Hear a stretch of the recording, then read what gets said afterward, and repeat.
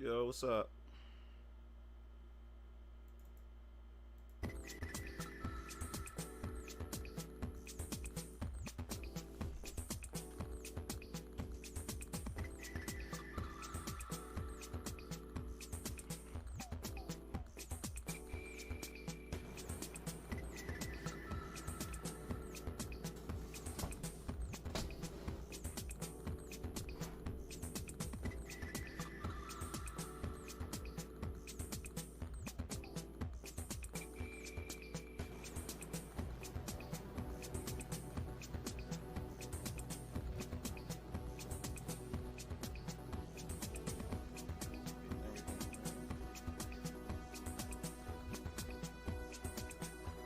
How you been?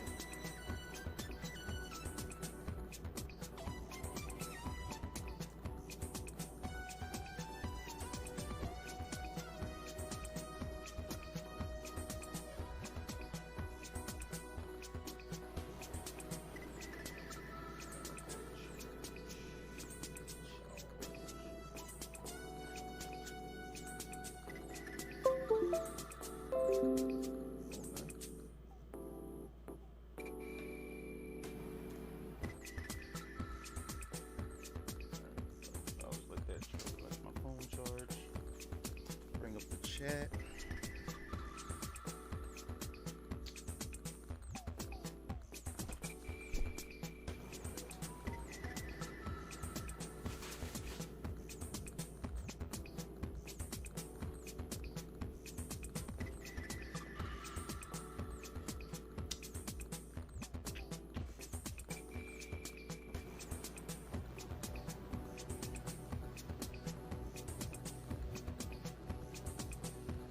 No, it's from It's from Tekken. It's on Tekken 4, the airport. So what's up? How you been? Pulling up my chat and my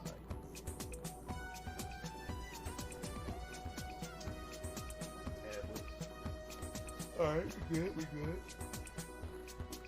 Yeah. I figure I'll stream for a bit. My daughter has like a open house at her school, so get the hair stuff out of here. Look. There we go. Put the oil all in. Alright, it's mixed in there. There we go. Oh man, I'm good, man. I'm real good. I got a lot of things planned. Which I will be announcing because the confirmation came through. So I'll be making an announcement about it.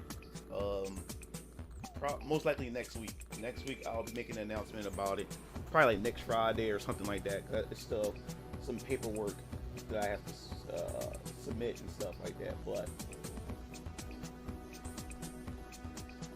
yeah, so I'm looking forward. I'm looking forward to that. Definitely looking forward to that.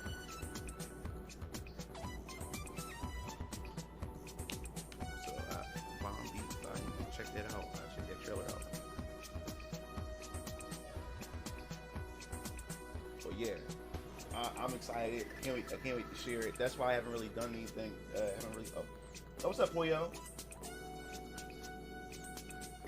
Yeah, YouTube. Yo, YouTube is crazy. There's so much drama that's going on YouTube. YouTubers getting exposed. Then, like I said, in the gaming sector, you got stuff with Blizzard. You got all kinds of stuff going on right now, man. So I figured that we could talk about some of this stuff once enough people get in, especially with the drama with a couple of these YouTubers and a couple of these channels that's been going on for this week, for the past week, dude. Like, oh man, it's crazy. That's another reason why I wanted to get on the stream and stuff. Oh yeah. It's been real smooth over here, man. It's been real smooth. So it's gonna be cool. It's gonna be cool. But yeah, I figured the stream. Yeah, fresh and fit. That's what we're talking about. That's what I want to talk about. I want to talk about that as well. It's crazy. This this drama is crazy. It's really crazy. I knew it was bound to happen. It was coming. It was coming, y'all. Exactly, phone.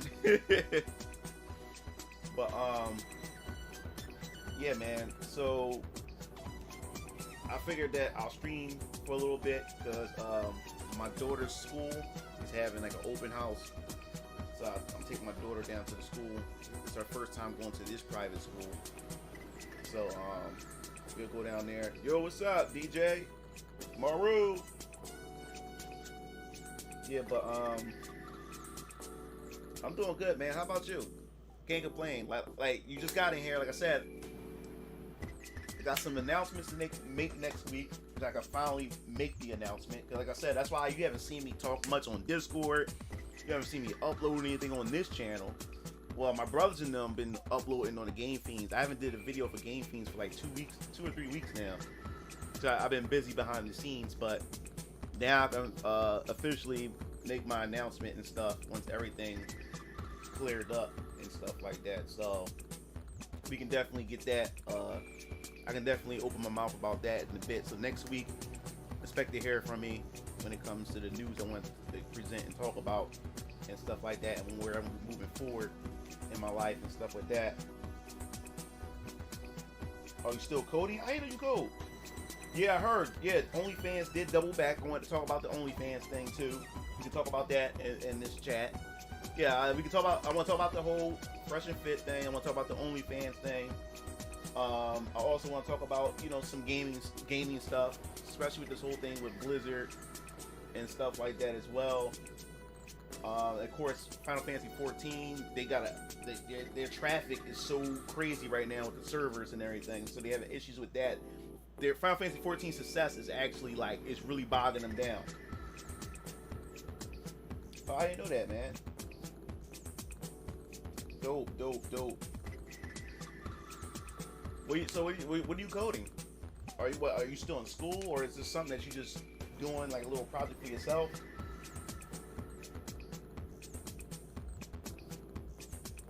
Yeah, so hopefully I'm gonna wait for more of you guys to get in.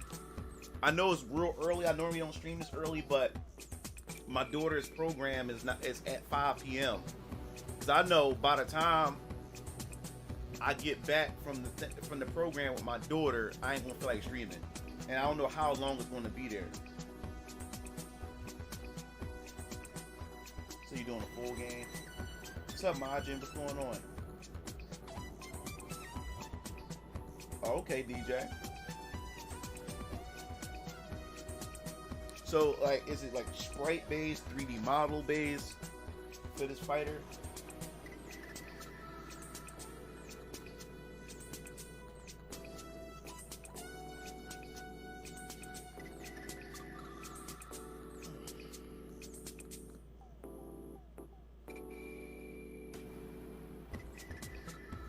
So you working on a new?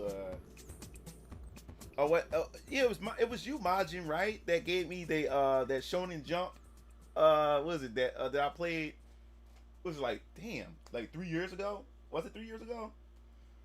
Oh man, that AI was OP. It was a horrible experience. I was getting destroyed. Okay. Yo, what's up, Ryu? What's up?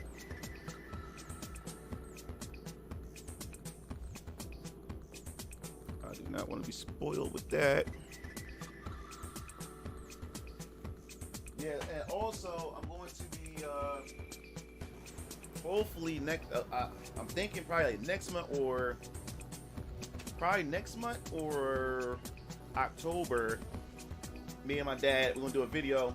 We're gonna mod and put the Samba buttons on the arcade 1-up cabinet. Also, I still have to order some sticks to replace to match the buttons because I have the baby blue color Samba and I have yellow. Yellow was hard to find. The bad top sticks, there's been a shortage of parts. So, but that was 2 months ago when I couldn't find the yellow. So hopefully I'm gonna check again. I'm gonna order those probably in October or probably next month. Not sure yet. and then I'll do a video. We'll put on the Game Fiends channel of us modding that over there. So that's gonna be fun.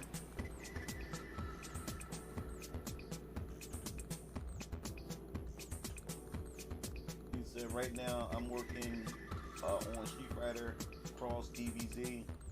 Oh God, oh that's cool. You and your dad. My dad's a gamer. Like, where you think my passion for gaming came from? It came from my father. Like, my dad was a gamer. Like, when I was born, my dad was playing the Legend of Zelda on the NES.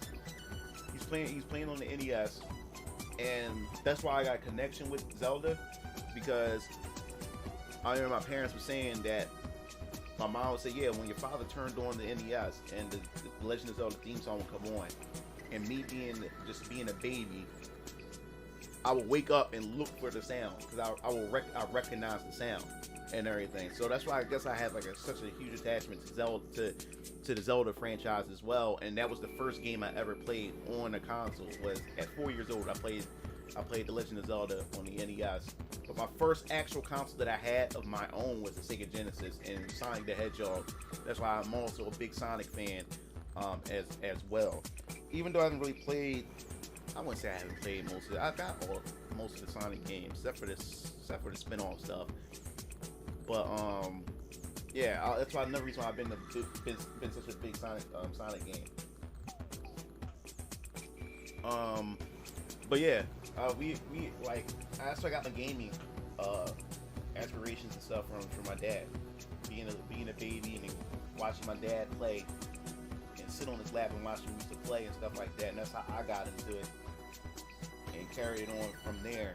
I mean, all of us played games. My mom played games. She's more into puzzle games. My mom was like a Tetris master. That's all she loved. She used to play Tetris. She used to play Shanghai. She used to play Bust a Move, Dr. Mario. Oh, she loved the rhythm games. Rapper. She was a beast in that. And then she got the Lammy Jammy. That was her favorite as well. So yeah, and then that's when the DDRs came out and stuff. So my mom was into DDR and everything like that. My sister, she's a gamer as well. She got her first console was a Super NES, and then eventually she got a PlayStation, and then after a PlayStation, I don't think, then she really started, you know, getting into the really girly stuff when she became a teenager. So she would play our consoles, or when we played multiplayer games, she would play with us. And then that's when she got now the PS4 and a Nintendo. No, she got a GameCube after that. Yeah, GameCube. She had the silver GameCube. And then that's when, then after that, she didn't get no other console until the PS4 came out. Her boyfriend had got her the PS4, and then she bought herself a Nintendo Switch. Nintendo Switch Lite.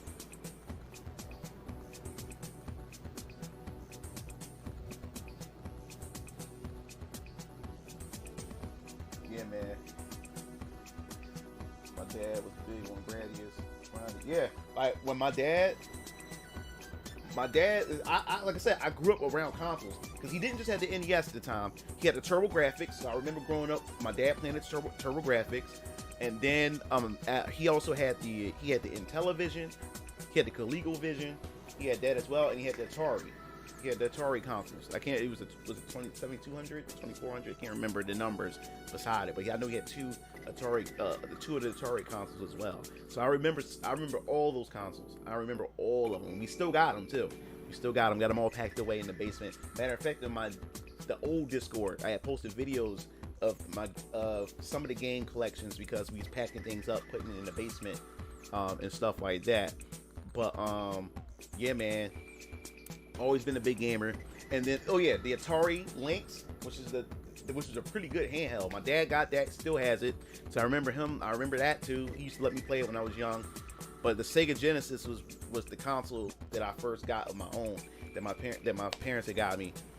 And you couldn't tell me nothing. I was a Sega kid at first. You couldn't tell me nothing. Didn't care for the Super Nintendo at first. I just loved Sega, man. I had you know what's crazy? Even though I had a Sega, the craziest thing is I never had the the two titles that everybody else had as a kid, but I never got those games. I only played them because my cousin had a Sega Genesis and he used to bring them over, but I don't know why, I just never got the games. I never owned Streets of Rage or Golden Axe. I played them because my cousin had a Sega as well and he used to bring them over, and I could have got them, but for some reason I just didn't get those two games. I don't know why. Everybody had that in their collection but me. I had Alter Beast, I had Toe Jam and Earl, I had Sonic. Oh, also at the Avengers game that was in the arcades, the 4-player Avengers game, Captain America and the Avengers, I think it was called. I had that on Sega Genesis as well. I had Shinobi. Man, I had Rocket Knight Adventure, which is still one of the hardest and one of my favorite platform games. Yeah.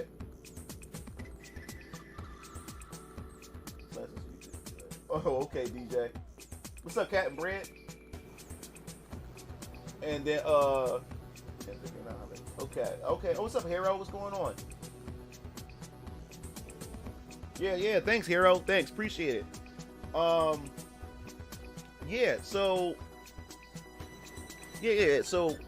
then it was around, and then when, oh man, Sonic 2 came out, because like my house was the place to be as a kid. Everybody on my block, everybody used to rush and knock on the door, and everybody used to come to my house. My house was the place where everybody wanted to play games and hang out at. And that's why as a kid, we didn't really go out much because our parents bought us everything. We had everything, so we really had no reason to be outside. The only time we came outside was to ride our bikes with our friends, ride our big wheels and stuff like that. But we wasn't really outdoor kids because our parents had got us everything. Everything we wanted was in the house. It was no reason. We had no reasons to be outdoors much. I had all the games that we want. We had all the cartoons and food, whatever. So we just stayed in. We stayed in the house. But I remember on my birthday, got Sonic 2, and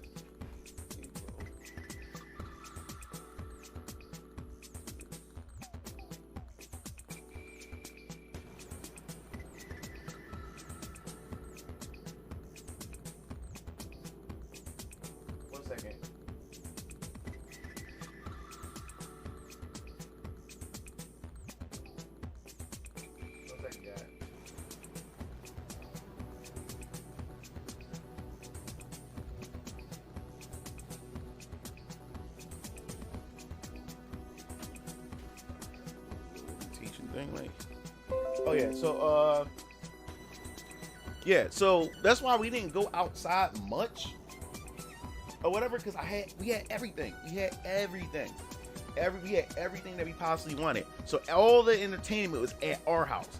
All our friends came over. Everybody knew that Brian house was the place to be. Mugen Lord's house was the place to be. When my birthday came, Sonic 2 was the talk of the schoolyard back then. And when my birthday came, I knew that my mom and dad was getting it for me. So all the kids on the block, all the boys, they all like, yo, Brian's gonna have Sonic 2. And everybody came to my birthday.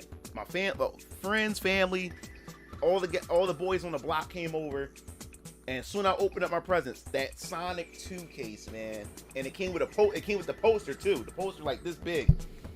And I remember, man, I popped that in the Sega Genesis. I had my 2 controllers, and me and my brother Keo played together or whatever, because DX Strike wasn't even born.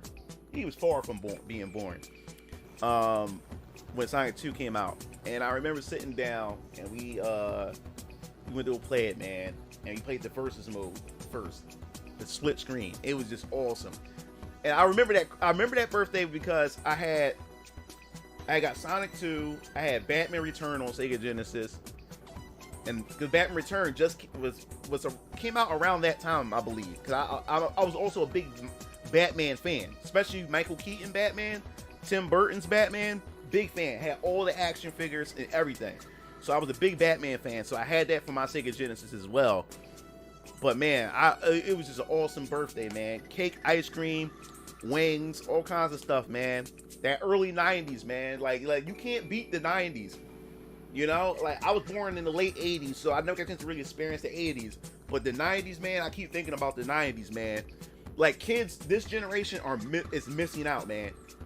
kids this generation is missing out. The 90s was the best when it came to video games, when it came to cartoons, when it came to commercials, movies, cereal, everything, man.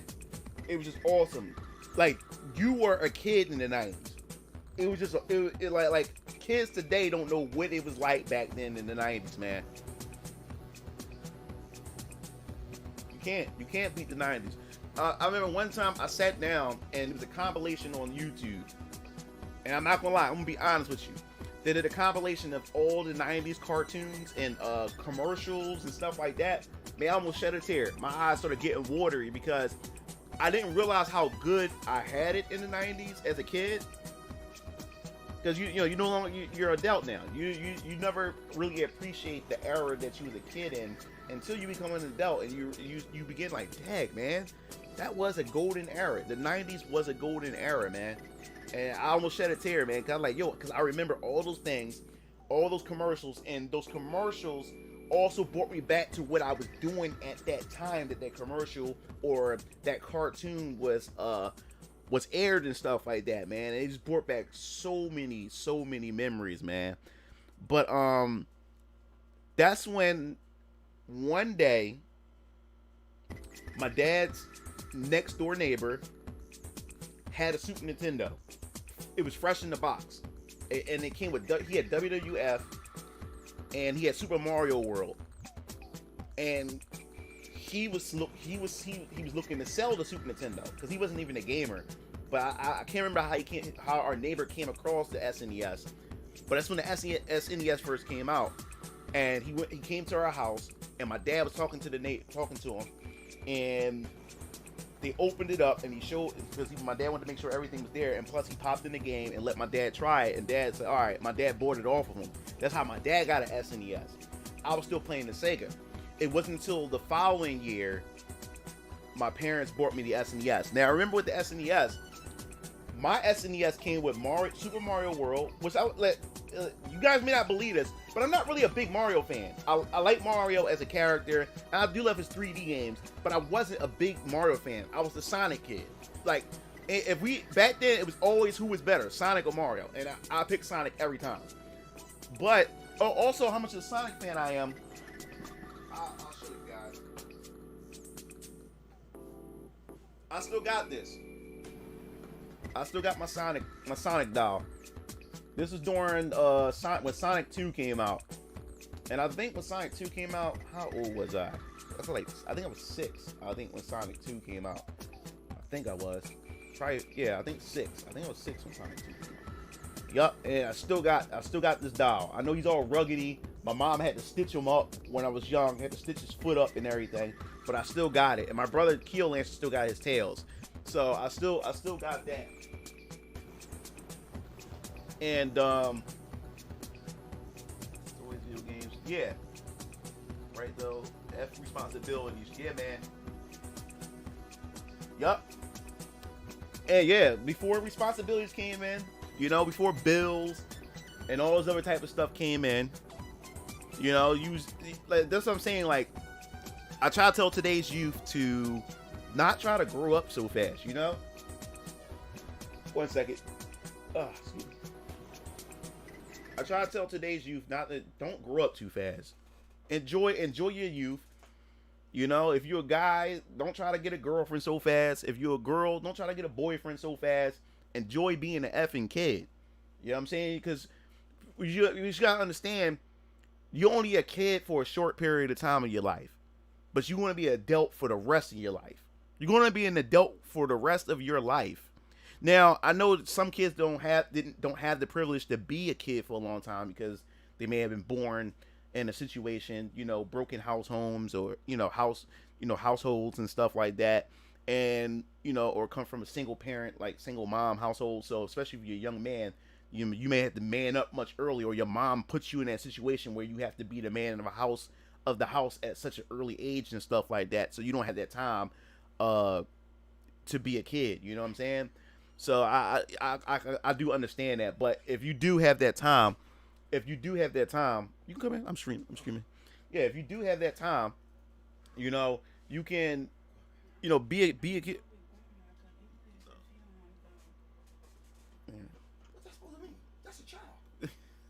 say Wait, hold up, guys. We don't have to go. Nah, I really don't. But What you want to do? What you gonna do? It's up to you, baby. You tell me what you want done. Whatever you say, baby. You the mama. Me and you go with that. Because, I mean, they are having a back to school night on September 2nd. Yeah, we do this back to school night there. Right. Yeah. Because that's when you really learn what's going on. Right. Yeah. So we will do that. Yeah, we can do that. Okay. All right. But yeah, so that was the thing. Like, be a kid as long as you can, because you're going to be an adult forever. You know what I'm saying? Responsibilities, bills. If you happen to bring a child in the world early, all kinds of stuff. You know what I'm saying? So, enjoy being a kid, man. Because I'm not gonna lie, man. I really miss the '90s. I really do. I never realized how good I had it. So as a kid, all you do is worry about homework, video games, and just kid shit. You know what I'm saying? And of course, you have your little crushes here and there. You know what I'm saying? That's all you have to worry about. You know, like every day, man. I used to bring a video game magazine to class, and during our reading time, or and just all me and my friends used to do is talk about video games. That's all we used to talk about, especially when Power Rangers came out. That was also the talk of the schoolyard. Power Rangers, you know. And then went to copy and being a kid there. Yeah, being early 2000s. Now the early 2000s, I'm in high school now, so I'm starting to stray away from the cartoons and stuff like that. The early 2000s, I'm a teen. Now hormones is raging. You know what I'm saying? Now it's girls and stuff like that. And also, I'm doing I'm still playing video games. I think the 2000s video games was reaching its peak or whatever.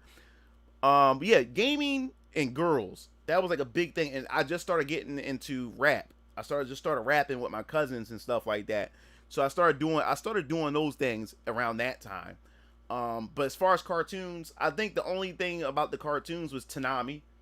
Yeah, I would say the early 2000s still, as far as cartoons concerned. Toonami, Dragon Ball Z, Tenchi Muyo, Gundam Wing, all the cartoons that Outlaw Star, Trigun, all those cartoons and stuff. Yeah, so I forgot all about that. Yeah, early 2000s was still pretty cool. And hell with hell with Dipset. I was never, to me, in my opinion, Dipset was always overrated to me. I was always with Rough Riders, because this is during time in high school. This is during the time where the whole Nas, Jay-Z, and it was beef was going on with Ether and stuff like that. And this is where the Rock was really climbing up to the top. So it was always who was better, Rockefeller or the Locks. I was not Locks. I meant Rough Riders. I was always into Rough Riders or whatever like that. Everybody was Dick Riding Hove, and just everybody on the Rocks on the Rockefeller and stuff. But me, it was always Rough Riders or whatever like that, man. Jadakiss, Styles P, the Locks, DMX, Dragon, Eve. They were my favorites, man. They were my favorite rappers and everything. So when it came to me getting into rap and stuff, I wasn't really my style of rap and stuff like that was more so on the Locks type of side of stuff. And what exposed that Dipset was overrated to me is when they had the versus battle, the Locks versus Dipset. That exposed a lot when it came to their list of music and everything. Like the Locks had it, they had it on lock. It was that simple. They had it on lock. Yeah, to me, in my opinion, I said people got mad every time you used to say Jay-Z. I always said Jay-Z was overrated, and he was so arrogant. He used to say that he's the greatest rapper alive. To me, he was overrated. Now I'm not saying that he didn't have any tracks from here and there that I didn't like. That I didn't like. There was a few tracks that I did like from him, but I really didn't care for Jay-Z. I really didn't. But everybody in school was on Hove's dick. Like on his jock, you know what I'm saying? And that's when a little bit later, that's when 50 Cent came out, and then it was G Unit.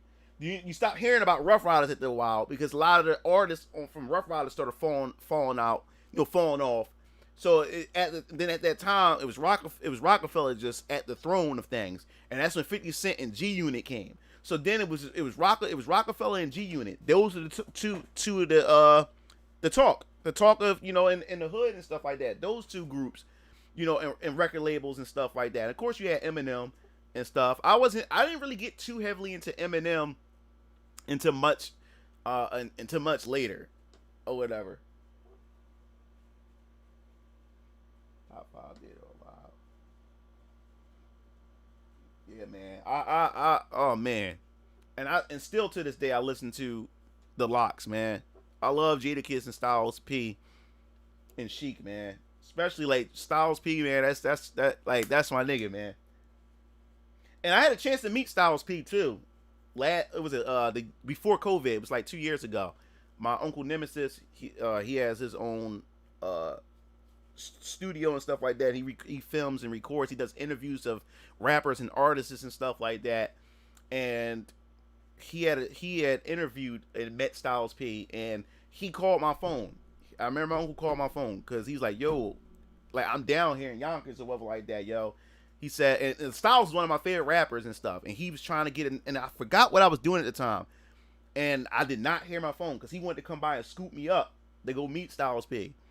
And I would have had that video and everything to show you guys too, if I went down there. But yeah, man, I had a chance, and I did not have my phone near me because he wanted to come by and see if I was home. He's gonna come scoop me up. He wasn't even gonna tell me. Yeah, I love, of course, Cassidy, my nigga too.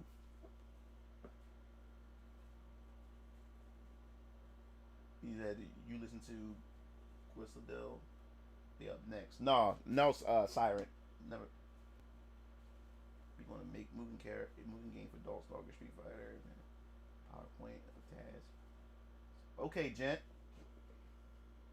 And music, even back then, I used to listen to different genres of music. Came out, my love of it. Yeah, Lupe. I didn't listen too much. I didn't listen to too much of Lupe, but some of the songs that I did listen to them, I like Lupe.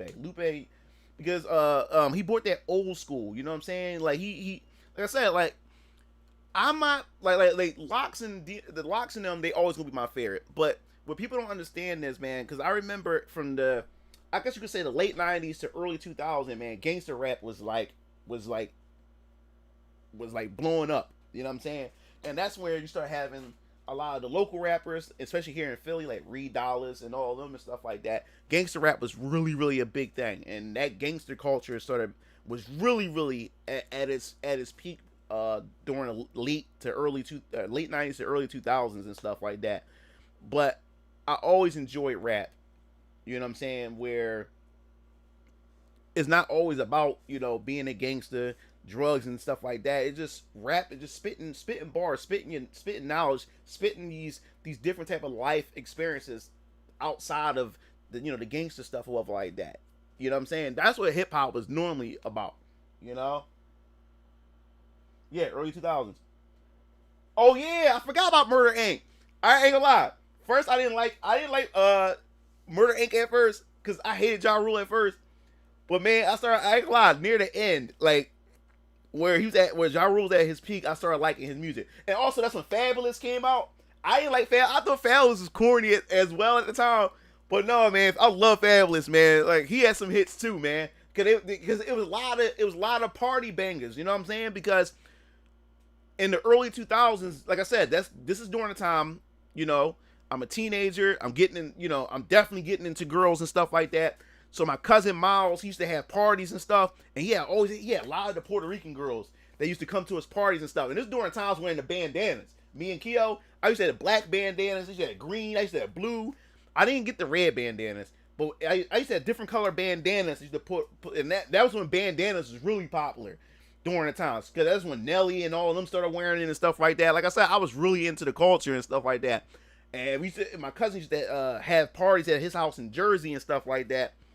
And man, just surrounded by nothing but Puerto Rican girls and stuff. And we used to have so much fun. And these were the songs, man. All the songs from Murder Inc., Rockefeller, Rough Riders and stuff. All these different songs. That's when Nelly started coming out, Fabulous. And these are the songs that I always remember. You know what I'm saying? And then when Mystical came out, with Shake That Ass and stuff like that. And then, oh man, and when Ludacris hit, you know what I'm saying? Like I remember all that. That was when I was a young boy, man. This is where like, man, like it was crazy. It was crazy fun, man.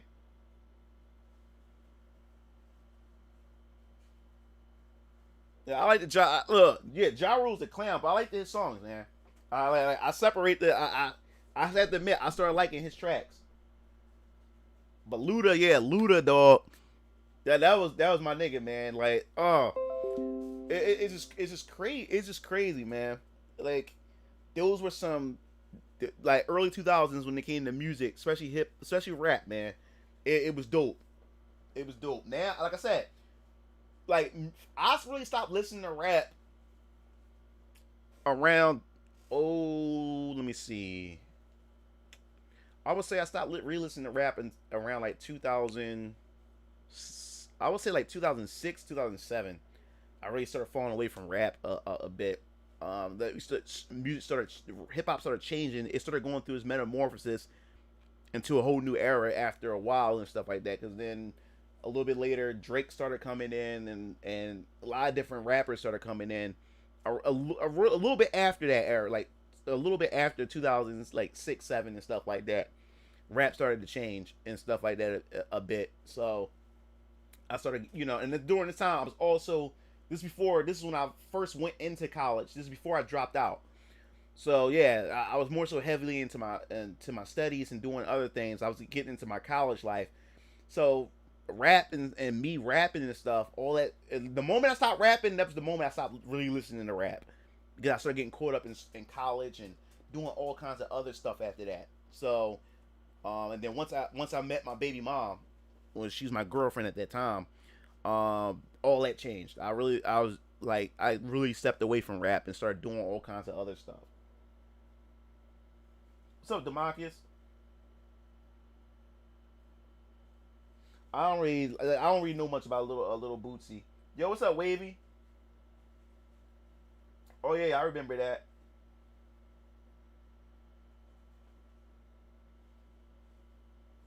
Can I still rap? I haven't rapped in a long time. A lot of you, if for the guys who've been on my stream, and I still have the archives. You have to look through it. But I showed a couple of my I'll let a couple of you guys listen to some of the tracks that I did and some of the music videos that I was in and stuff like that. But yeah, man, that was a different era, man. That certainly was a different era and for its time and everything. So it was fun, man. It was truly an experience, man. The early 90s to early 2000s was dope. But like I said, early 2000s, I ain't gonna lie, I forgot all about that Tanami. Tanami was that jam, man. It was the hit. Like you like every day after school, we would rush home for Dragon Ball Z on Tanami. We will rush home, and my dad used to record them, tape them in the VHS. So we used to pop it in and record. My dad used to record. We had all the Dragon Ball Z episodes recorded. We didn't really record. We didn't get all the Majin Buu. Cause I kind of fell off from Dragon Ball Z after the Cell Saga. Cause I didn't really care for the Majin Buu saga. To me, was okay. It wasn't really my favorite arc at all. But we still got all the VHS, and we made our own labels and everything. We got all of them. Except for we got we stopped at Vegito when it came to the Buu saga. That's where we stopped recording at. Because we started falling off from it.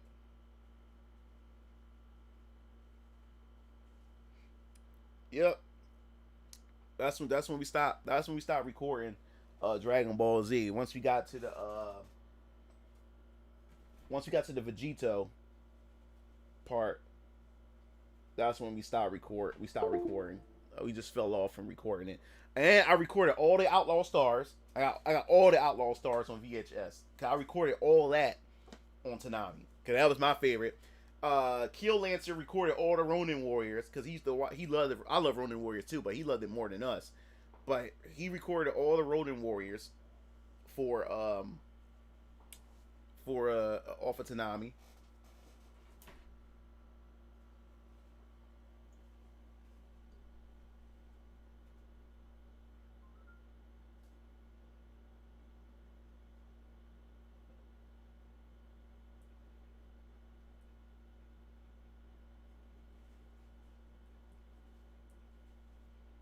1 second.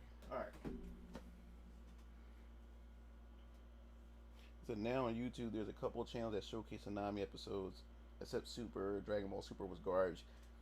I didn't like GT either at first, but now I look at GT what is a better, because despite like some of the stuff they had in GT that I didn't really like too much, it was still Dragon Ball or Dragon Ball Z, like Dragon Ball Z. Like Super, man, to me, Dragon Ball Super is fan fiction.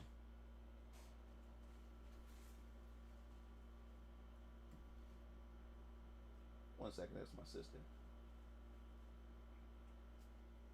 Yeah, like I can't like Dragon Ball Super. The more and more I look, I go back and think over it, and I did my second watch through like a year ago, and this is, to me, it's fan fiction. Even the chapters that's going on right now, the Granola arc, it's fan fiction. To me, I see it as fan fiction. We got the Dragon Ball movie that's coming out called Dragon Ball Superheroes. That's coming out, which I'm going to see, which I no doubt is going to be good. But they dropped the ball on so many things in Dragon Ball Super. It had so much potential for them to actually explore. You know what I'm saying? Where they could potentially go with the series. To me, in my opinion, especially the most disappointing arc was Goku Black. They could have definitely went dark with that. They could have definitely did a different twist with it, because when Goku Black was first announced, I said, "Wow, they actually want to do this." I mean, it was so many people who wanted a evil version of Goku, and now they're going to finally make this into an arc. And plus, it's the return of Trunks, future Trunks. I said this is going to be interesting, and it had a shroud of mystery around Goku Black, was because you didn't know who the heck Goku Black was. Is this Goku? Like, all you got from the synopsis is that Goku Black is in future Trunks timeline and he's killing everybody. I'm like, yo, what is going on here? You know? And I was predicting, I was speculating, and I thought it would have been interesting. I'm like, who is Goku Black? I was thinking that somehow Goku, who died of a heart attack, somehow came back, and something happened to him, and now he's evil. That would have been interesting. Like the whole time you thought that this Goku that died of a heart attack really didn't die or something like that. You know what I'm saying? And somehow he comes back, and he comes back as a different person. You know what I'm saying? I thought that would be more interesting, but then you find out that it was Zamasu who, from another timeline, that took Goku's body, and he eventually merges with himself from the current timeline. I was like, oh, they really dropped the ball with that.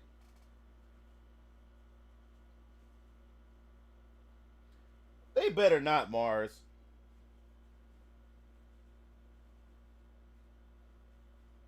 Yeah, yo, 90s anime was the truth back then too. I agree with that, Science. Like 90s anime, Ninja Scroll, Akira. It was a whole bunch of Orphan. I think Orphan came out in the late 80s, I think, if I can remember. But 90s anime was the truth, and they didn't pull no punches. They announced that Marvel game, made by the XCOM dudes. Yeah. Is what it is? Well, they just showed a cinematic, but it's the people that made XCOM. Oh, so it was. Yeah, it's coming. And they, I know you don't care, but they announced the new Saints Row. Yeah. But yeah, man, like, oh yeah. Speaking of that, I just started. I finished it. I watched. And like I said, I don't really jump on like bandwagons when the anime first get popular and stuff, because people overhype it or everybody just be dick riding so much. But I finally got around to watching JoJo Bizarre Adventure, and like I said, when it comes to anime, sometimes art style and how characters look sometimes turn me away from actually watching it, because like every time you see JoJo Bizarre Adventure characters, it's always these muscular dudes who also they always pose in like this super feminine way. It just looks so gay. But the art style at the time, I just couldn't get into the art style, and that's what always turned me away from it. But my daughter watched JoJo Bizarre Adventure and watched all the seasons that they have currently, she watched all of them. My daughter loves anime. And my daughter convinced me, like, Daddy, you need to watch it. JoJo Bizarre Adventure is so good, so good, so good. And everybody kept, you see all the JoJo Bizarre Adventure memes. You see so many people talk about it and stuff like that. They always give it all this praise and stuff. That's what turns me away from anime, when people like oversaturate it with so much praise. Like, it's just like some people just put it like a god status, So that's all. Like, I'll watch it sometime in the future or something like that. And I knew that I wasn't gonna watch it because of the art style. But my daughter convinced me, and once I turned on the first episode, like I said, when it comes to certain animes, I give it 3 episodes to see if it can lock me in. I give it 3 episodes to see if it does. And if it don't get me by the 3rd episode, I normally don't watch it after that. Like, it's like a book. If the first couple pages don't get me, then I don't want to carry on. But the first episode of JoJo Bizarre Adventure hooked me instantly, and I had to continue to watch it. I just finished all the current seasons on Netflix last night. I just finished the last episode of the latest season that they because they'll be walking into a new season soon. But man, I gotta check out anime more now. I'm too old school. I'm not big of a fan. I'm not a Bleach fan at all. I'm not a Bleach fan, so I'm with you on that one. But JoJo Bizarre Adventure, man, I love character development. I got attached to all the characters. They were well written characters. It has a lot of funny moments in it as well, which I thought was pretty funny. But the story, the unique abilities that each and every character with their stands had, it was so different. And some of the stands caught me off guard. I'm like, yo, this doesn't make sense. But as you watch it, it's like, oh snap! They cleverly put this together really, really well. And it was like, it's really, really good. Now, which one is my favorite Joestar? That was kind of hard. First, Joseph Joestar was my favorite. I didn't think no one can beat, like, I didn't think no one was able to top Joseph Joestar. And then when we got to the following arc with Jotaro, I didn't like Jotaro at first because he had this asshole attitude. Well, I don't mind asshole characters or whatever like that, but when there's a reason why they're assholes and stuff like that. So when they first introduced Jotaro, he was calling his own mother a bitch. He was just being an asshole. I'm like, why is he calling his mom a bitch? Like, and when she's just trying to show him affection and stuff like that, and he was just so distant. He was worse than Sasuke. You know what I'm saying? I'm like, why this dude? He's just an asshole. Like, I didn't like him. And he's the main character for this arc. I'm like, I'm not sure if I'm gonna like this. If Jotaro's gonna continue to be this way. But as I started watching, as the episodes started progressing, you start seeing that he did have an emotional side, or he had a side that he does care about his friends. He cared about his grandfather, Joseph Joestar, and he does care about his mother. But it was something about him where he just didn't want to show those type of feelings, and it's actually started like showing depth to his character. So like, oh snap! I like Jotaro. Jotaro's actually a good Joestar. And then we move on to the next season when we get to the Josuke. I didn't think I was gonna like Josuke at first because of his design and stuff like that. But as you started getting into his character and stuff like that, Josuke is actually a pretty good Joestar as well. So I'm kind of like in a rock and a hard place because I do like Joseph Joestar. No, Jonathan Joestar, the OG. No, he's dope too. But you didn't really have a long of an arc to really see him even past that. You know what I'm saying? So once Joseph came in, Joseph had a whole string of episodes so you got a chance to see more depth to his character. But I don't know, man. Like I don't know, because they're all three of those. All of them are good Joestars. I don't know which one is my favorite. Oh yeah, that was near the end, Raph. That was near the end of that arc. What's my favorite Dragon Ball Z and Naruto character? That's a good question. I don't really, as far as Naruto, like, I like Naruto, but to say who's my favorite character, I don't know. To be honest, I really don't know. As far as Dragon Ball Z, is that including the movies, or just Dragon Ball Z in general? The Dragon Ball Z, like the series itself, and not excluding the movies. That's Krillin. Krillin's like he's one of my favorite. I like Krillin. That's just hard to choose. It's a lot of characters I like in Dragon Ball Z. And if you include in the movies, I like Tapion because his design. He reminded me of Chrono Trigger for characters from the Chrono Trigger series games. I don't know. I have a lot of it's a lot of favorable characters because a lot of characters in Dragon Ball Z also had some time to shine. So they had moments in the series that left big impressions on me, especially growing up as a kid. So to choose who's my favorite, that's gonna be kind of hard.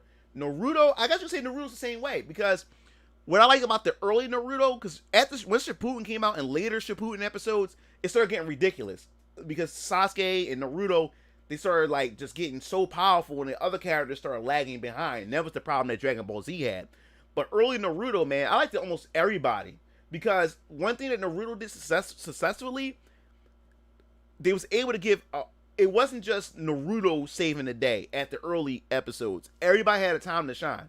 Because Choji, I didn't like him as a character or a character design. He's just a fat ass. You know what I'm saying?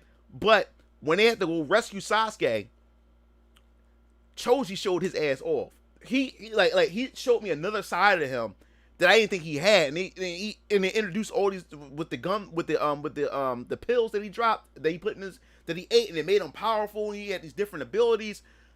And he actually won his fight. And I was like, yo, it made me look at Choji in a different light. So I respected that. And then, like I said, Shikamaru, he was another character, a lazy character. And I really didn't care, shadow abilities. Like, oh, okay. But what they did was they showed the multiple different applications he can do with his shadow abilities. I'm like, yo, Shikamaru is like a dope character. Like, a dope character. Like, every character, like every time, like you already knew that Sasuke and Naruto was going to handle whatever situation they was in.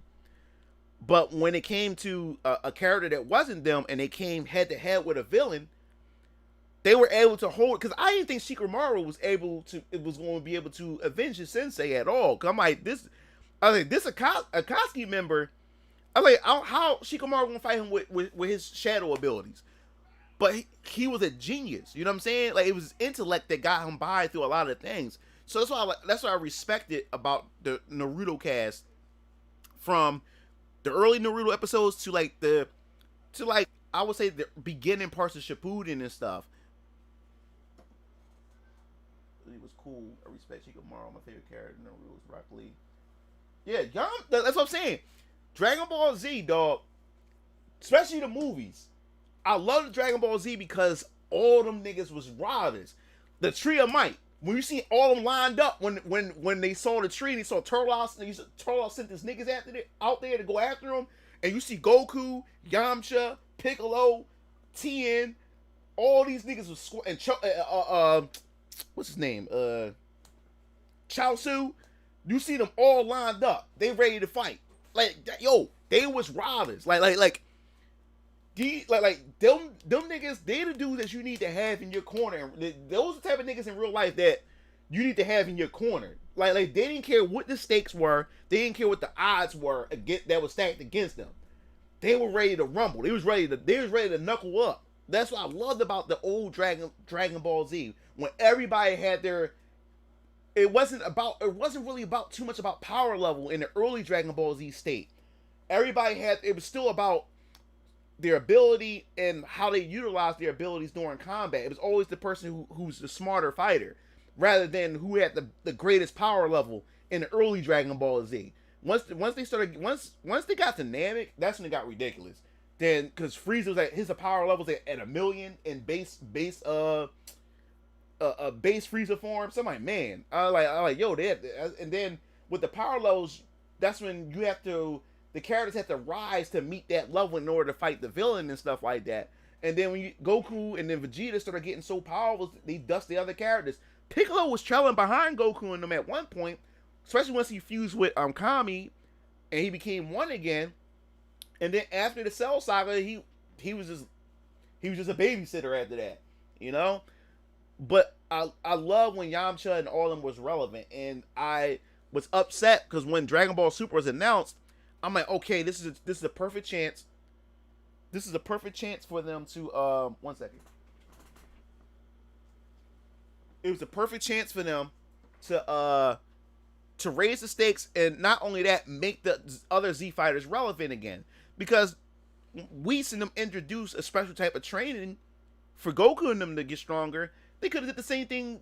Especially when the tournament came up, the Tournament of Power. We seen them could have gained them some type of special training. You know what I'm saying? To unlock farther potential that they have. You know what I'm saying? And it could have at least boosted them up enough to where Goku and Vegeta is not doing all the heavy lifting. You get what I'm saying? And they didn't do that. They dropped the ball with that. It's so much they could have did.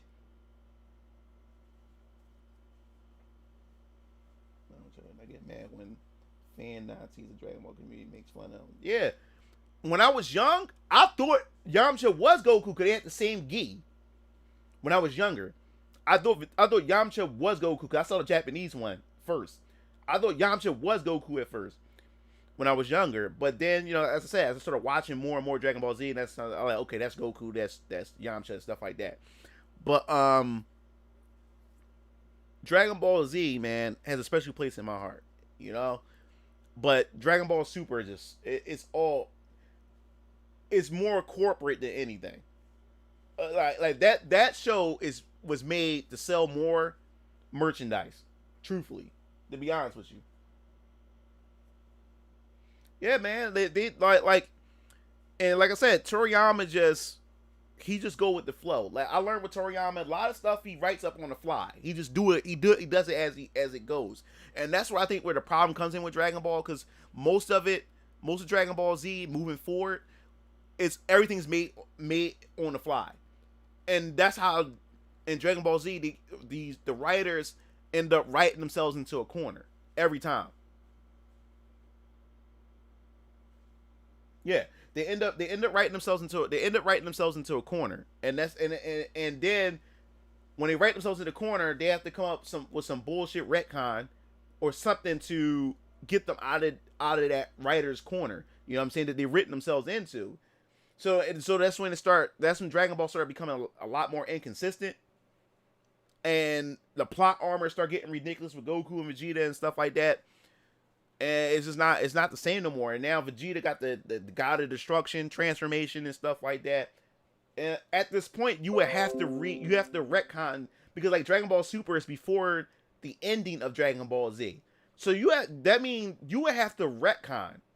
You would definitely have to retcon the ending of Dragon Ball Z, because they got too powerful. You got these godlike transformations and stuff like that. How would you be able to fit that in, smoothly transition into that? And you got Ultra Instincts and stuff like that. How would you get that to work? Because they never displayed any of that on the actual Dragon Ball Z ending. There's no indication that they had any other powers or, you know, like God powers or anything. So how would you be able to transition into that coming off of Dragon Ball Super? Unless you retcon it. Or unless you make some excuse to get rid of the God power, or something happen where they forget all about it or something. You know what I'm saying?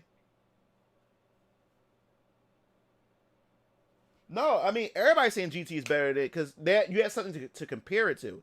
And to be honest, I watched all of Dragon Ball GT. And to be honest, it is better than Dragon Ball Super. Because that one was still closer to Dragon Ball Z. It still stayed closer to what Dragon Ball Z is. It was still a perfect follow-up.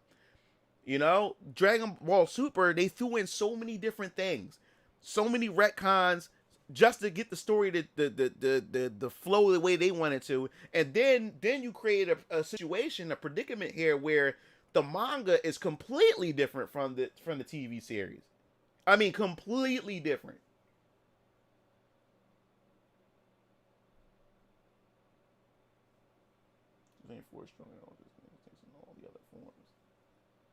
I think the writer of Dragon Ball Z is racist towards Tien.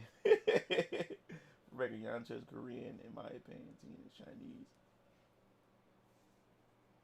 Yeah, I never thought. I always thought I thought Yamcha was Japanese, but I never thought about Yamcha being Korean. Never thought about that. Yeah, Tien is definitely Chinese. He said Chaozu was a baby Jesus. Yeah, man. Tien was that bull. Like would prove that humans in Dragon Ball Z had potential. Think about it. The only reason why, think about Gohan's hitting ability. It seemed like when humans mix with Saiyans, it's the human side that, for some reason, that actually boosts up Saiyan abilities. Now I know it's probably if somebody has see this archive of me saying this, Dragon Ball scholars or from around the world will probably see this and probably bash the hell out of me. But I don't care. It's my opinion. It's something about the human race in Dragon Ball Z that powers up Saiyans. Because the reason why, to me, in my opinion, Gohan was so powerful and had that hit potential was the fact that he was human. And look at all the humans, like the human characters that's mixed with Saiyan, like Goten, Trunks, and you got Future Trunks. You got all of them, and with their human ability, it made them, even at their lowest form, made them surpass their fathers. Made them surpass their fathers or whatever like that at such a younger age and stuff. They had potential. Then you look at Tien, and what made me realize how powerful Tien was, he was able to hold second form Cell down with his Tri-Beam. It almost killed Tien. But the fact is that he was able to get that much charge to be able to hold him down in that crater showed that he still has potential to be powerful. And the crazy thing is, what contradicts everything is, now Krillin, don't get me wrong, Krillin's still my boy. Always be my boy. Krillin is strong. But there was a time where Krillin just stopped fighting. He became a family man, became a police officer. But Tien never stopped training. And how is Krillin still stronger than Tien? Tien still trained. He never stopped. He always did his meditation. He always did his training. He never stopped.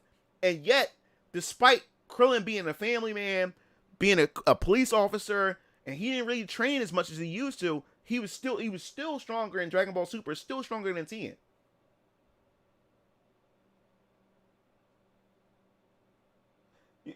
Ram stupid. He said Dragon Ball leaders don't really know crap. Their job really is to hype things up for views. Yeah, but yeah, so there it is. That mosquito. Yeah, he flew away. But yeah, anyway, and that was the thing. Like, that's where I find the inconsistency with some of the stuff in Dragon Ball Super. You know? Android 18, always my baby. Android 17, my nigga. You know what I'm saying? Now, I ain't gonna lie. I don't understand how... Like, he did explain that he trained. That Android 17 did explain that he did some training. Because he was able to keep up with Super Saiyan Blue Goku. But who was he training with? What kind of training was he doing to be able to keep up with Super Saiyan Blue? Like Android 17 in Dragon Ball Super. You know, stuff like that I have questions. I have like questions about. You know what I'm saying? Because it doesn't add up. Definitely Android 17. Android, did I say Android 18? I mean, yeah, 17. How did Android 17 was able to keep up with Super Saiyan Blue? Then Android 18, she's a mother. She did no fighting, no training, no nothing, and she still was doing shit that was still outclassing a lot of the fighters and stuff like that. You know what I'm saying? And the tournament of power was like that. And I appreciate that, but I want some consistency or I want some explanation. That's all I'm saying. I want some explanation behind that stuff. And then after that, come on, what the hell, man? All these notifications. And how does it out of nowhere, by the way? Yeah. How did he get powerful out of nowhere? They say he did training. Or he explained that he did training, but training with who? What kind of training? What did he do? You know what I'm saying? Like, that's why I don't get where they started pulling like these power ups out of their ass.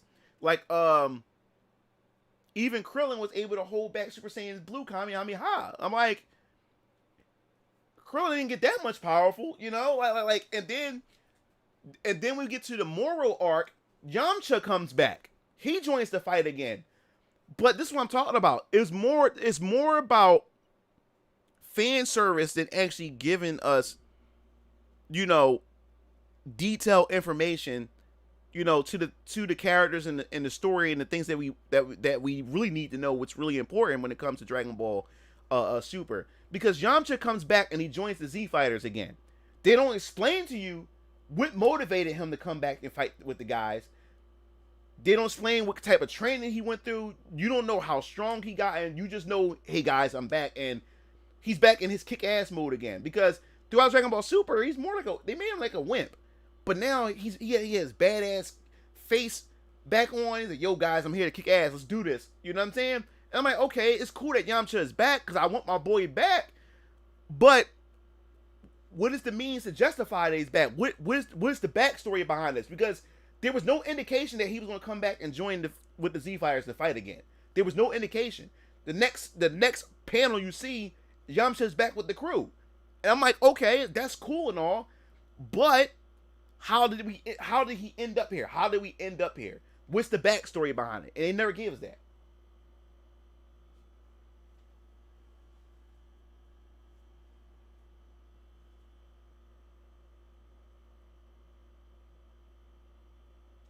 Yeah, that'd be cool. That's like a pretty interesting theory, Lowell. But I'm like, it's more so it's like Dragon Ball Super, especially the manga that's going on. It's more like a fan fiction, and they're it's like they're making quick responses to what the fans. I don't want to say what the fans want, but they're taking some of these things. You know what I'm saying?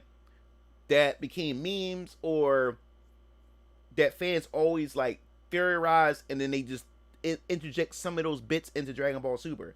Like, remember the baseball filler that they had on Dragon Ball Super, and then Yamcha, he ended up winning for the team, and then the crater in the ground? Even the creators are making fun of Yamcha, and the creators never did that with Yamcha. You know what I'm saying? But they're noticing the memes that's going on, and they're playing off of that type of stuff. And I think that's the wrong way to go about a series or creating a series where you're making these jump reactions, you know, to things that's going on with the community.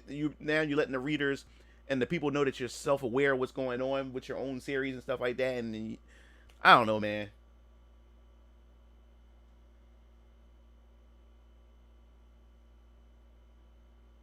I'm thinking so too, Siren.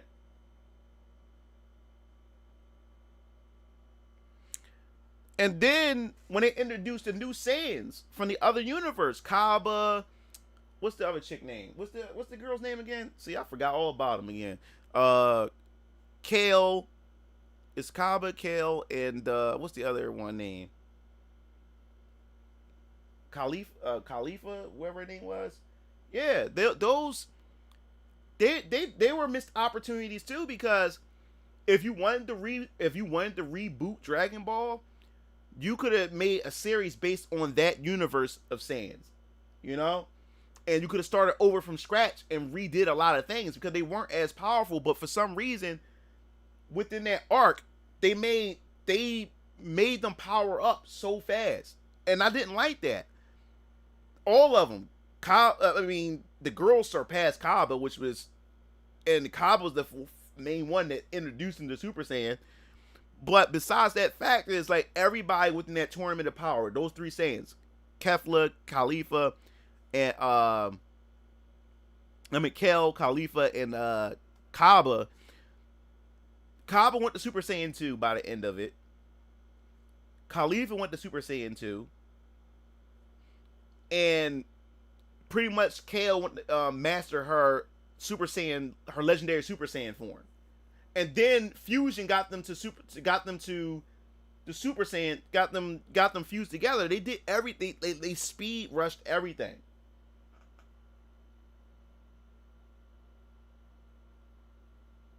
What's up, PJ?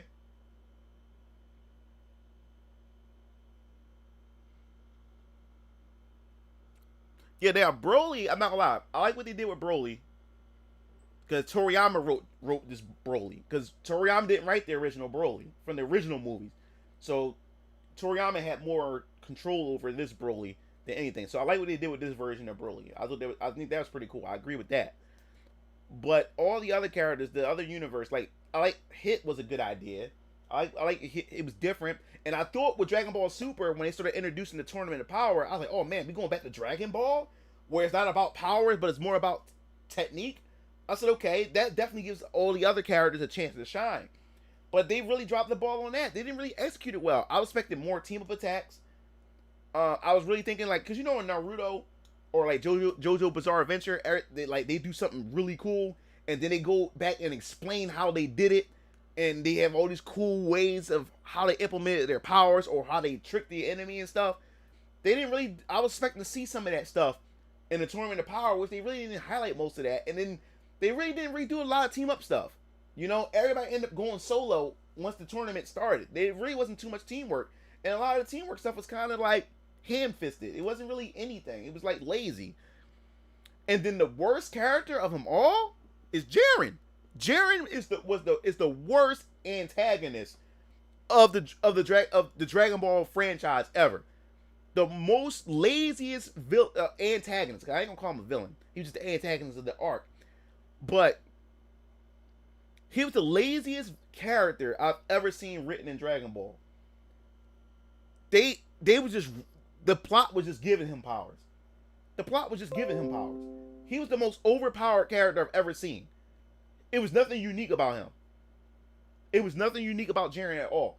It's whatever the writer had or whatever they needed the story to suffice. Jiren was able to meet that challenge.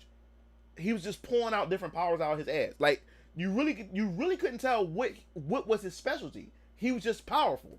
That was his specialty. He's just a powerful badass.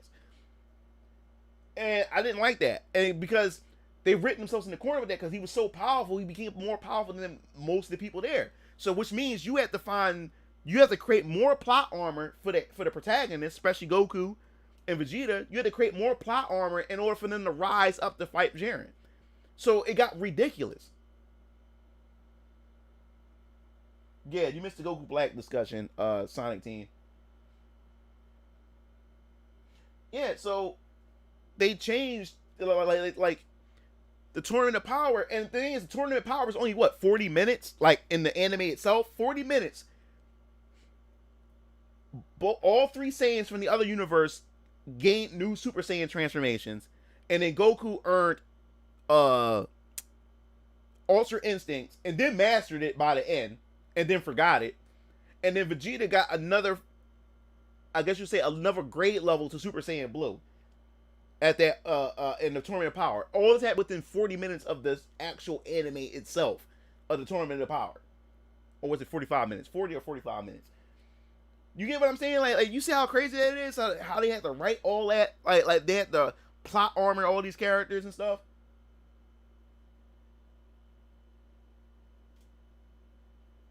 Oh, Bolo. You talking? Yeah. Bolo from Bloodsport. Yeah, he do remind me of Bolo. Yeah, man.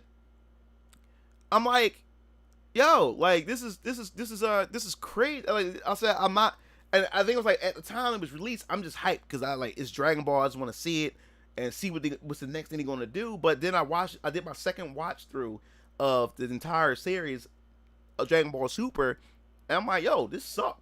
This really wasn't that good.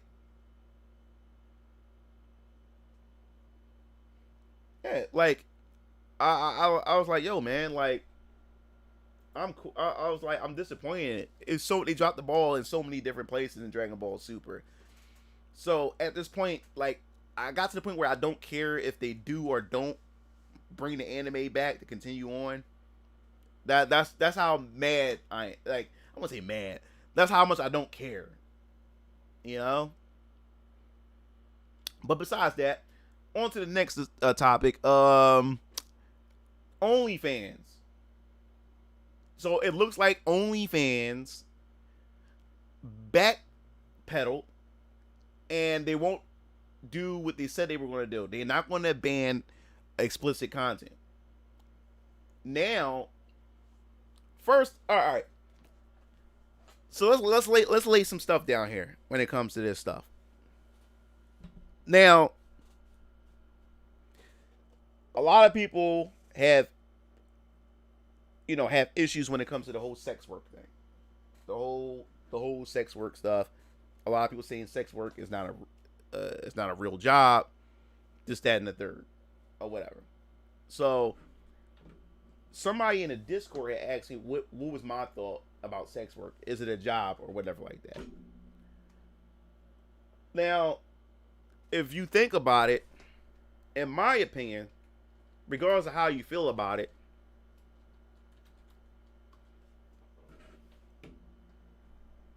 a job, work is work, no matter what's entailed in it. A job is a job. That's what sex work is. It's still a job. And a job, like I said, if you look at the definitions, is a task or a piece of work, especially one that is paid. Regardless of what the act is and what's entailed in it, you're exchanging one good for money or whatever. And in this case, is a woman opening up her legs or doing whatever she does in order to get money in return, a payment in return.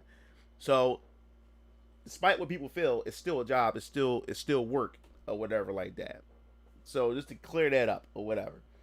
Now, as far as what's going on is with this whole thing with the explicit content and everything like that, I'm kind of like on two sides of this. There's two ways you can look at this. Now, the thing is, look, I don't care. If they want to do this with this OnlyFans stuff, like I said, this OnlyFans stuff, regardless if they ban it or not, if these chicks ain't smart with their money, it's going it regardless if the platform allows it or not. If they're not good with their money, not smart with their money, they're not investing, they're not doing any of these things with their money, they're still going to be fucked up anyway. It doesn't matter. At the end of the day, there's still going to be some consequences because, like I said, most dudes don't want to fuck with a chick that got an OnlyFans. So she's sacrificing something. So either she gonna end up being lonely because no dude want to fuck with them, or she gonna end up with a guy that she really doesn't want, but it's the only guy that's gonna accept her because she has OnlyFans, or she's gonna spend a lot of money and not really invest her money in anything, and then end up being broke at the end of the day. And as her value declines, because like I said, we do this whole thing with value, as a woman's value decline because of her looks and stuff like that, it's always gonna be a fresh, younger batch of women that's gonna come in and replace her. So as she go on a decline and stuff, and she ain't saving any of that money, then she's asked out. So regardless if the platform is up or not, if she's not doing right by it or doing something smart with it, then she's gonna lose in the end anyway. Now, the thing is, the other end of all this, and you also have to think about this, guys. Even though that MasterCard said they had nothing to do with it, but the fact is that when it comes to adult content, MasterCard have so much power, and Visa, these credit card and PayPal, and all these other people that have these money transaction services, they have so much power where they can cut your livelihood in a snap of a finger if they want to, and there's nothing you can do about it. Because when this whole thing happened, with Pornhubs, when MasterCard said, "Hey, we don't want to deal with this no more with the transaction stuff," everybody who was on Pornhub that was making money, and like I said, with my 3D hentai, I had content on there. I had a model hub for my Pornhub for my 3D hentai content, and I was making a shit ton of money with the Pornhub thing. But like I said, I'm on multiple platforms. I'm everywhere, so it doesn't matter. But the fact was, it did hit me with, it took a big chunk of money from me, because once that MasterCard came in, I couldn't get paid for any of the content that I put up. So they had to remove. They had to take my content and put it on Model Hub instead of Pornhub. But the only form of income I can make is if people from ads. You know what I'm saying? But most of my money came from memberships and people buying my clips. But now, since the credit card company got so much power, and that's what I'm saying, this is a monopoly.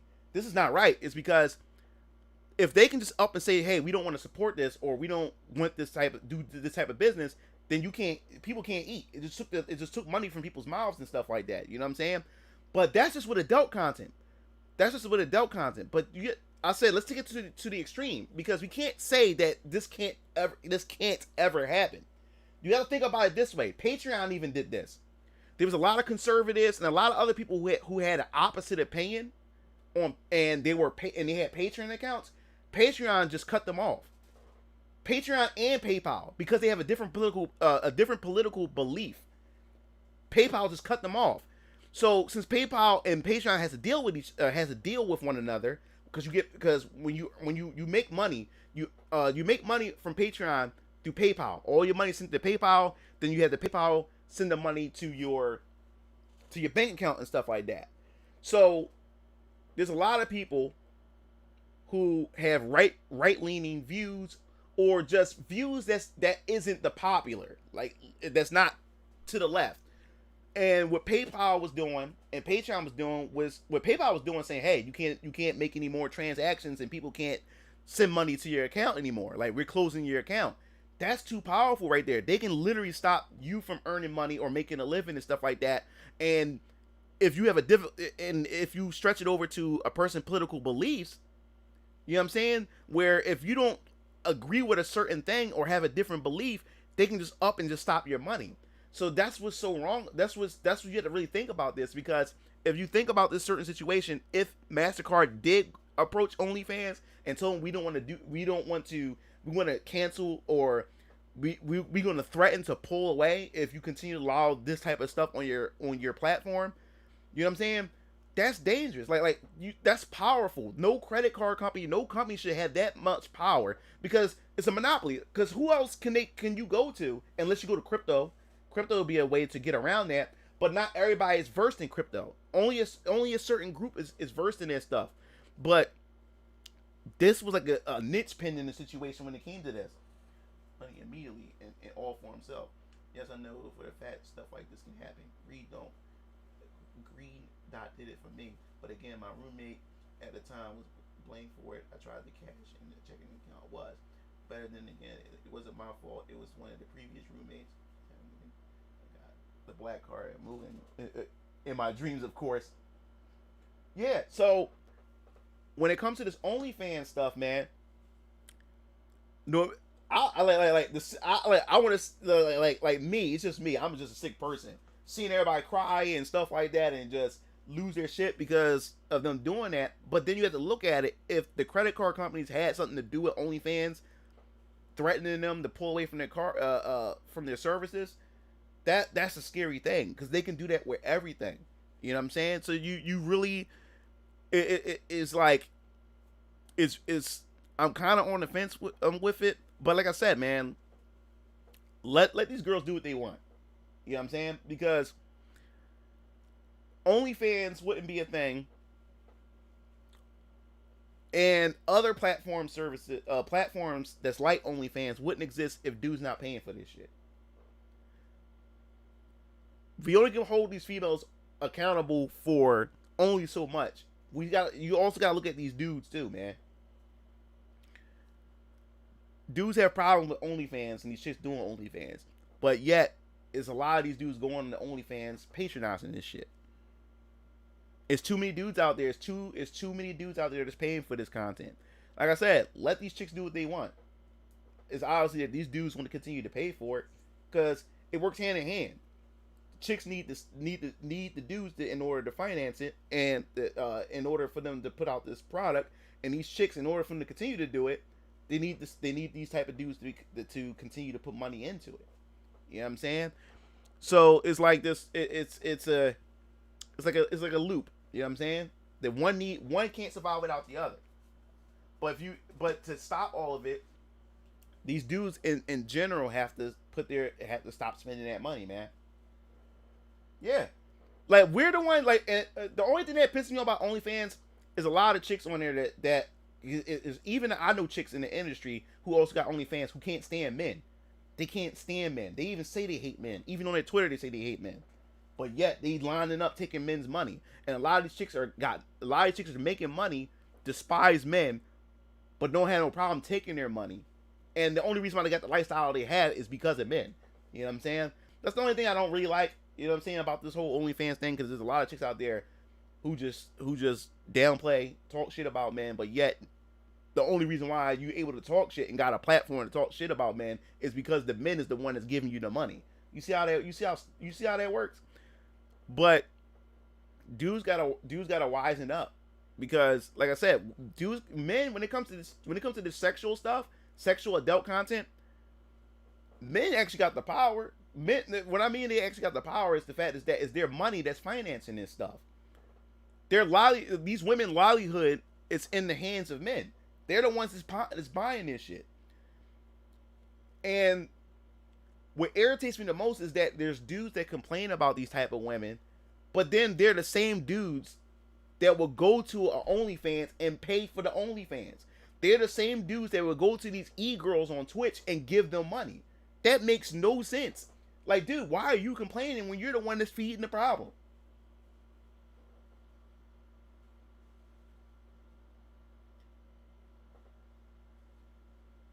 The thing is, when it comes to sex work, when it comes to this OnlyFans stuff, and why it's so common now today, you gotta understand. When it came to sex work, when it came to like porn, it came to stripping. You know, back in the day, being a porn star, being a sex worker, you know, prostitution, whatever, that's taboo. That is very taboo. And any female that went into that industry, they was about that life. You had to be about that life in order to even make it in that industry. Because women back then, they knew once they got into that industry, there was no turning back. Your chances of getting good, having good prospects in men, and finding a husband, and having a healthy family and raising a family and stuff like that, they knew that was out the window once they went that direction. So that means only the women that was really, really about that life and really wanted to do this and knew what the consequences was going to be the ones that was going to go into that industry, right? Now that feminism has became mainstream, became super, super popular, you know what I'm saying, it's brainwashing a lot of men, brainwashing a lot of women, and even the white knights and stuff like that.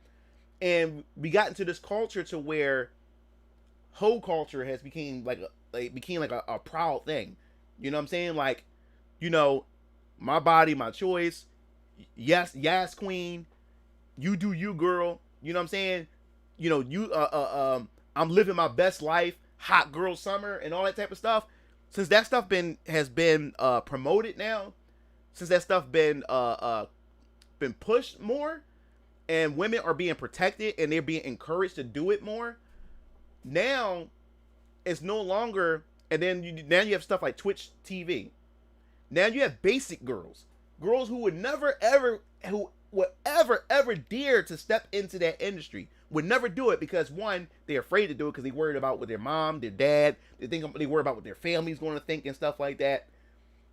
They would never do that. They would never ever do it because they knew what the consequences was. So they would never do it. But because now we live in a society where women are now, they get a pat on the back for everything they do. Just for breathing, they get a pat on the back. They call brave. They're heroes. You know, they get all kinds of accolades for just existing. So now there's really no backlash for them going into that industry. And then you have like Twitch TV that allow the streaming type of stuff to go on. So these girls, they're able to go into it, right? But you really can't label it as like porn, or you really can't label it as sex work.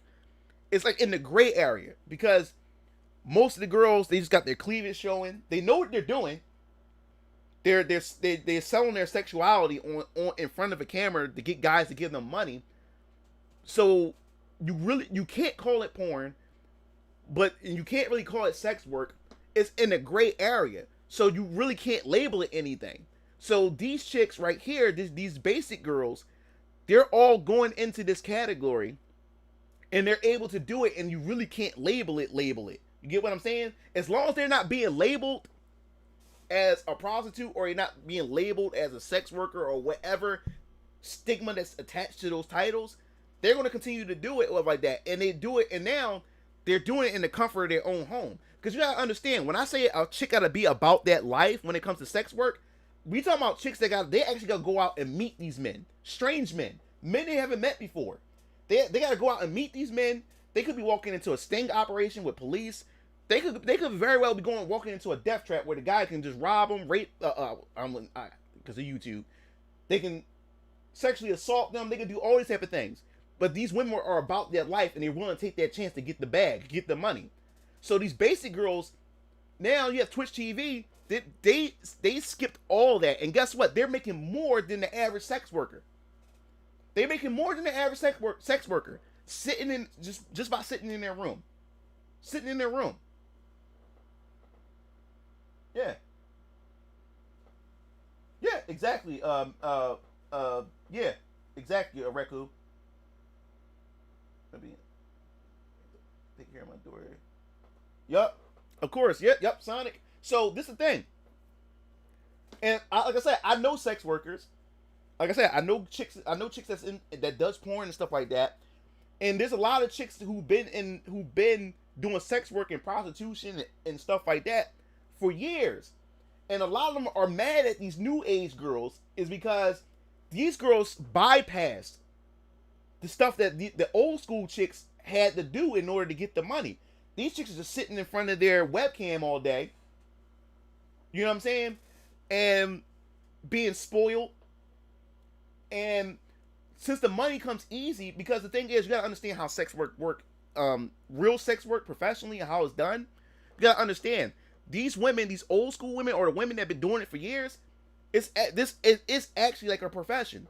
They build a clientele where they see on a, I won't say daily, but they see these men when they need these men, and they build a professional relationship with these men. They provide a service for these men. So these new age girls, since they're getting the money so easy, a lot of them get disrespectful to the same audience that's giving them money. They look down at them. They talk bad about them. They say all kinds of stuff because they know that these dudes are idiots, and these guys are going to constantly keep financing it and stuff like that. Like my boy, who's also in the porn industry. I was talking to him like 2 weeks ago, and he was saying that he's like, man, I'm getting old because like it's definitely changing. It's because these young men today, these guys are just paying for pictures. Some of them are not even paying for videos. Like these dudes going to OnlyFans and just paying for pictures. They're paying for the bare minimum. These dudes are getting robbed and burnt by a lot of these chicks. A lot of these chicks are going to taking their Instagram pictures and putting it in their OnlyFans. And dudes are paying for it. So these guys had lowered the standard when it comes to a content like this. They lowered the standard. Now they're just paying top dollar just for pictures. Pictures of girls' feet or whatever like that. They're not even getting the hot stuff like the videos and stuff like that. They getting bare minimum, and these dudes are dishing out dollars for the bare minimum. And he said, yeah, man. He said, yeah, man. The industry is changing. It's like the times is changing now, man. So it's like a lot of the old heads is like they're trying to keep up with it and compete with it. You know what I'm saying? Because the standards has been set so low now. You know. New age females when they do the same thing, probably 10 times better. So they experience. That's why they such went on. So the thing is now these new age girls. They bypassed everything. They don't have to meet like for instance, I worked in the adult industry. I filmed. I did all. Like I said, I know all this stuff. And it's funny how 3D hentai got me connected into this and meeting a lot of people and stuff. It's crazy. It's because let me tell you something. This is why it's messing up relationships, because now more relationships today is becoming more transactional. There's nothing wrong with transactions if both parties agree with it. But the problem is, even the simplest things, like, hey, can I, like, even because one girl was just charging guys just to hit her DM up, just charging guys, just having basic conversations. She wants to charge. She wants to charge you for having a basic conversation with her. Like so, that's the dark side of it when it comes to communication between men and women. So, like, I'll give you a perfect example. My 3D hentai Twitter got nothing but sex workers, e-girls, and all types of other stuff, content creators and stuff like that on my home feed. And you gotta look at this, and dudes are paying for it. You got one girl, you'll see on the profile, especially because, like I said, the foot fetish industry. You have one chick on there who she says, I don't do no DMs. I don't even do meetups or sessions. All she provides is pictures of her feet. Nothing else. Like, so a guy is just paying for a picture just to look at feet or whatever like that. Not even her. Just to look at her feet, and dudes are paying $200 to $300 and stuff like that. You know what I'm saying? And they're not even getting any other type of any type of interaction or anything. She don't accept DMs. She don't accept any type of communications. You just pay money for pictures of her feet. Nothing else. And so to her, these guys are nothing to her. These guys, and that's the thing. A professional sex worker, she don't treat her customers as money. She still builds that. She still tries to have that communication to still make them feel like people. Or, you know what I'm saying? A lot of these new age girls, you're just dollar signs to them.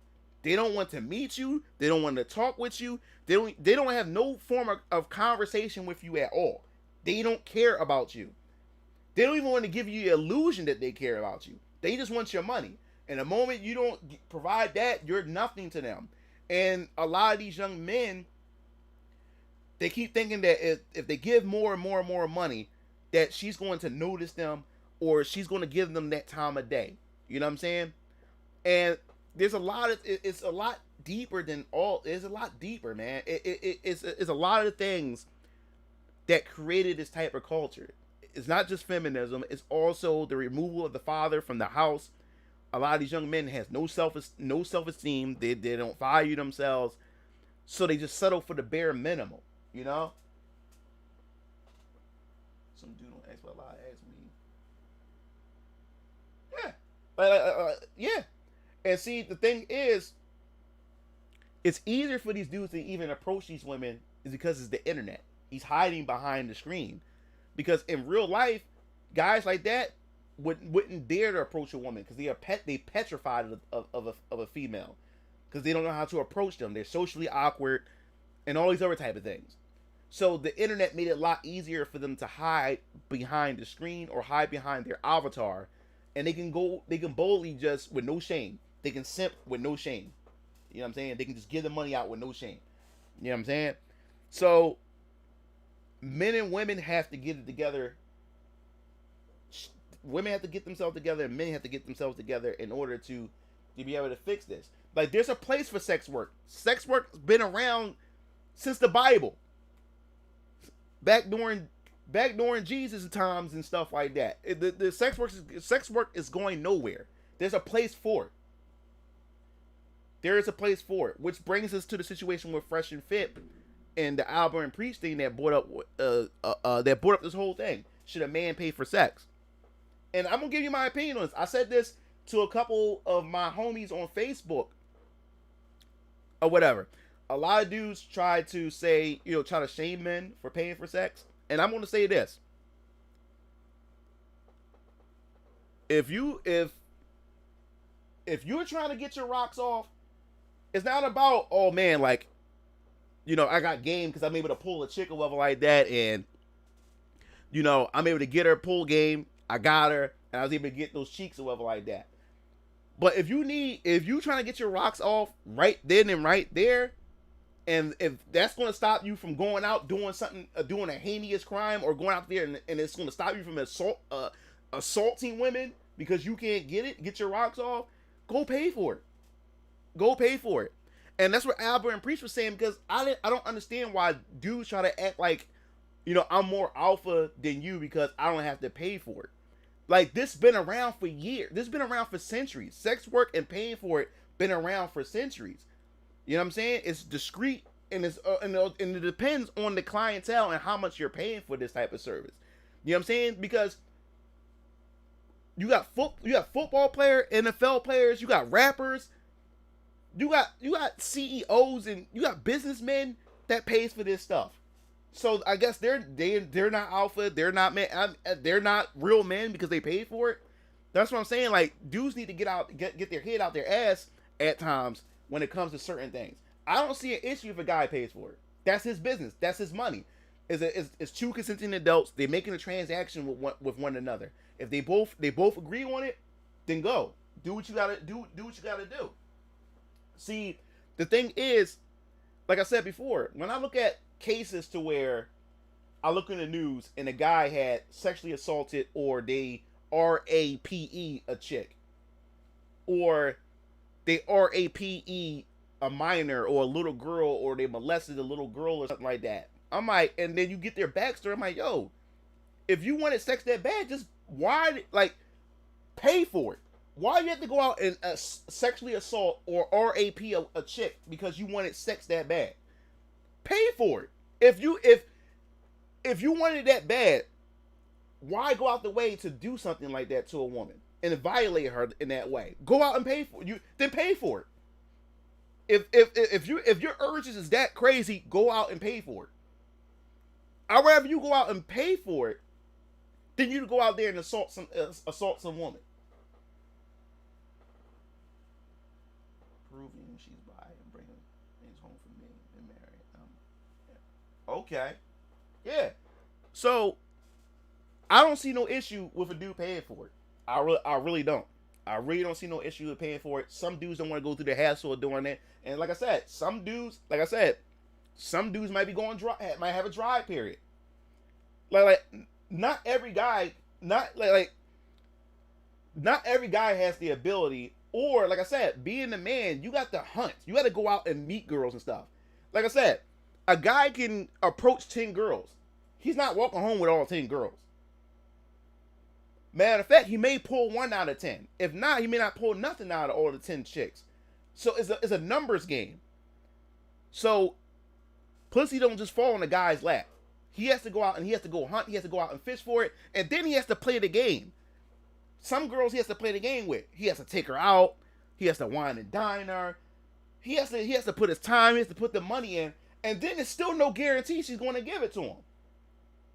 She won't give it to him, right? After he spent his money, took her out. But yet, the next day, or within that same day, she go let this guy get the pussy, simply just doing Netflix and chill. So this guy didn't put no work in, but she gave it to him. But this guy put all the work in and she didn't give it to him. So there's no guarantee that that chick is going to give it to you. You know what I'm saying? So some dudes don't want to go through that hassle. Some dudes don't want no attachment. Some dudes just want to get their rocks off and then go about their business. She got her money. He got his rocks off. He's going about his business, carrying on his everyday life. And guess what? He don't got to deal with her attitude. He don't got to deal with none of that. He gets up. She go about her business. He go about her. She go about her business. He go about his business. That simple.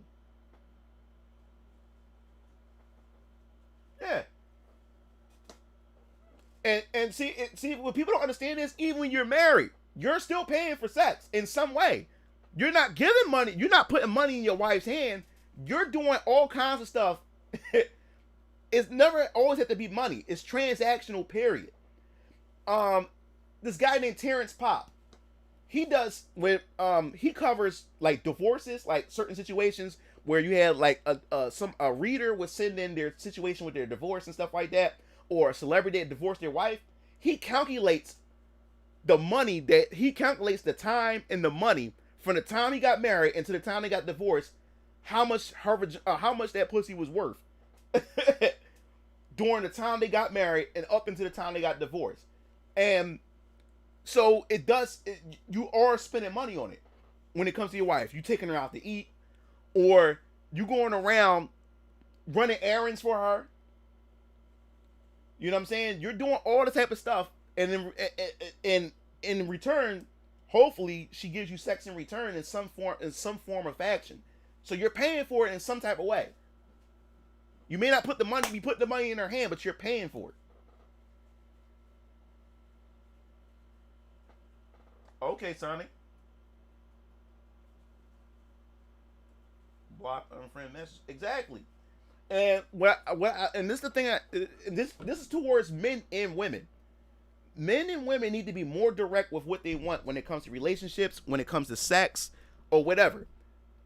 I tell dudes, I know, most dudes fear of a girl rejecting them, and most dudes feels though that they have to fake it and lie in order to get into their pants, or they get into a relationship and still going around sleeping with other women while they still have a girlfriend and stuff like that. And I'll be telling dudes like, yo, man, just be honest. Just be it kills a lot of the tension. It kills a lot of the drama when you straightforward and you tell a woman what you want. Just tell her what you want, and you'll be surprised. You'll be surprised at how many women will be on board with your program if you're straightforward with her. Like I said, the chick that we talked about in a few other streams, when I met her at a convention and stuff, we end up becoming friends or whatever like that. She hits me up and we get to talking over Facebook, and then she tells me how lonely she is. She broke up with her ex, and how she, she's sexually frustrated. She haven't had sex in a while and stuff like that. And this is during a time where I just got out of college. I wasn't seeing anybody and shit. Man, I had a dry period for a minute. I didn't have sex. I ain't had no ass for a whole year or whatever like that. And it didn't bother me because I was on my grind. I was doing my Mugen TV stuff and everything like that. So what happened was she was telling me how sexually frustrated she was, and how she broke up with her ex and this, that, and the third. So she finally comes. So we get to talking and stuff like that. And she tells me that she really likes me a lot, this, that, and the third. And she wanted something more out of this situation that we were in, this friendship that we had. She wanted something more out of it. Now, like I said, with me, like I said, always be honest. And I'm an honest dude. I'm straightforward or whatever like that. And like I said, I was already going. I broke up with my baby mom a long while ago.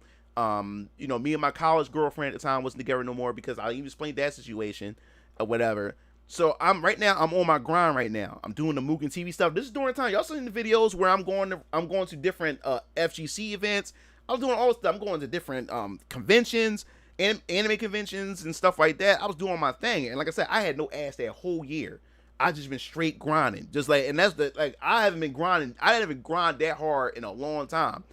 And that's another thing. When the guy don't get ass long enough and he's not whacking off anything, and you hold all that build up in, you understand how motivated you become, because you need to channel that energy somewhere. So me not getting none for that whole year and not even whacking off or doing any of that type of stuff, all that build up and all that energy went straight into my work. So I was grinding like super hard or whatever like that.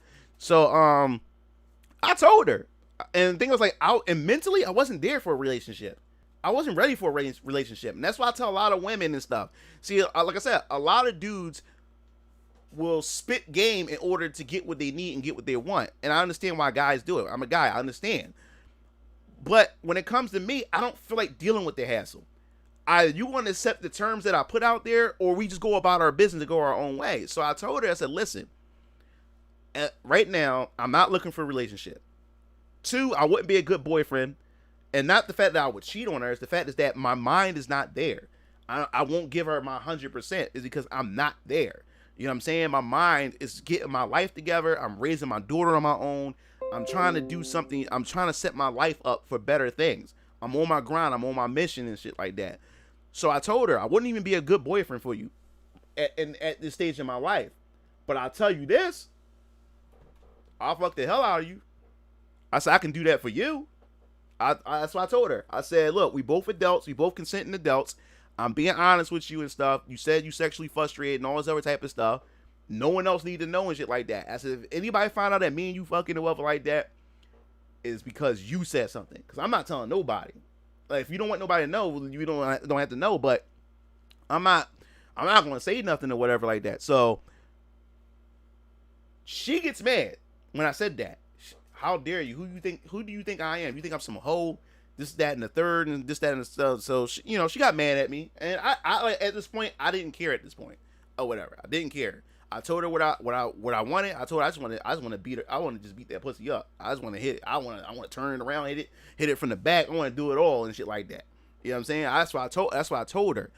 So she gets mad at me. Call me an asshole. Call me all these other type of things. Who do you think I am? You think I'm some whore and all this other type of stuff. She banged on me. She just closed out her messenger, and then also she didn't even answer my phone call or whatever like that. So I was like, all right, whatever. 3 to 4 days later, she hits me back up, and she was like, at first I just want to apologize. I was being a bitch.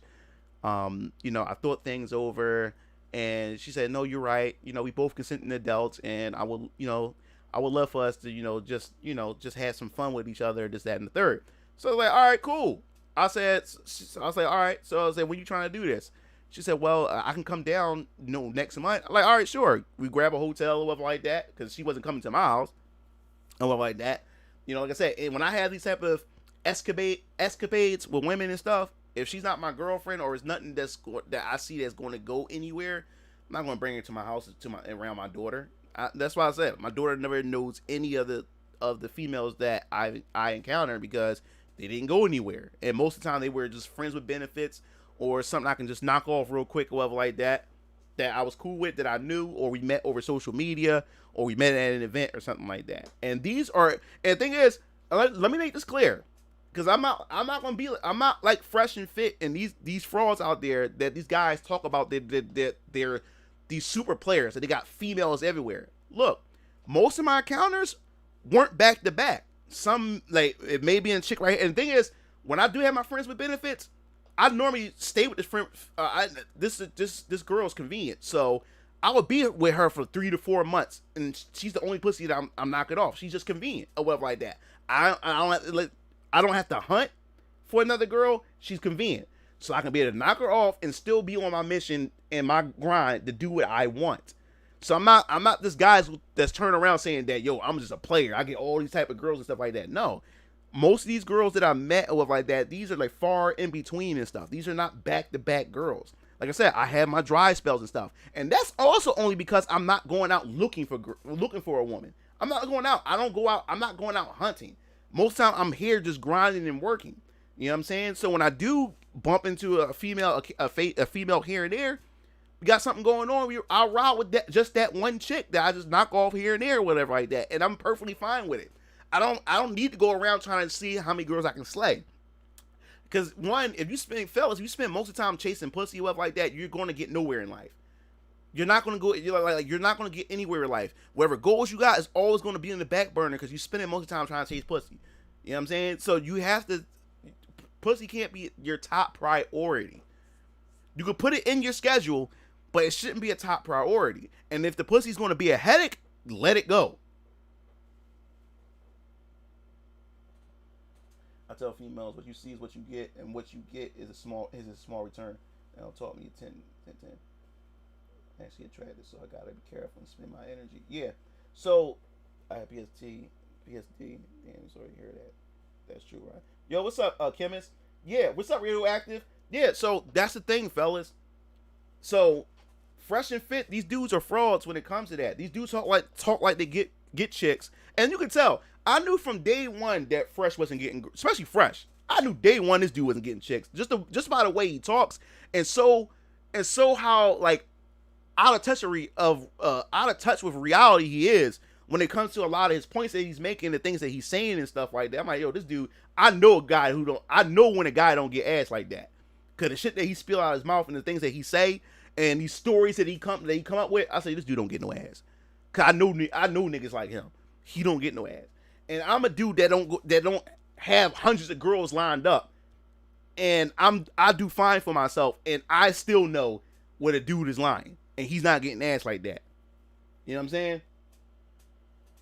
That's cool. Oh, sweet. Welcome back, Ryu. Yeah. So I keep telling you. So I'm always gonna be honest with you guys.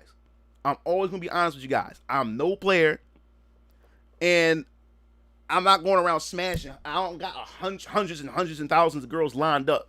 You know what I'm saying? Because I'm not that type of dude. And two, I always put my grind and I put my daughter before anything. So I never put pussy's never a priority, or it's never in the forefront. Like I said, I don't go out and make it a priority.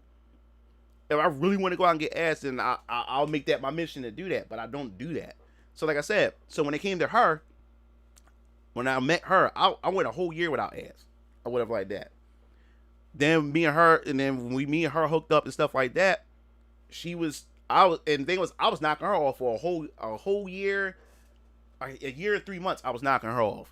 And the thing was, I wasn't looking for any other girl, because like I said, I'm on my mission. I didn't need to hunt any other girl and to have other girls lined up. She was perfectly fine. You know what I'm saying? So I was like, okay, I can run with that. She's something I can knock off or whatever like that. And I was knocking her off like once a month because she would come down and visit me. I won't tell you what state she was from or whatever like that. But she would come down and visit. She would come down and visit me.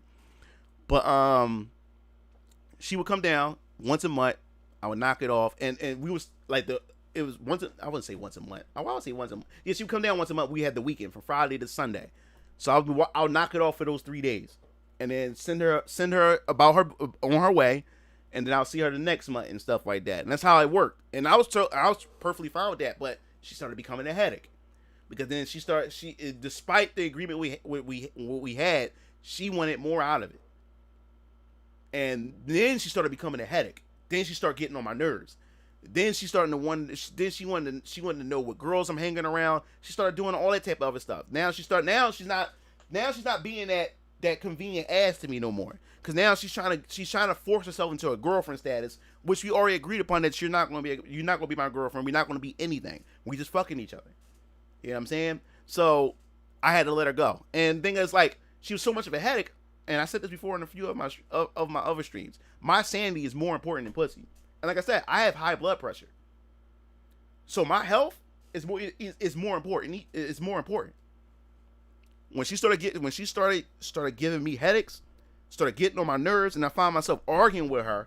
I'm like, yo, she's not even my girl. Why I'm arguing with her? I'm just fucking her. Like, what are we arguing for? So I let her go.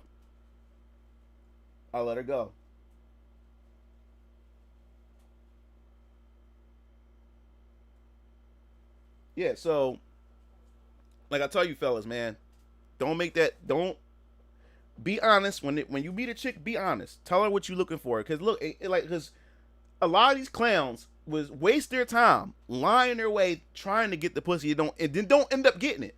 They end up lying. Matter of fact, they lie themselves into the friend zone. They stick around thinking like, oh man, I'm waiting. Hopefully she won't give me some ass and stuff. And the next thing you know, she doesn't choose you. She chooses another guy. And now you waiting on the sidelines wondering, okay, after his turn, it's my turn. And then she picks somebody else and don't pick you. Don't be that sucker. Make it quick. You lay it out on the table. This is what I want. This is what I'm looking for. If she doesn't like it, then just move on. And like I said, I just shot it in the dark. I thought she was going to call me an asshole and never talk to me again. And guess what?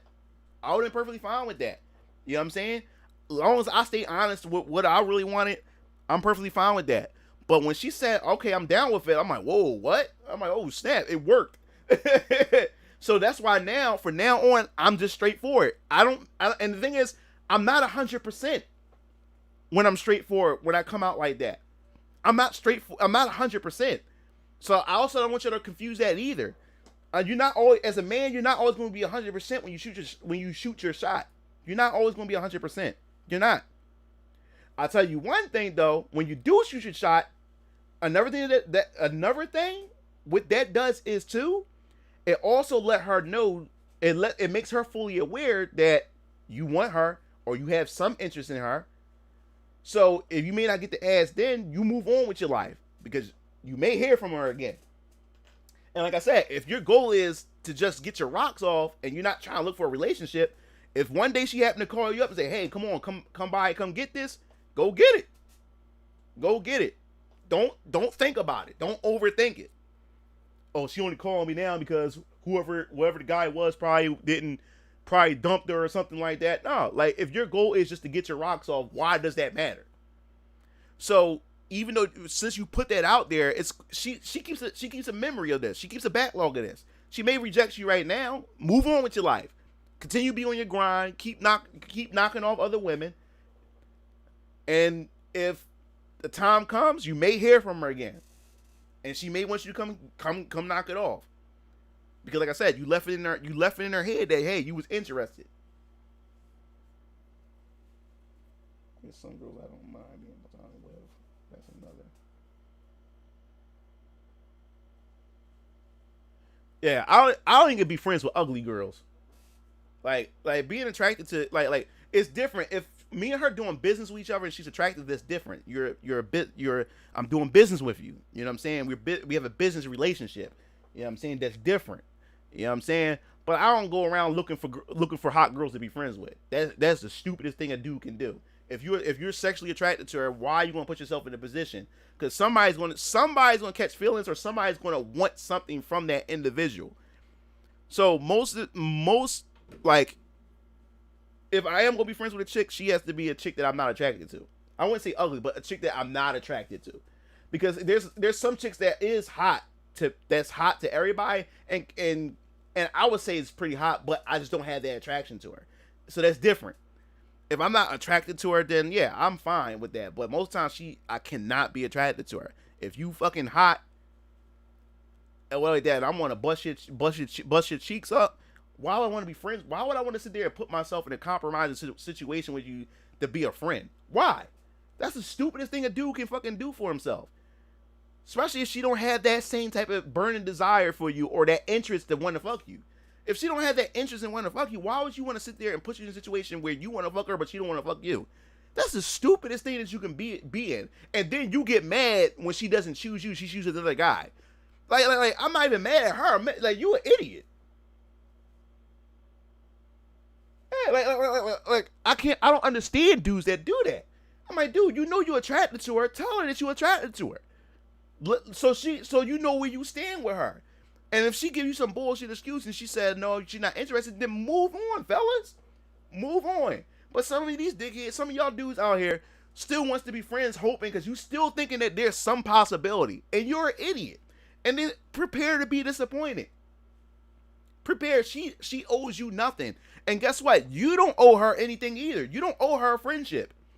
If your main goal was to get in those cheeks, and then she tells you no, it's not that type of party, let's continue to be friends, you don't owe her a friendship, just like she don't owe you a relationship. She can call and she can guilt shame you, she can guilt trip you, she can shame you, call you petty, she can call you whatever. Just like she doesn't owe you pussy, you don't owe her a friendship. It goes both ways. It's not a one-way thing, because if you continue to be her friend, she's getting something out of you. She's getting that attention from you. She's getting that affection from you. And if you a simp, you're still going to go out and still do those things for her without her giving you sex or giving you a girlfriend relationship. So she's still getting something out of that relationship. You're not getting nothing out of it, but your ego, your pride, and your feelings being hurt.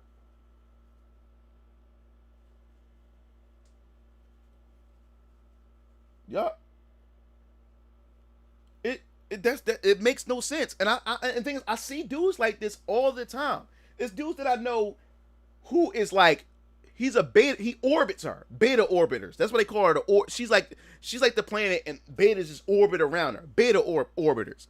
Where these dudes, and I like this one dude in college. There's one dude in college that I knew. This dude, he liked this girl. He kept telling me how much he liked this girl. He liked this girl, whatever. Now I'm telling him, like, dude, just tell her. He said, no, I'm just waiting for the right time. That's how you psych yourself. Stop waiting for the right time, fellas. Because if you leave it to yourself to wait for the right time, then you ain't gonna never approach her. You're never gonna tell her. Because every time to you is never the right time. That's just your excuse to not go approach her. So this dude kept saying, no, I just gotta wait for the right time, man. I just gotta wait for the right time. And never approached the chick. And this dude is just orbiting around her. This dude was carrying her books. And I'm super face palming. He carried her books. He would even print out her homework. Like, he would use his money to use the printer to print out her homework to give to her. I'm like, yo, this chick is using you, bro. This chick is using her. But he thinking that if I continue to do these things for her, that she's going to confess her love to me or something like that. Or I'm finally going to get in a relationship, or I'm going to finally have sex with her. I'm like, dude, dude, she's clowning you. Like, dude, you're carrying her food tray, you carrying her books with her because they had the same classes together. You carrying some of her books. You even using your money to use the printer to print out her assignments, including your assignments. I'm like, dude, that's not how you get a girl. That's not how you get a girl to like you, bro. He did all that, Poyo. He did all that. He did all of that. And I'm sitting here face palm. I got so frustrated. I'm like, dude, like, what are you doing? And and then one day she finally got into a relationship because I seen her walking in the cafeteria holding this dude's hand, and it wasn't the bull that I knew. I'm like, oh shit, like, I wonder how he feel about it. And he was so frustrated, he was so pissed off.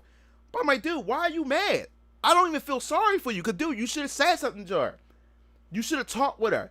And just by seeing that she chose another dude, she was never interested in you to begin with. But for to get that heavyweight off your chest, you should have speak your truth, man.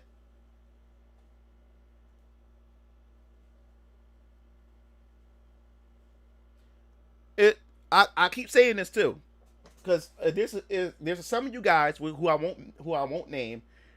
And I appreciate it. There's some of you guys on Discord who come talk to me personally about women, because some of the guys have a hard time with women, or don't know how to talk to women, or are afraid to approach women, or afraid of them. And I appreciate you guys are willing to share that with me and stuff like that. And this is the advice that I give a lot of you guys. If you want to know how to get good with, I wouldn't say get good with girls, but how to get rid of that fright or the anxiety when approaching a woman, go to a supermarket. Talk to a woman who's a cashier. Just talk to her. Talk to a random chick. If you're in line, if she works at a clothing store and she works at the store, just have a conversation with her. Just have a random conversation with her. Yeah, you're not trying to date her. Just talk to her. Get used to just talking to a random female. You don't know her. You have no connection with her. Get used to talking to a random female. Or say, for instance, you're sitting in a crowded line and there's a chick in front of you and she's just waiting in line. And first, I gotta tell you this, read the situation. Don't just up and do it. Read her body language. Read and see if she has a welcoming, see if her body language is very welcoming. You don't want to just be walking there and then she's going to see you as a weirdo. But I used to have random conversations with chicks in the grocery store and stuff like that. Like, we waiting in line, or she's talking about, oh man, it's just crowded and like I can't stand this line or whatever like that. She's talking to herself. You can just turn around and just interject yourself in the conversation. Say, yeah, I know, right? Like, it's crazy, this, that, and the third. And that's how you engage in a conversation with a female. Just to get that out of your system and stuff like that. To get to learn how to just talk to a female. That's if you want to learn how to get out of that fight of talking to a woman, just talk to a random woman at a store. Talk to a cashier. Talk to a clerk. Just have a conversation and stuff. Yeah. Read the energy. Yes. Chemist is right. Read the energy. First, read her body language first. See if she is approachable. Because you got some girls that's just a complete bitch. Like she don't want nobody talking to her. Read it first. Look at her body language. Look at her facial expression first. So don't just dive in there. You still have to read the situation first. Read the situation and then just talk. Just have a conversation. That's how I learned growing up as a young man, how to just talk to random girls and stuff like that. I always say this, man. You lose nothing by just going in there. Yeah, you may, your pride or you may, your ego may be shattered a little bit, but you don't die from it. Yeah, it's embarrassing.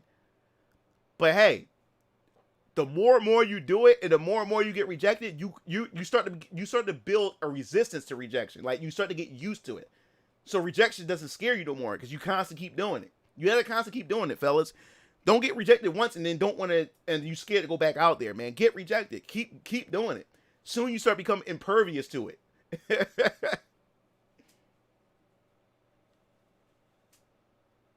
Oh yeah. Like me, and some guys are not like me. Some guys are not like me. But most of my conversations because women approach me. There's not a lot of women that approach guys. But most of the girls that I've been with, most of the women that I've been with wasn't because I walked up to them. It's because they walked up to me. Or they sent me a friend request and started talking to me. But not every guy had that privilege. And there are occasions where I did go up to a girl and talk with her. And I just have conversation, get to know her and stuff like that. But most of the girls that I had sex with and had encounters with was because they approached me. And I didn't approach them. They just approached me. After a while, when you do get rejected, it's a grain of salt. Yeah. Man, take those L's, fellas. Take those L's. Don't be afraid of it, because guess what? those L's that from those rejection from women doesn't just apply between you and women. It also helps you to take to swallow those L's in life with anything. You know what I'm saying? When you take L's in life, period, you learn how to just take it. Because a lot of people can't take L's, man. That's why we live in a sensitive society today. Because we live in a day where everybody are getting participation trophies. Everybody are called winners without even earning anything. You know what I'm saying? So today, there's so many safety nets for people where they don't get a chance to experience the L. That's why people are committing suicide more often, or that's why people going around shooting up schools or killing people because they can't handle an L. They can't handle it, so they lash out because they don't know how to sit in that L and let it manifest and to sit back and rethink things over. You know what I'm saying? So take that as an experience when a woman rejects you. Take that for anything in life. Those L's help you for all other type of L's in life. Girls here that will approach me all the time. And South girls are a lot aggressive. Now this thing, I'm an introvert too. I love aggressive women. Now I mean aggressive mean as far as approaching me. I love women who approach me. You know what I'm saying? Because it cuts out all the bullshit. Because I know for a fact she's interested in me. Then we can take it from there. I don't gotta play no guessing games. I don't gotta go through like I don't gotta like, oh man, should I make this move? If I do make this move, you don't want to risk, a woman accusing you and stuff like that. It's so dangerous nowadays. Because back then, a guy will go over to a girl, talk with a girl, and then try to hug her or shoot his shot. And that was part of the dating or the mating process. Nowadays, you can't do that. You can't take your shot, you know what I'm saying, shoot your shot and do certain things or walk into her intimate space and stuff like that. Because now that's, everything's being called sexual assault nowadays and stuff like that. So the game is different nowadays. The game is really different. And that's why I believe that women going to start doing more approaching than anything. Because a lot of guys today, the juice is not worth the squeeze right now. It's not worth it. A lot of dudes don't want to take that risk anymore because he can risk going to jail. He can risk accusations. He can risk all kinds of things nowadays. So women going to start doing more approaching than ever before because dudes, because like I said, my brother Keo knows this chick who promotes clubs and stuff like that, and went to this one club and she was taking pictures like, yo, like, fellas, what's going on? Like, none of the guys are approaching us. I mean, these bitches was bad as hell. I mean, these bitches was fine as hell. But she took pictures at the club and showed videos of dudes just sitting by the wall or dudes just sitting down, looking at the women. All the women dressed up, dancing to themselves, but dudes were afraid to approach. But that's where we are. That's where we at in today's society.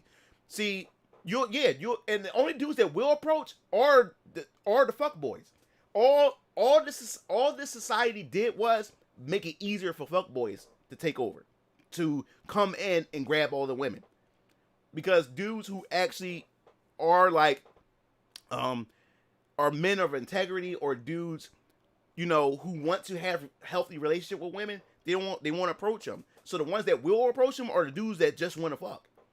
You know what I'm saying? But look at how society has shifted so much. It shifted so much. So the chick posted on Facebook like, "What's going on, fellas? Like we all here. What's going on?" A lot of the dudes didn't want to take their chance. A lot of the guys all the dudes were just sitting there, and even at the boardwalk, is one chick was showing that it was nothing but girls hanging out. No dudes. All the dudes not approaching them. Girls are now going out in packs looking for guys because dudes are not doing their approaching no more. Have a beautiful female. I forget the number. Yeah, well, yeah. If you get to the number, yeah, dude. Like you gotta ask for the number in the Instagram when you do get into the conversations and stuff. The numbers in the Instagram. You also got like I said, how I know when I really click with a chick, because like I said, I'm more so of an introvert and stuff, and thing is I don't really talk like I really have to be like clicking with you in order to get me to talk. You see how I'm talking right now? I'm normally like when I'm in a public setting, I'm normally not like that. Unless me and you click, that's how I know me and you click. If you can get me to run my mouth all day, that mean I click with you and stuff like that. So when I do approach certain women or certain women approach me and she's not really giving me any convo or whatever like that, like I talk less or it's just like I don't feel the energy. But when I do click with a chick, me and her will go back and forth with conversations. And then before you know it, me and her didn't even realize that we just talked for 4 hours. That's how I know I click with a chick, when me and her can talk for hours and stuff. Next thing you know, we exchanging numbers, and next thing you know, I'm just between her legs. Like it just it happens that way. You know what I'm saying? So you have to feel, it's all about vibration and energy, man. You gotta feel that energy off of her. And the thing is, a woman can feel your energy before you can feel hers. Women are built off of emotions and feelings. So she's good at that. So she can feel when you don't have any confidence. She can feel when she know when you a simp. She can feel that you're needy. She can feel that stuff. She can feel it before you can even get a chance to feel it. I'm about to go pick up my daughter. Okay, Sonic.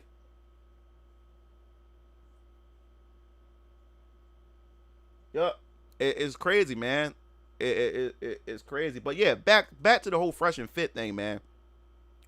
These dudes, like I said, man, these dudes been frauding. They've been frauding this whole time. And the thing was, I started feeling skeptical of these guys. Cause like I said, they do have some information that is helpful.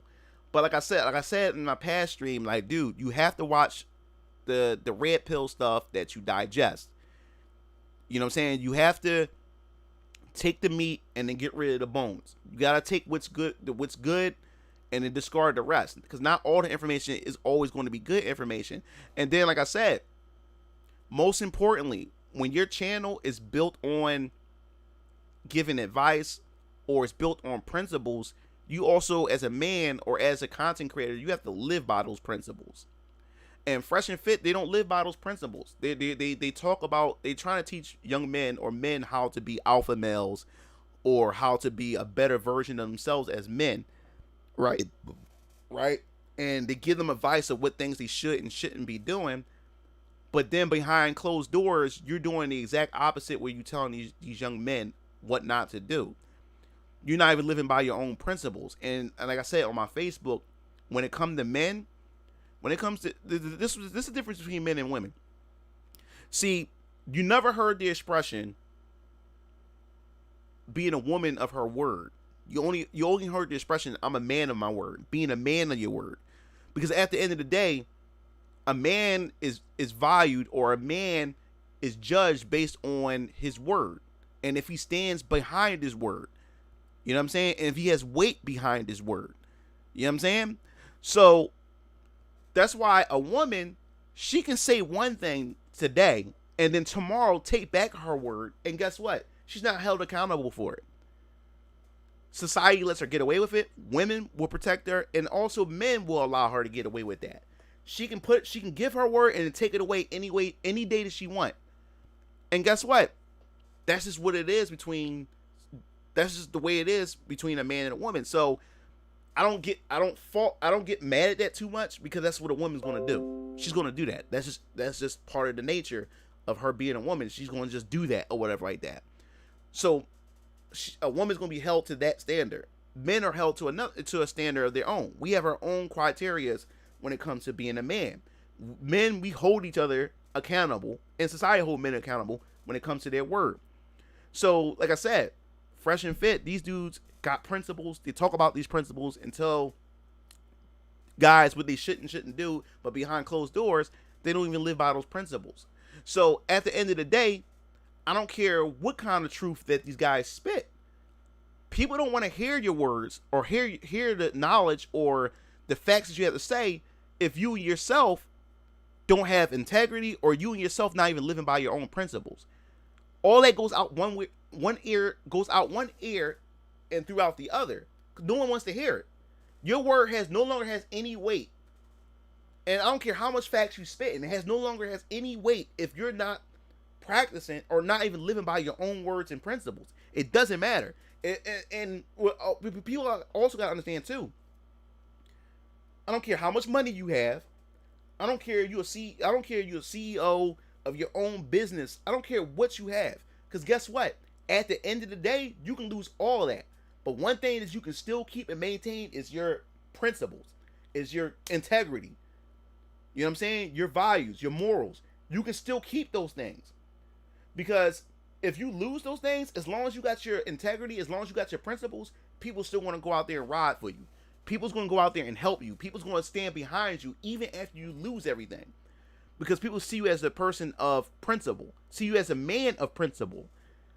But if you don't have principle, I don't care how much money in the world that you have, how much clout that you have, no one's going to respect you. No one's going to respect you. And when you fall, no one's going to be there to lift you up.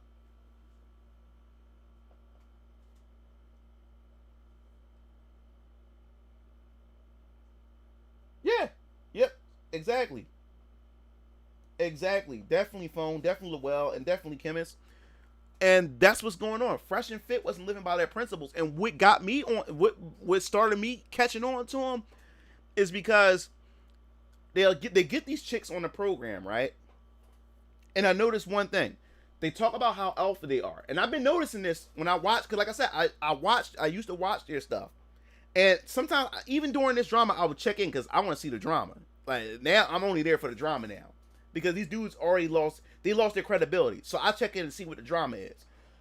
But the thing is, what made me getting on to them is because I noticed is a few times where they would have a male guest on the show with the females, right? And you would have a male on there that will say something that contradicts what they say, and they don't argue with them like they would argue with the chicks. You know what I'm saying? They don't get aggressive on the men like they do with the chicks. And if you're any type of man, you know what I'm saying? If you're any type of man, you will still keep that same energy, regardless if it's a man or a woman. And they will let these guys go. They will let these men disagree with them, or they'll let these men contradict what they're saying, and they won't check them, or they won't get aggressive on them like they would get aggressive on the women. And that's cowardice. That's not alpha. That's not being a man at all. You know what I'm saying? Like you can't get aggressive on these chicks. That's like you a man, dude. What are you getting aggressive on these chicks for? You know what I'm saying? But then a guy on the show would disagree with you, or they would question some things that you say. They're not doing it in a disrespectful way, but they question what you say. You don't have that same energy, or they try to watch what they say because they don't want to start that man up. That's bitch. That's bitch shit to me. You a bitch. You know what I'm saying? So when I started seeing that, I was like, "Oh, these dudes." I said, "These dudes are frauds." I started seeing that. I said, "These dudes are frauds," because these dudes don't have that same energy like they do with these chicks. You know what I'm saying? I was like, "Yo, man, that's not that." And then, or you would have some chicks who are not being bitches towards Fresh or Myron or whatever like that, right? You will even have a chick that actually bring up a good point, and then he would say, "Well, you're not gonna talk over me. You're not gonna talk over me. If you're gonna talk over me, you can get the fuck out." I'm like, dude, what are you talking to her like that for? Like, she wasn't even being aggressive. She wasn't even being a bitch.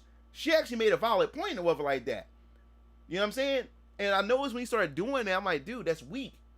Dude, now you getting emotional, bro.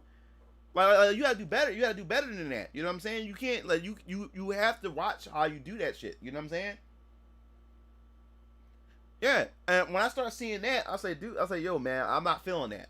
Because like it's not me simping for the chick, but it's I'm a dude about respect. Like, this chick didn't cuss you out. This chick wasn't being disrespectful, and this chick actually asked you a valid question because I want to know what your answer is. And then you tell her like, yo, don't talk over me, or if you're going to continue this, you can get the fuck out. Like, dude, what are you talking to her like that for? She wasn't being disrespectful. She asked you a question. You know what I'm saying? And when I seen that, right, I said, okay, I got these guys. I got these guys down now. I said, I can tell you right now, these are guys who were nerds in high school or nerds in school who got picked on. None of the girls liked them, and now they finally got to a point where they're making money, or they have some kind. They finally tasting some success, and now they're taking that success and that power, and now they're dishing it out on the females. And I said that's not good, because now, what's up, Moses? Because now I'm like, yo, you already got feminists, you already got simps who are calling you misogynists, calling you incels, calling you guys women haters. Now you gave these group of people ammunition against you guys, because it's not looking good on you guys. It's not looking good on you guys at all. Because now I know guys like him. Remember the goth, the black goth boy that hung out with us? He's like Fresh and Fit. He's like them. Always got picked on for being a weirdo, all this other type of stuff. Then he finally gets a girlfriend, this Chinese girl I told you about. You can look at him past stream. And he finally gets a girl. He talks down to her. All these things that girls used to do to him, he takes it out on his girlfriend or on other females, because he finally started climbing, doing a little bit better for himself in life. And that's the same thing with Fresh and Fit. They finally starting to taste a little bit of success, and now they're taking that anger that they had back when they weren't nobodies, and they had so much resentment for women. Now they finally have a chance, and they finally have some form of clout, some form of success. Now they dishing all that out on women. And that's not how and that's the wrong way to go about this whole shit with this manosphere, this red pill shit like that. Because now we have guys like them that have infiltrated that movement. That's why I said in numerous videos, that's why I don't claim to be part of no movement. I don't claim to be part of no group. Like I said, I walk my own walk. If there's things that I can utilize or learn from some of these talking points, then I'll apply some of it to my life. But I'll walk my own walk through my experience, with my own experience with women. That's how I navigate through any of this stuff, because of my own experience. I experienced enough females to be able to know certain things and stuff like that. You know what I'm saying? But a lot of these young men who are going to Fresh and Fit, or who are in the manosphere, a lot of these young men had never touched a woman, never smelled a woman, and never really had any real interaction with women. And they're taking advice from guys who are angry towards women because of their personal experience and stuff like that. And these are the wrong type of guys to be teaching these young men. You get what I'm saying? And once I seen that from Myron himself, because Fresh don't talk much. Fresh to me, he's just a follower. Fresh to me, he's a fraud just like Myron, but Fresh to me, he's more of a follower. Like, he looks up to Myron. Whatever Myron says and does, he follows behind and stuff like that. But it's more so Myron is the real villain. The real villain. Fresh is just a flat out just liar. He just lies about everything. Myron lies about stuff, but Myron has hate, like actual hate. You know what I'm saying? He's the real villain. Fresh is just a follower. But after I seen that, right, I was like, okay, these dudes these dudes not who they claim to be behind closed doors. I can guarantee you that, because I see the red flags. I see the signs of dudes who pretend to be one thing in front of people, but actually who claim to be like men, a real man in front of people, but actually a bitch behind closed doors. So I seen signs like that. I know the red flags. So when I started watching a couple of their podcasts and seeing how Myron move and what he does, I said, no, this dude he's not real, man. He's a fraud. He's a fake. And then with Seal the deal with Fresh look like a geek. Fresh look like a dude that don't get women like that. He looks like it by the way he talks, and he's awkward. He's socially awkward. I feel the socially awkwardness that seeps from the YouTube screen, from the YouTube video itself. He's awkward. So the way he moves and the way he talks and how awkward I get that awkward feeling. And I'm a dude. I get an awkward feeling. I feel awkward listening to him, and I'm a dude. So I don't imagine how a woman feels being around this dude. So when I seen that, and then when he told that one story, I'm gonna find that joint. Dude, like I said, like I'm a dude. Dudes know when other dudes are lying. Is this one story that this dude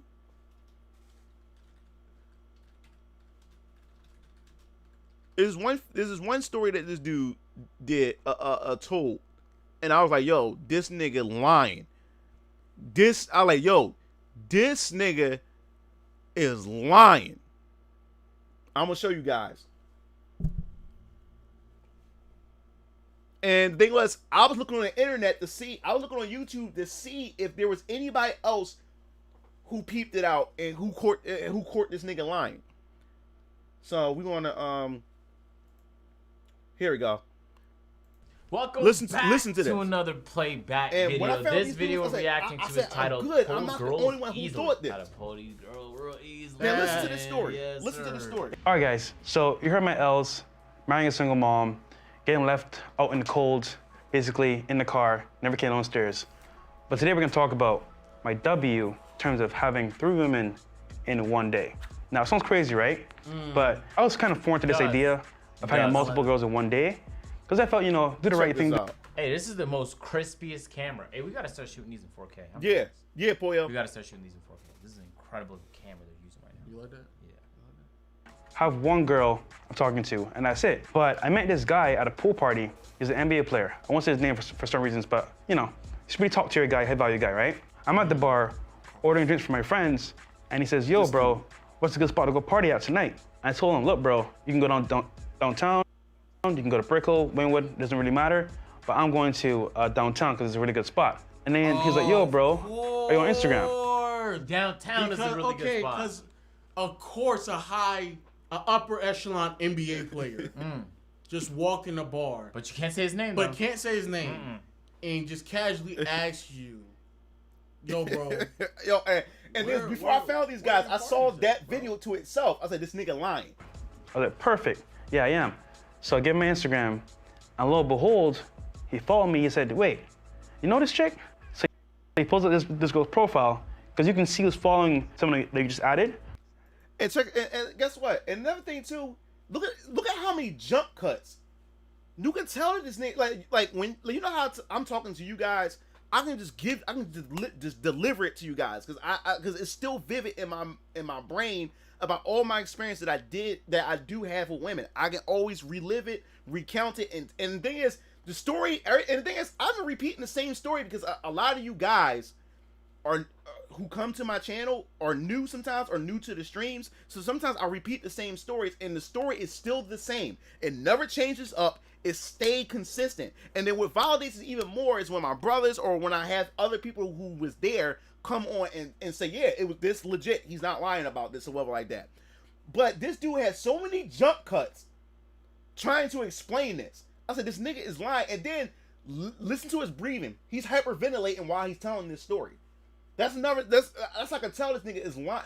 Like this dude is nervous while talking about this because this nigga is lying. From like the following list, I was like, "Yeah, I know her, bro. I used to like do her back in the day." He's like, "Damn, that's my shorty."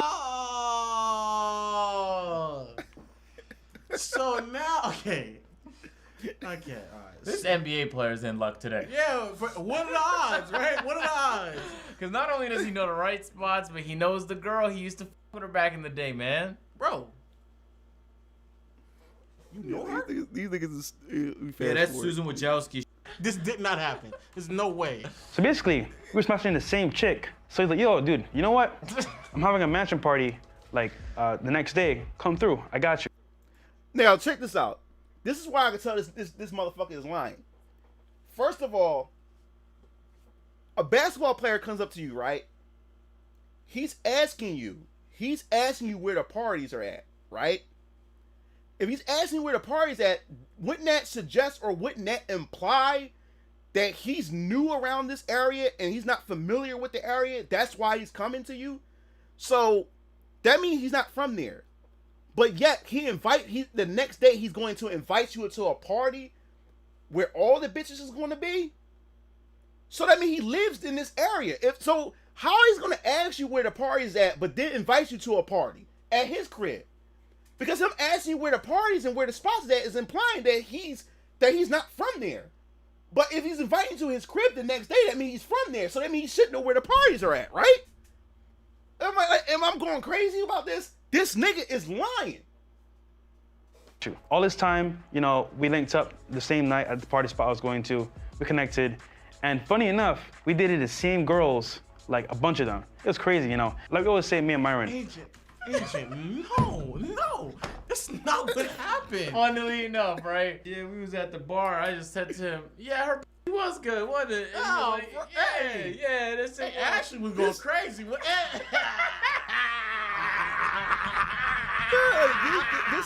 This you know nigga what, is bro? lying, dog.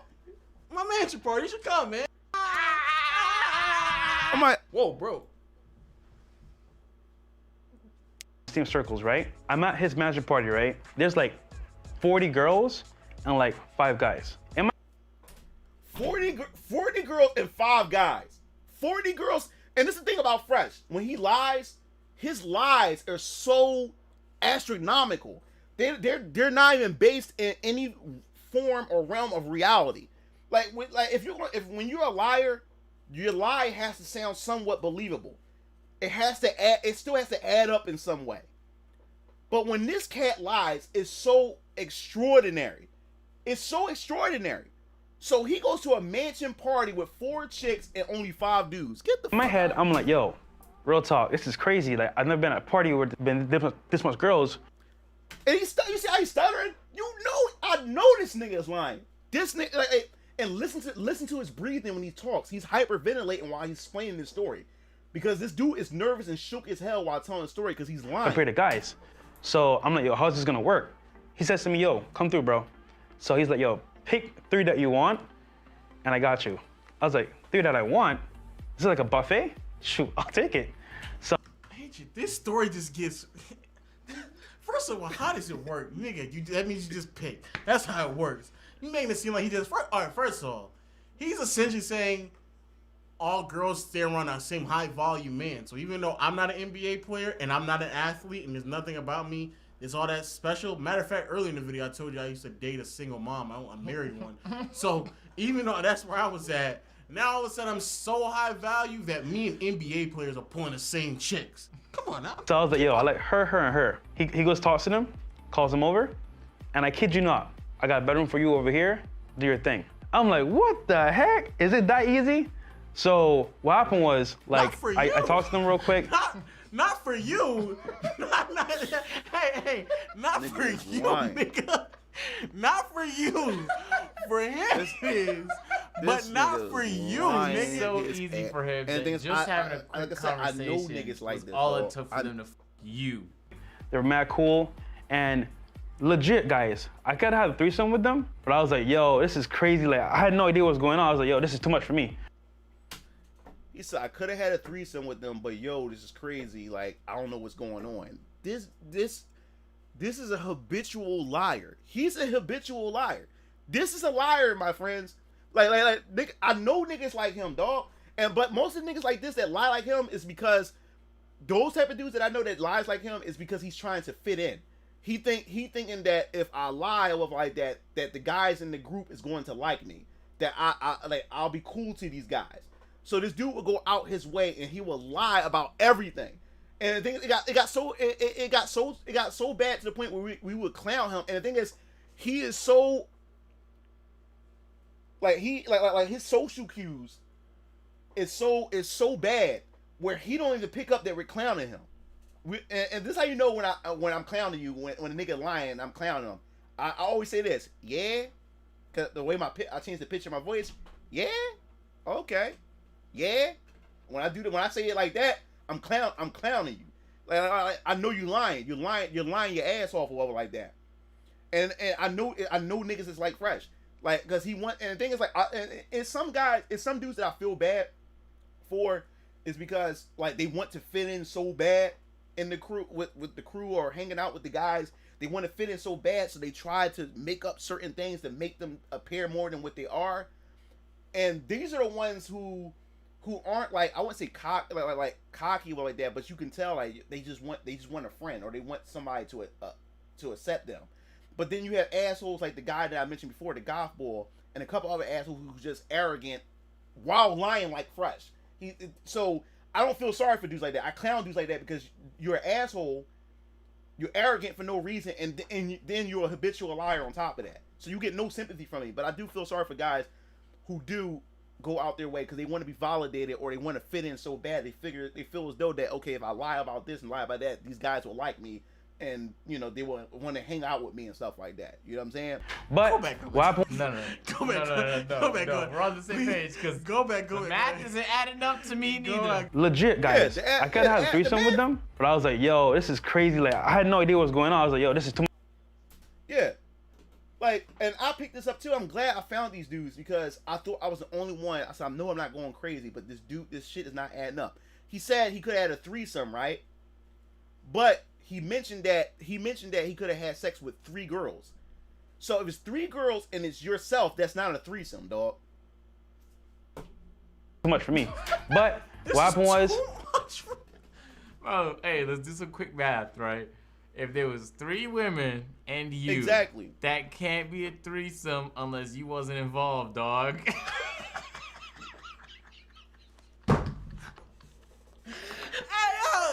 Hey, went in the room and start playing with him. I did my thing with one of them, came back outside, hopped in the shower real quick, talked to the other one, went back in the room later on.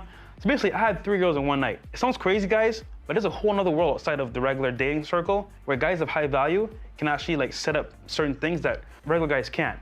So translate that into like my own lifestyle. Now from Instagram, I say, you know what? I can have 3 in one day. Why can't I do it myself? Learning from Deals on Demand that you guys are gonna learn if you bought the course. We're gonna re-release it soon, coming up maybe like next month. That whole setup there can be done for yourself through Instagram or dating apps. Because for example, all it is a numbers game. So it's all about scale. So with Instagram, you could DM 100 chicks. Out of 100, let's say 10 hit you up.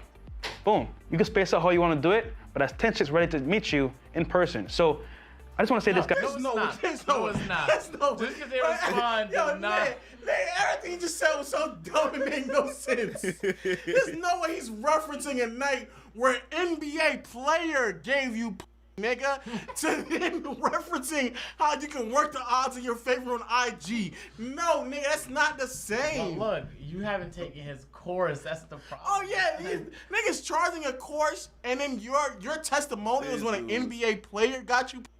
No, nigga. Guys, you can take L's all your life, you can take W's, but the point here is that like you can have whatever you want in this life. You made that. Yeah, this dude's a straight up clown, man.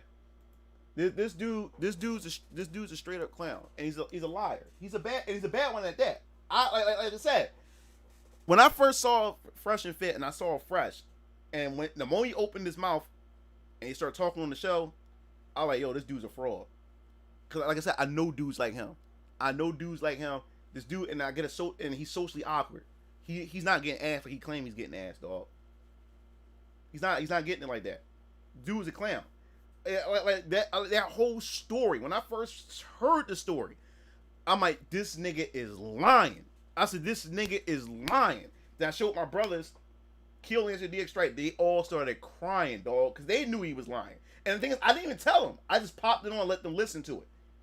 And they picked it up. They said, yo, this nigga is lying. And this was so messed up about it is you got young men who are following these dudes. You know what I'm saying? Like I said, they do have some information in there that is helpful and stuff like that. But it doesn't matter, man. At the end of the day, when you don't live by those principles, you don't live by it. You don't live by none of those principles at all. You know what I'm saying? You're a fraud. Straight up fraud. And these dudes don't really care about their base like that, man. It's all about clout. It's all about money and numbers to them. I don't like it. Not even kind of like it. Was it merely obviously was a lay? Yeah, man. And Myron's a bitch because I'm gonna explain that one too. I'm gonna give you a perfect example how these dudes, Albert Priest exposed these dudes. And Myron's a bitch because what makes it so funny is these dudes are so touched. All right, to that one. I'll show you guys in a second. Hold up. They so out of touch with reality. They so out of touch with reality. It's not even funny, man. And I'm gonna show you why Myron himself is a bitch.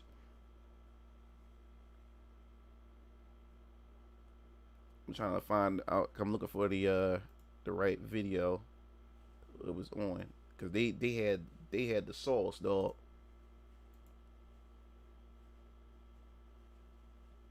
Is this the video? No, it's not the video. I'm gonna look for it. Hold up.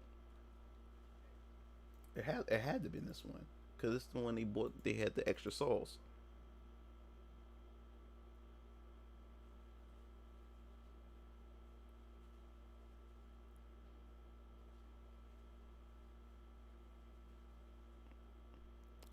Did they? I can't find it. So I guess this wasn't the. Video. I guess it was the other video, right? We'll check. We'll check and see. Today's topic, the boys. Yeah, I think this is the one. All right, hold up. I'm just looking for that particular part.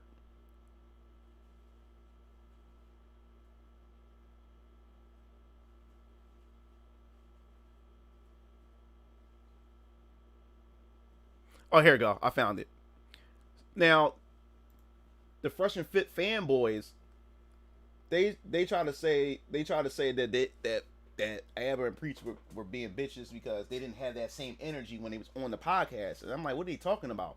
Preach was actually on the podcast and they approached them because there was a segment where Myron called Preach blue pill. Not Preach, I mean ABBA, my fault. He called ABBA blue pill, and ABBA called him out on it, and then Myron tried to act like he didn't know that what he was talking about.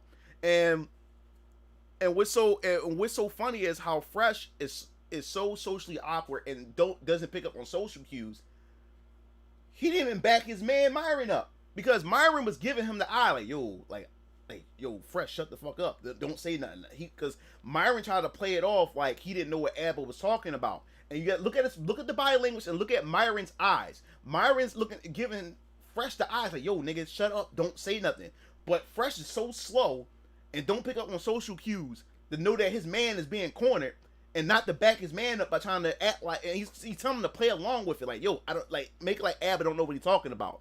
So here we go, right here. Watch. I don't remember what show was this one. I remember it very, very well because look, and this is what I'm talking about. Where when a dude calls him out, these dudes don't know what to say. But when a female say something, then these dudes get all tough. So watch what you know what I told him? Why were you saying that stuff? He started stuttering. I don't remember calling you blue-pilled, beta. Specifically, you felt like we were kind of blue-pilled, right? I don't remember what show was this one. I remember. Look at him. Look, you see the eye contact? He's giving Fresh the eyes, like, yo, shut the fuck up. Like, Fresh, don't say nothing.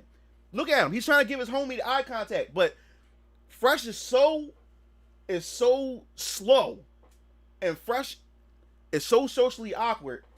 He didn't pick up what Myron, the eye contact Myron was trying to give him. He's telling Fresh, like, yo, shut the fuck up. Act like you don't know what ABBA is talking about, and we can get past this situation. Because ABBA called Fresh out. No, not Fresh. Called Myron out. Said, yo, you called me blue pill. What's up with that? And Myron tried to pretend that he don't know what he's talking about. And he's giving Fresh the eyes. And Fresh didn't pick up on it. Fresh dumbass actually feeds into it. You felt like we were kind of blue-pilled, right? I don't remember what show was this one. I remember it very, very well because that. See, he's looking like, yo, shut up, and Fresh keeps going. Fresh is slow. Fresh is fucking slow.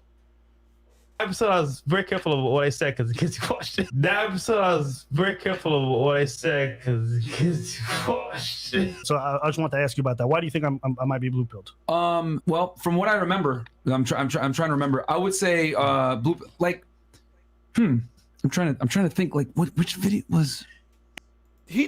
Myron knows what video he's talking about, and you see him stuttering. He's trying to backtrack.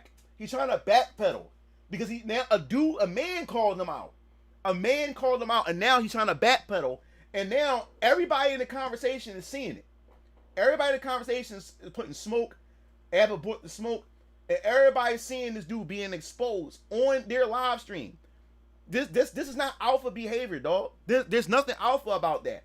Nigga, you said it. Nigga, you called him blue pill. You called him blue pill, nigga. stand by your word, stand by your principles, and say, yeah, I said it, and this is why I said it, or whatever like that. But now, all of a sudden, a man coming and approach you, or whatever like that, now all of a sudden, you trying to pretend that you don't know anything, and then you gonna try to give your homie the eye, like, yo, nigga, let's just try to sweep this under the rug, go along with it with me. And Fresh dumbass didn't pick up on the social cues that his homies being cornered, or whatever like that, didn't play along with it, or whatever like that. Like, this is what I'm talking about. There's nothing alpha about these dudes. It was the one. I'm trying to remember. I said, I quoted it right to his face. Even the goofy Fresh boy, he was like, "Oh, Abba came with the smoke." I also find it funny that he came with the smoke. The idea. Yeah, Fresh is slow. Fresh is slow. Myron gave him the eye, like, nigga, don't say nothing. Shut the hell up, nigga. Like, we'll take that part back again because it's funny. I remember. See, look. You see how shook he look? And he's giving him the eye, like, yo, nigga, shut up, don't say nothing. Yo, like, that nigga is slow. Very well, because that episode I was very careful of what I said because the kids watched it. That episode I was very careful of what I said because the kids watched it. So I just want to ask you about that. Why do you think I might be blue pilled? Well, from what I remember, I'm trying to remember. I would say. He said, look, you guys studying hard, bro. People seeing it. Look. Blue, like, He said Abba just wants some feedback. That's all. It's not personal. I appreciate Abba for bringing it up. See, look. I know which one they were talking about. I unfollowed them after they blue pilled Capped Hard. Myron, it was the only show about Abba and Preach. Yeah, everybody, they know. They see these dudes. He's a punk. He ain't no man. I'm trying to think, like, which video was.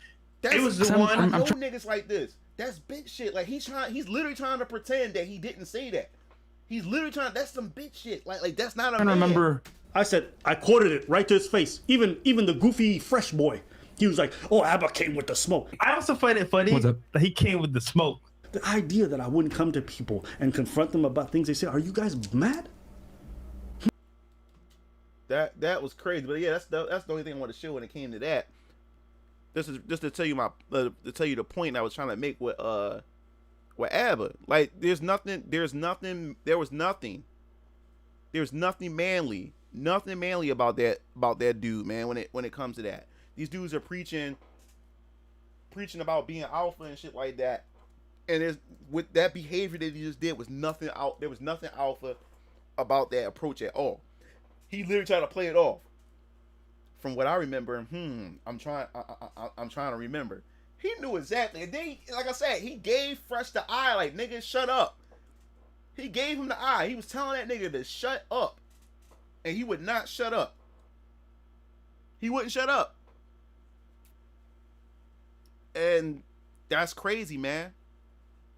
That is crazy. Oh, snap. Wait, hold up, guys. We'll get back to that conversation in a second. King of Fighters 14 got a new official trailer. We're gonna go check that out. It just popped up on my home feed. I want to see this real. Let's check this out real quick. Caught my eyes.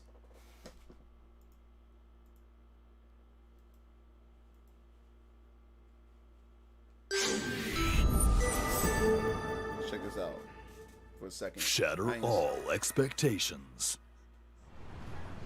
やっぱり都会はすごいね。お前もおもり頑張れよ。ヘッドフォン野郎を倒せるってなんだっていいんだ。いきなりなんだよお前。いいか私はな。リーダーは私だからな。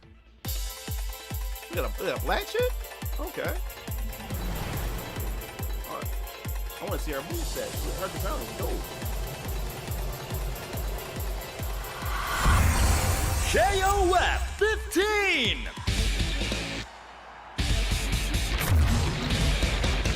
Kenga 39 fighters get in the ring! Are you ready? Okay! Only 39? Come on! Characters that define the series!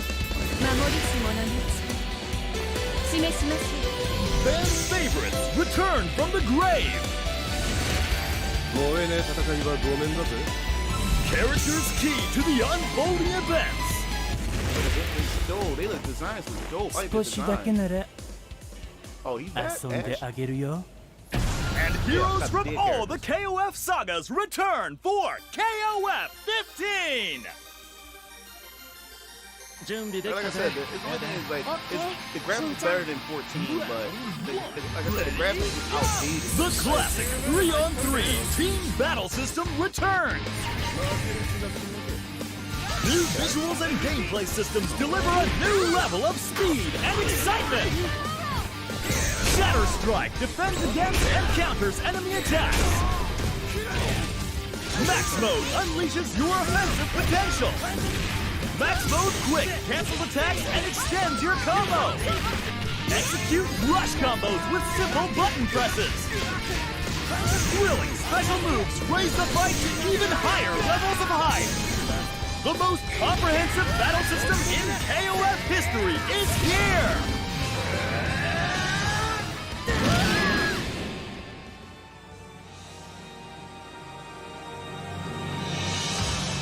Unravel the mysteries of the ongoing KOF saga in story mode. As the spotlight shines on the newly opened KOF tournament, a dormant force awakens. Yo, her design is dope. The fates of many intertwine as the Earth heads towards destruction. A climax beyond all expectation awaits you. Rollback Netcode empowers fighters to take their skills to the next level. Choose how you want to play with a variety of battle modes. Yeah, I'm gonna get this. In Draft Versus mode, the battle starts from character selection. Practice your moves in training mode, available online as well. Or put your combo skills to the test in trial mode. The Gallery mode features character artwork and sound clips, as well as a special animated short by world-renowned director Masami Obari. The newly added DJ station features over 300 hit SNK songs focused on the KOF series. Put on your favorite track while you bust some heads. The hours to reign, pride and arrogance around their brain. Just one way, it's together now and never.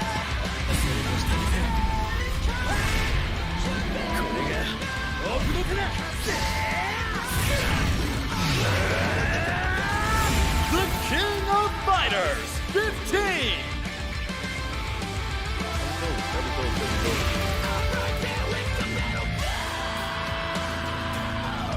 Hey, I love her design. Both the chicks. Releases Dope. February I definitely like 17th, that design. 2022! Okay. The deluxe edition comes with a DLC pass that contains 6 future DLC characters. Early purchases include the DLC costume Garo, Mark of the Wolves Terry. Additionally, digital-only purchases include the DLC costume Classic Leona. Okay, Leona should look nice. Yeah, that was dope, guys. That was dope. Yeah, I can't wait to give that game. I can't wait to give that game a try. You know, like I haven't really had like real experience with the King of Fighters series, but I'll definitely give that a try. And then it's also got rollback as well, so that's definitely gonna be cool, man.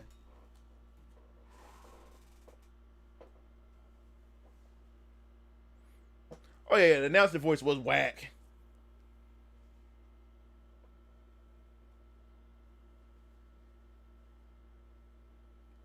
Joe got you all day. Yeah, I don't really know what my team is going to be for this game.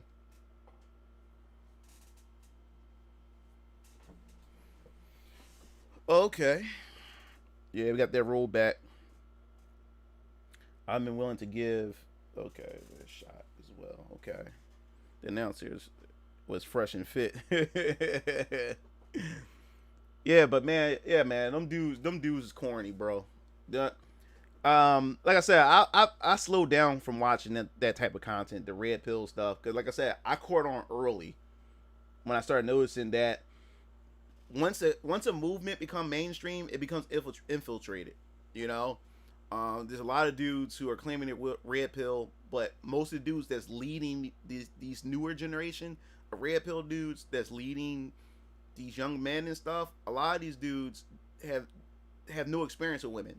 Most of them never experienced a woman before, or they've been rejected one time, and all of a sudden they're angry, or all of a sudden they think they know what it is to be red pill because she rejected them. You know what I'm saying? Or he been friend zoned, and all of a sudden now he's an expert on women all of a sudden and don't know a damn thing. And you can tell they don't know a damn thing about women. It's by the way they behave when they come into full contact with a woman. And what also proved this too is like I said, what let me down with a lot of this red pill shit is a lot of these dudes talk like they got game, or they talk like they know women, or they good with women. But a moment they get around a woman, you sit them in front of a woman, they don't know how to behave. They actually become beta. They actually start simping, or they don't possess any of those, or they don't follow any of the principles that they was teaching on their platform once a woman is in front of them. When I started seeing that, I said, these dudes, they're like martial arts instructors. When you found out that they're not really good at the martial arts that they're teaching, that they're frauds. They get exposed and stuff like that. You know, they teach their style, and then all of a sudden they get knocked the fuck out, or they don't apply none of the martial art techniques that they teach their students. You know what I'm saying? They get knocked the fuck out or whatever like that. They don't even throw up a fight or any type of defense.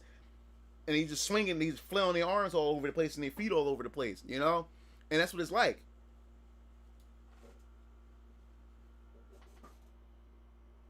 Oh, yeah. The term alpha and beta, yeah, man. I mean, DNA was found on the minor. You saying? Allegations. Sort of become a buzzword for the internet.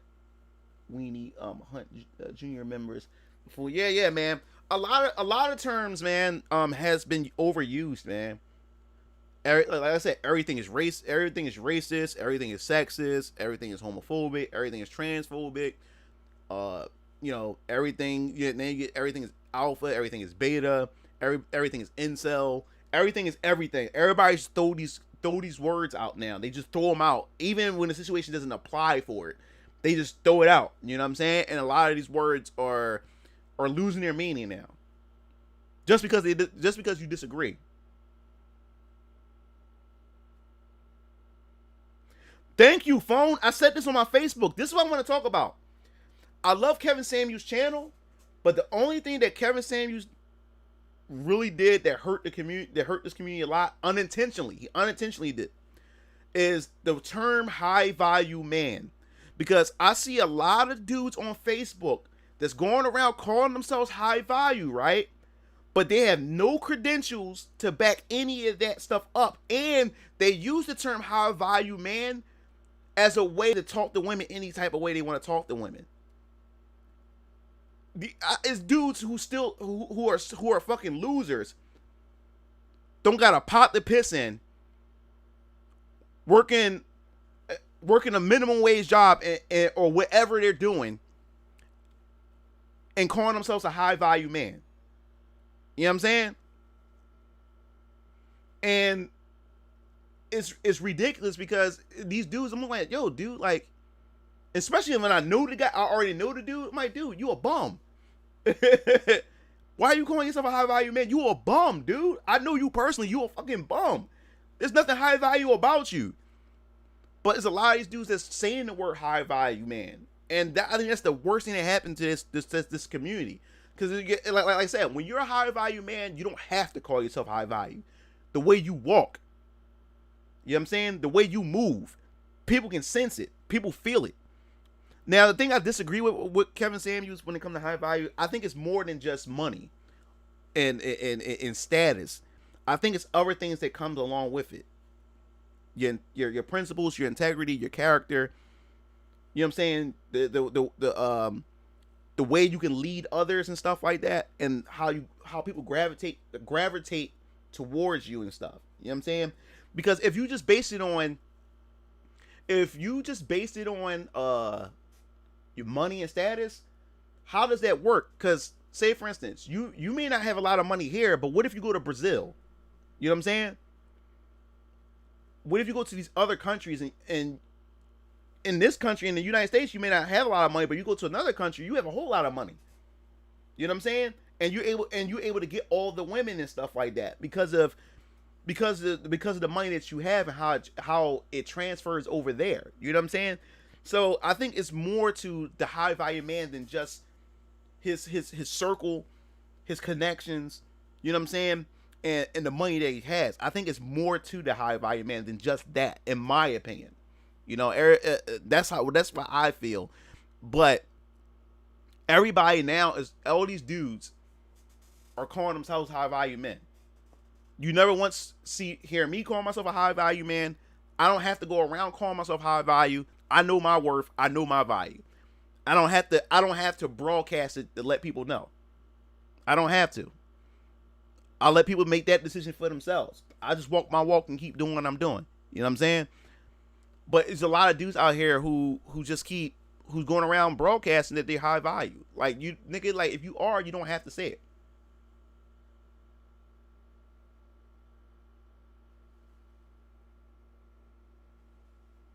Yeah. I always thought that's how I believe it. I believe it to be it more so should be your principles. You know what I'm saying? Yeah, so I think the range is more to it. It's more criteria to it. But that's what's going on. There's a lot of these young men, man, who don't want to put in the work. Like I said, I'm not. People who may not know me will only think that I'm always coming down on women. But no, I'm like most time. I'm more before this whole thing with OnlyFans, these Twitch girls, and everything. I always been coming down on dudes. You know what I'm saying? Like to be a better version of yourself, and and I'm always been calling out corny dudes, corny niggas, and stuff like that. You know what I'm saying? So, I like I said, I come at both men and women, and in this case, when it comes to dudes, man, there's a lot of dudes that's not practicing what they're preaching, and there's a lot of dudes who don't want to put the work in, man. I see a lot of dudes like I said, I'm self-employed and stuff like that. I'm working, I'm making my own, I'm creating my own product. I'm working in a way to make my own money, my way. I'm not working a 9 to 5. I found a way to be able to pay bills, take care of my daughter, and all those things on my own, by providing a service to people and stuff like that. I was able to do that myself. And since I've been doing that, I've been inspiring a lot of people to try to do for themselves. Because I have respect for people who's trying to make their own way, on their own. You know what I'm saying? So there's a lot of people who've been inspired who also comes to me and asks for my advice. And I love giving advice to people who's trying to do for themselves and trying to work for themselves. I always like giving advice. But I also learned it's also people who come to me with their ideas. And when they come to me with these ideas, they want me to bring their ideas to life. They want me to put in the work for something that they want me to put the work in for their own dreams and their own goals. And I'm looking like, yo, like, you got to put the work in, brother. You have to do the work yourself. You're expecting me to do your work. I got my own dreams. I got my own goals that I'm trying to pursue. Why would I spend time trying to fulfill your goals and dreams? You know what I'm saying? For you. You want to just sit back and just take the accolades that you're doing something when I'm the one that's doing your work. And there's a lot of you fellas out there that don't want to do the work. A lot of you fellas out there want to show off the results, but don't want to put the work in. You know what I'm saying? You want instant gratification, and there's a lot of you fellas out there that just don't want to do it, and y'all would rather sit there and then complain about your life while things ain't going well for you. Then you blame women, you blame all kinds, you blame society, then you start blaming them because of, your color, and all this other type of stuff. You start pointing the finger at everything and not taking accountable for your own life choices and the actions you take in your life as a man. You know what I'm saying? And that's the God honest truth. There's a lot of you fellas out there that's not putting in that work. That's not putting in the work. When I say put in the work, man, I'm talking about when you trying to put in the work. I'm like putting in the work to achieve your goals, man. Let me tell you something. I never grind this hard ever in my life. And to me, in my opinion, I'm still not doing enough. When I say put in the work, I mean it's to the point where you're not even getting sleep, nigga. Like, you're not sleeping at all.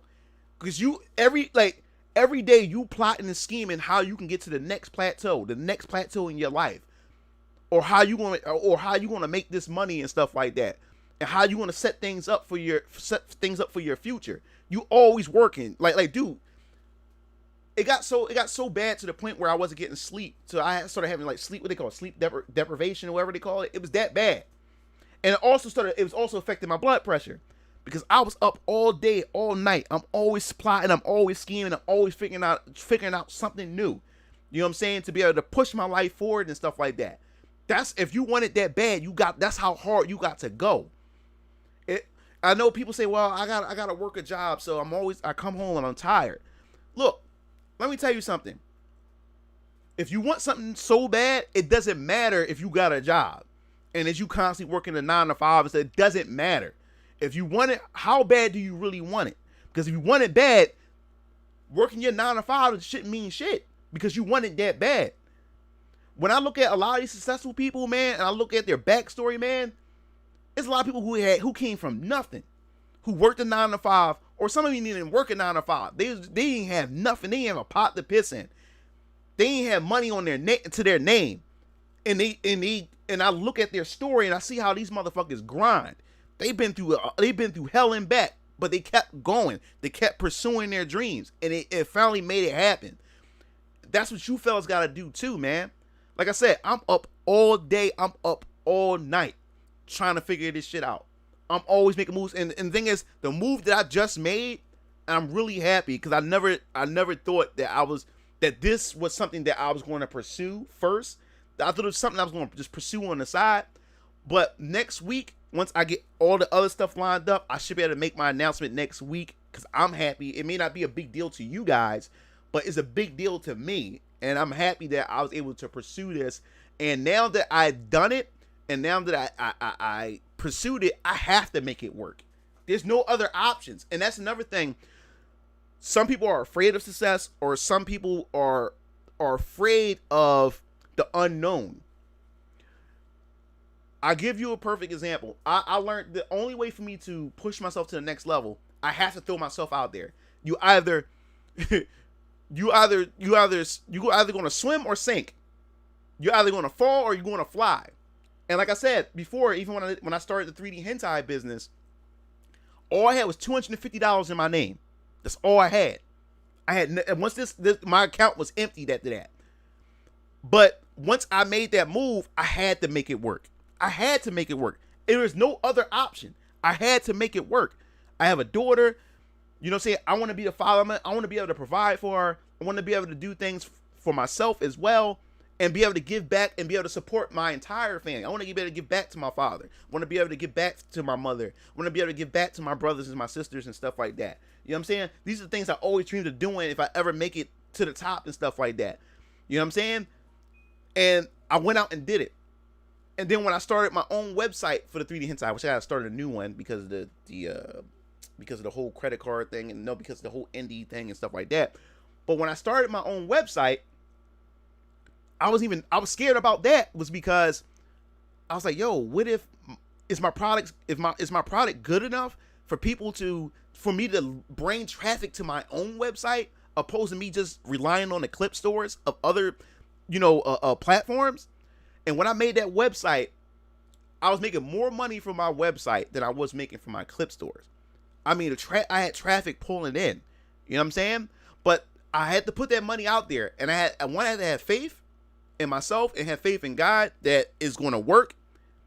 And I always had this thing where when I'm pushed in the corner, I come out fighting, and that's the type of person I am. I work under pressure. You know what I'm saying? So when I threw that investment out there, I'm like, okay, I had no choice but to try to make this shit work. Because now I made an investment in this, and that's what you got to do with your life. And this is why men are different from women. Women seek security. Men, in order for men to create value and do all these type of things, we have to go out and make risks. Society wasn't built because men were cautious. Society was built because men took risks. Men, that's all we do is take risk. You know what I'm saying? So we have to get back to that. You being a man, you have to take risk in life. Because if you don't take those risks, then you ain't gonna never know what you're made of. You know what I'm saying? Of course, you have to make educated risk as well. You don't just blindly just go out there and do things. So you should have to take some educated ones. But you have to take a risk, man. Oh, what's up, Rudy? You either going to do or die. Exactly, Chris. So you have to go out there and take a chance, man. And when a lot of these fellas come to me and I tell them, and they ask me how did I do what I do, and I tell them like, yo, this is what I did and stuff like that. Or when they come to me and say, yo, like, how do I go about this? I'll say, well, you want to spend this kind of money for this. You got to spend that kind of money with that. And I turn around and these guys try to find cheaper avenues, or they try to find a cheaper way out to get to their goals. It's like, no, if you believe in your dream, you believe in your idea, you believe in your passion, then it's worth the price. I don't care how much money it is, it's worth that price. It's an investment. It is an investment. So you put money into that. Don't be a cheapskate, because you get what you pay for. If you're trying to find shortcuts and band-aids and stuff like that to try to push forward on your dreams and goals, then don't be surprised if it falls apart. Don't be surprised if it fails, and don't be surprised if somebody burn you out of what you're doing and cheat you. You know what I'm saying? Because you get what you pay for. And some things do cost money. And if you want the best, sometimes you got to kick out a lot of money. But it's your dream, it's your goal, it's a passion. You know what I'm saying? You want to see this thing become a reality, so you have to put money into it. And there's a lot of these motherfuckers out there that don't want to do that. They're always trying to look for the easy way out, and then next thing you know, they don't pursue anything, or it don't work, and they go back to doing what they normally do, ain't doing shit. Yup. So that's the advice I want to give you guys, man. Like as long as you guys keep coming to me, man, I'm gonna always keep pumping you guys with confidence. I'm always going to keep giving you words of wisdom and stuff like that, because if you're not getting it at home, you got to get it from somewhere. You know what I'm saying? And if this is the place y'all can get it from, I won't keep doing that, man. I want to pump you guys with a lot of inspiration and everything, man, because I know it's rough out there. I know a lot of you guys didn't come from, privileged backgrounds, and like I was privileged. I came from a mother and father household. I got the things that I wanted. I was spoiled and stuff like that. So I understand a lot of people wasn't born with that type of privilege, but there's still a way as a man, you can still get out of your situation. I look at all these people who became who they are today. A lot of these high value dudes, and you hear their story. I'm like, okay, they came from nothing. So what's your excuse? They came from nothing. Then what is your excuse? You know what I'm saying? So anything that come out your mouth is an excuse. I know it's hard to hear that, and what woke me up to this was my professor, and he was also my advisor, my academic advisor in college. And I remember going to him, Professor Golds. I remember going to him, and he was always saying to me, he kept saying, like, Mr. Blackson, like, you like one of the brightest students in my class. How come, like, you have a lot of potential and you're so nonchalant and you don't put effort in anything that you do. And the thing is, like, I just nonchalantly pass, but I can do better because there's more in me. And all my professors, even my teachers in high school said the same thing. And my professor, and I was explaining to my professor this is during the time my baby mom and I broke up. I just went back to college. So my mom and dad is taking care of my daughter. And I had so much going on in my life. And I was explaining to my professor, I was explaining, like, you understand, being a black young man. And I'm saying all this type of other stuff. I'm throwing out all kinds of stuff. My baby mom, you know what I'm saying? Like, me being a black man, this, that, and the third. I was saying all kinds of dumb shit of like that. And he was saying that, that's what my professor told me. He said, all that you're saying is an excuse. He said, you can do whatever, you can be whoever you want. You can do whatever you want. He said, how bad do you really want it? Because everything you're saying to me is an excuse. So it's obviously you don't want it that bad. You don't want to attain, or you don't want to achieve what you want to achieve that bad at all, because everything you've been saying is an excuse. Because he said, Mr. Blackson, he said, I've been teaching for X amount of years. I can't remember how many years he's been teaching at the university. He said, I watched not too many black young men even make it this far to even come to a university. And the ones that do come through end up dropping out and going right back to the streets. You know what I'm saying?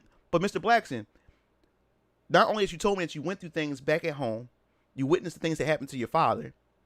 Now you're not with your daughter's mother, but you're a single dad, but yet you have parents that's helping you raise your child. And now, so you can come to this university so you can get a higher education to better your life and for your child. So what's the excuse? There's no excuse. Like, you're here.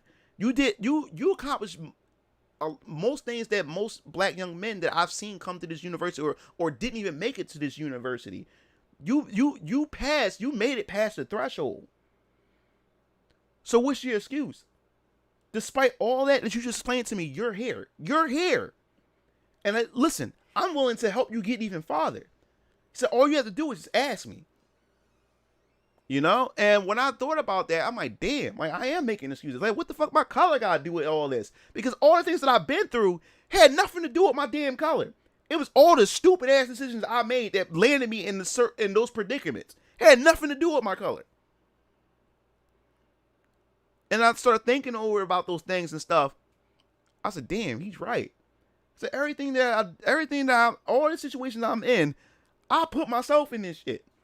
But despite all that, I'm here. I am here. And all my professors want to back me. That's how much my professors like me. And I thought about it. I was like, shit. I was like, Brian, Brian, you need to get your act together, man. Would I recommend college overall? The only reason why I don't recommend college overall right now, tuition is ass right now. It's robbery. 2, colleges, universities became indoctrination center for crazy ideologies right now. They became indoctrination camps. They're not good for you right now. And on top of that, man, if you right now, as far as the job market is concerned and the way the economy is going right now, man, there's no guarantee that you're going to have anything lined up waiting for you after you get out of school. So that means you put yourself in debt for nothing. So all I can say is most people who are successful in life never went to college. If you think about it, most people who became successful in life never went to college, which also proves it has nothing to do with your education. It has nothing to do with how much money you spent to get the higher education. It all depends on you as the individual. Now, college will make certain things easier for you because it seems like people have more respect for you, and some people are more willing to listen to you because you have a piece of paper, which is your degree, which is sad to say. So it will open certain doors for you. It's like a shortcut a little bit. But you still have to grind. The grind don't stop. But it does open certain pathways for you because it makes you more credible because people care about your credentials. So that's the only thing I say about it. But as of right now, college is not worth it. You're putting yourself in debt for nothing. It's not worth it right now. College is not worth it right now. Because guess what? I got my degree in business administration, came out of school, got jerked around in corporate America, all kinds of excuses. I need working experience, but in order for me to get working experience, you have to hire me first. It was so much bullshit that was going on. But also, I also learned too, man, when it comes to college, and when people fail to realize, you can't keep your ass in your dorm room all day. You have to get to know people. Most of your connections is in college, because guess what? Once you out of college, you're no longer in that environment to make connections. Now, because you're an adult, you're on your own. Now you have to go out and find connections. In college, all your connections are there. Your classmates who are different majors, who are trying to pursue things in their life. You find your future wife there. You got your professors who got connections with corporations and stuff like that. You got to get to know your professors. It doesn't matter what color you are. I can tell you this. Color does not matter when you go to university. You don't know how many professors who weren't black who did everything in their power to try to push me. Like I said, and it was my fault because I didn't take those opportunities. Like I said, my advisor, he had connections with Google, Hollywood, Warner Brothers Studios, Microsoft, all these things. And he said, all you have to do is just open your mouth, Mr. Blackson. I got you. And I never took that. I did not take that. I didn't take that opportunity because my goal at that time was I just want to get out of school. I just want to get this done and over with. I want to get my degree so I can go take care of my daughter. I had all my priorities still jumping up and all in the wrong places. And I take accountability for that. But my life would have been totally different if I would have pursued those things. But the upside about college is all your connections, all those things that you need is there because it's harder once you get out of college. Your goal is to set up your security blanket and have it ready for you by the time you graduate. Because I knew niggas who already had jobs waiting for them at ESPN and Disney and all these other places because they made those connections while in school. It don't matter what color you are. The help is there. The thing about us as being black, we are afraid to open our mouths about certain things because we think because of our color and they're white, they're not going to help us. So we kind of self-sabotage ourselves so we won't make those moves. But I learned in college, all you got to do is open your mouth. Talk around, get to know people. And you'll be surprised that there's more people that's willing to help you than to hate you. But we've been so brainwashed and we've been so fucked up by our own environment, we self-sabotage ourselves. Because I remember while being at the university, they had an all-black organization. And I remember that these brothers got together and they wanted me to be part of this organization. So I joined the organization to see what these brothers was all about. We get there, I get in there, and all they talk about was white people was this, white people was that. You know, we got to stick together. This is that and the third. You know what I'm saying? And talking about oppression and all this other type of stuff. I'm like, wait a minute, nigga. You got a 4.0 GPA and you already got a high paying salary job waiting for you by the time you graduate with this degree because your professor who is white saw potential in you and hooked up some deals and got you through the door and stuff like that. Nigga, why are you talking about white folks and you being held back, this, that, and the third, and you already got a big figure salary waiting for you when you graduate and shit like that because you worked hard and you put the effort in, your color didn't matter. I left. Cause like all this complaining and bitching y'all doing and stuff like that, all y'all got success waiting at the door for y'all. All y'all do. All y'all got success because it wasn't handed to y'all. Y'all bust y'all ass.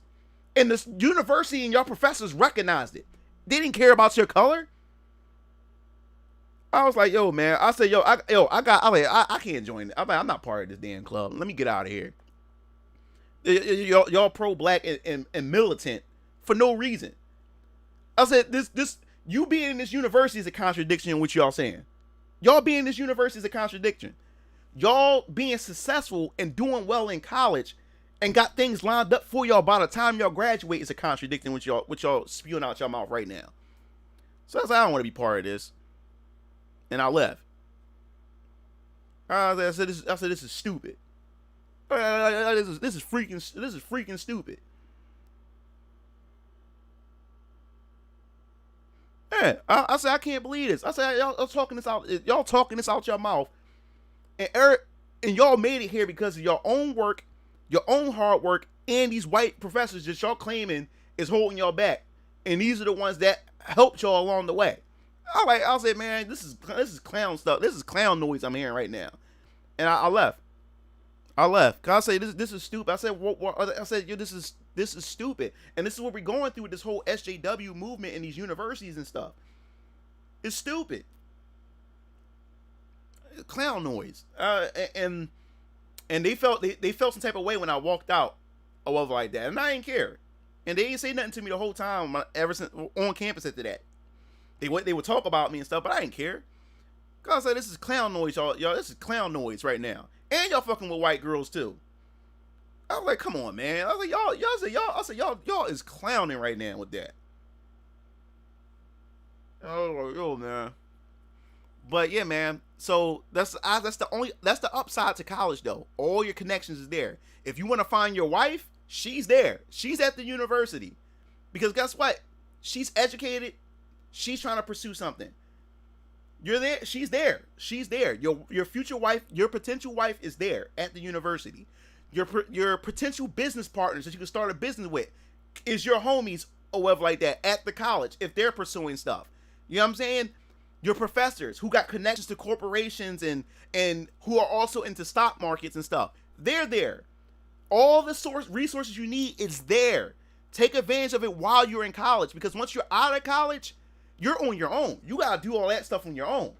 If you want to meet your potential wife or meet women, you have to go out to places where the women are at. You have to, and if you're a person who like to stay indoors, you ain't going to never go out to go find the woman that you want. But when you're at the university, it's all there. The women is walking around all over the place. Yep. Yeah, Mars. Yep. Messing around with the Beckys, too. So I was like, I don't want to hear this noise y'all niggas talking about. That's clown noise, man. Like, that really pissed me off. Yep. Crazy, man. Crazy. So yeah, that's the advice I would give you. If you got goals and you trying to pursue something or whatever like that, I think college will be best fit for you, because you'll also pick up extra knowledge, and you can make the connections while you're there, and also meet other people while you're there who are on the same wavelength as you. And since y'all all there getting educated, and you're all there, y'all can put y'all resources together. Look, you don't know how many stories I heard where niggas started businesses with their homies or even their professors, because they started it while they was in college. Once they came out of college, they had the connections because they made the connections while they are there. And another thing is black folks too, you know, like, you got to understand too, when it comes to corporate America, or when it comes to how the world works on nepotism. It's always about people that you know.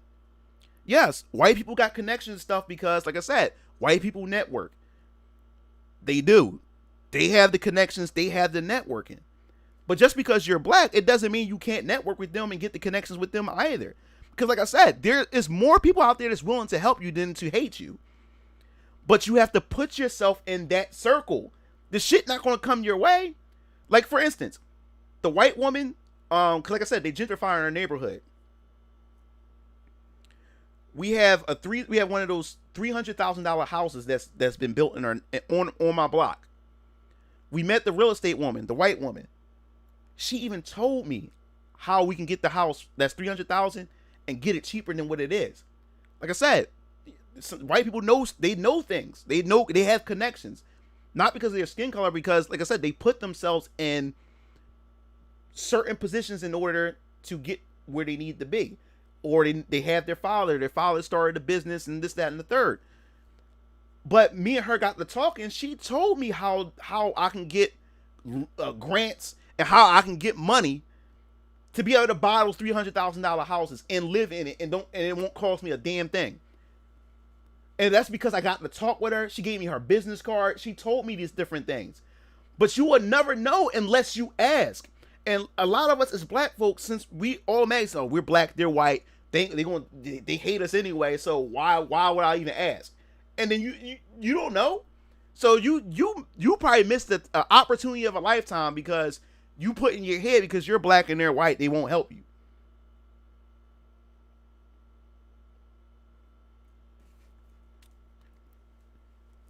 Dude, it's all. He said, I remember a white guy from college wanted to start a business with me. I don't know the guy. Plus, I was focused on doing my own thing. Yeah, because us black folks, our life are so bogged down with things. We ignore the opportunity that we have because we're so fixated on our own lives and the problems that we have and stuff. The same thing, like, you know, my dad's old school. So my dad, he experienced racism and stuff like that. But my dad said to me, son, being around you and you going to college, I started seeing white people differently now. You know what I'm saying? Because, you know, I had a white girlfriend who was my baby mom. My child is biracial and stuff. So my dad being around a lot more white people and stuff, he's starting to see things a whole lot differently because, like I said, he grew up in a different time period where it was much more hostile when it came to black and white people, especially towards black people and stuff. So he's going to have a certain mind frame, or he's going to be a little bit uneasy and not trust certain things and stuff like that. But as time pursued and he watched his own sons and how we deal with white people, and our generation is totally different, his eyes open to a whole lot of things and say, yo, my son and them is right. But here's another thing. You go down to Center City, you go to these restaurants, I see these beautiful restaurants. And I always just see other black people, and even I used to say to myself back then when I used to have this mind frame, and I'm not going in that restaurant. I see all them white people in there. You know what I'm saying? Like, I could tell I'm not welcome there. So I wouldn't even go in that restaurant. I can tell off the bat. I can see there's racists in there. They wouldn't welcome me there. But as I got older, I started working for myself. I started going on dates and taking women out. I said, man, fuck that. I'm gonna try that restaurant. Or I go there myself and just to try it out, and got a totally different response than what I was thinking. You know what I'm saying? And I got good customer service. No, everybody minding their business. Nobody ain't paying me no mind since I'm the only black dude. No one's looking at me, giving me weird eyes and stuff like that. And I started enjoying the finer things of life by taking that chance, taking that risk. And I said, damn, why didn't I do this a long time ago?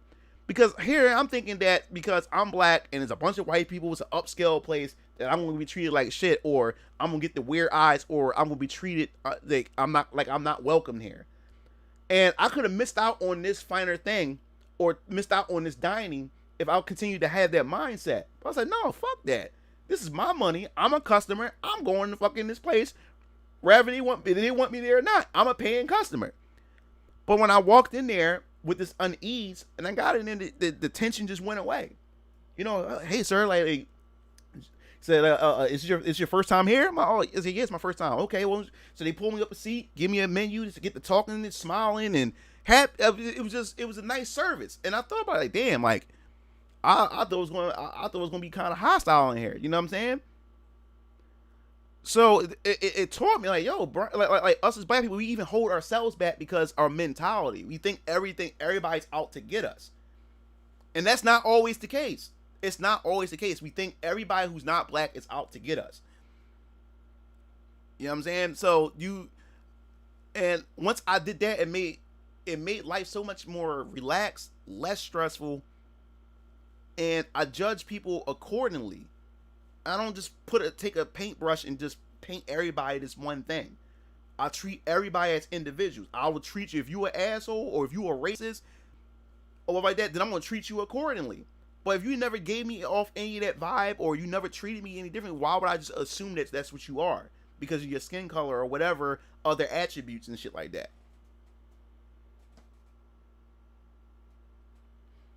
Oh yeah, see, yeah, that's the black experience. A long time, yeah.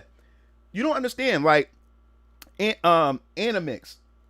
You know, growing up, you know, being black and stuff like that, and especially being told by your grandparents or being told by your parents because of what they experience and stuff like that. You don't understand. Being a black person, like when I was young, if I was the only black person, I walk into an area and it's nothing but white folks. Yeah, like black people, we feel unease because we don't know what the situation is going to be. You know what I'm saying? It's like you've been conditioned that way. But us as black people, you have to uncondition yourself, because like I said, you always hear the horror stories of racism, or you hear the horror stories of discrimination, or you seen or witnessed white people put certain things on a black person and they got blamed for something that they didn't do.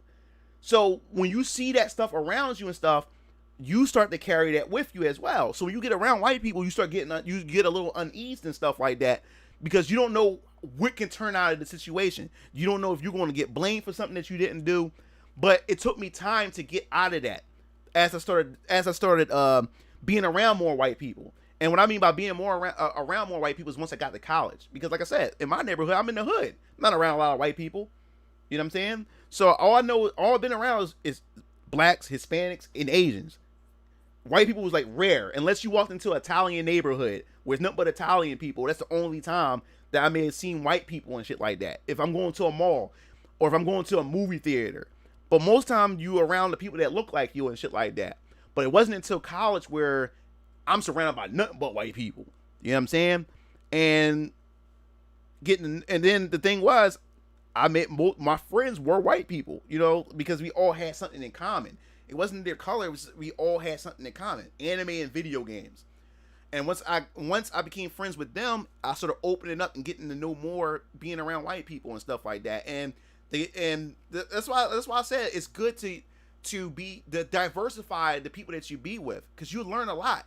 Because then when I started making friends with white people and stuff, you start to break those barriers, because you ask them they ask you questions because out of curiosity, and you ask them questions out of curiosity about them being white or you being black. They ask me a certain question, I ask them a certain question, and we allowed to have that dialogue, and we get the chance to understand each other and stuff like that. So there's no ignorance and shit like that. So it's still segregated, bro. You speaking of mouthful? You remind me the first time I went to a suburb. Yeah. Why you like that? Yeah. So, and that's the thing. And what made me check myself was because the only form of racism, like I said before, that I experienced was over the internet. That was the only form. And like I said, most of the racism I did experience was from Asian people going into a Korean store or whatever like that, being followed by them. But we understand there's more to that situation, in the communities and stuff like that.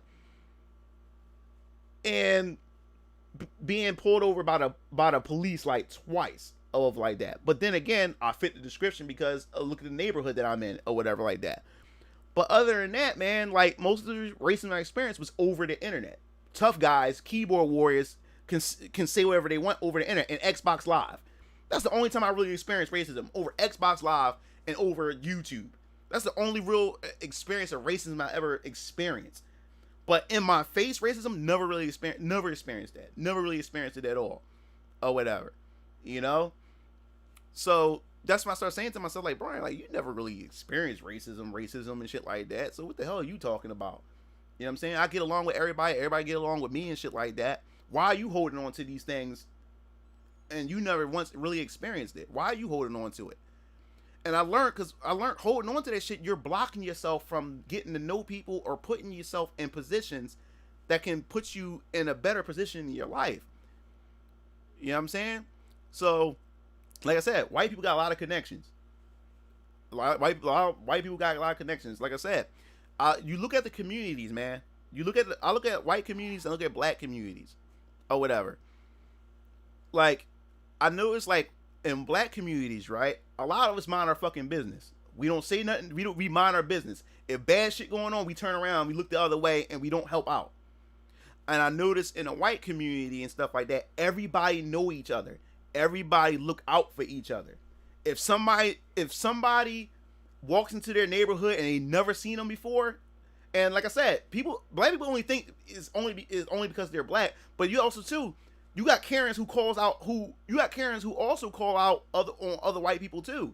Like I said, I've been into a white community because of my white friends and stuff, and I look at how they treat each other, and I look at how they know each other. They know what cars they drive. They know the kids. They know who the babysitters are. They know who walks in and out of their neighborhood. So if a car comes in their neighborhood that they never seen it before, best believe they're calling the cops, or best believe there's a Karen out there looking, have their blinds open, looking to see where that car is going, no matter what color they are. And the only reason why I'm saying this is because since I've been around a lot of I have a lot of white friends, and I've been around and I've been in their neighborhoods a lot. I'm starting to see how they treat each other and how it's much more of a community and everything.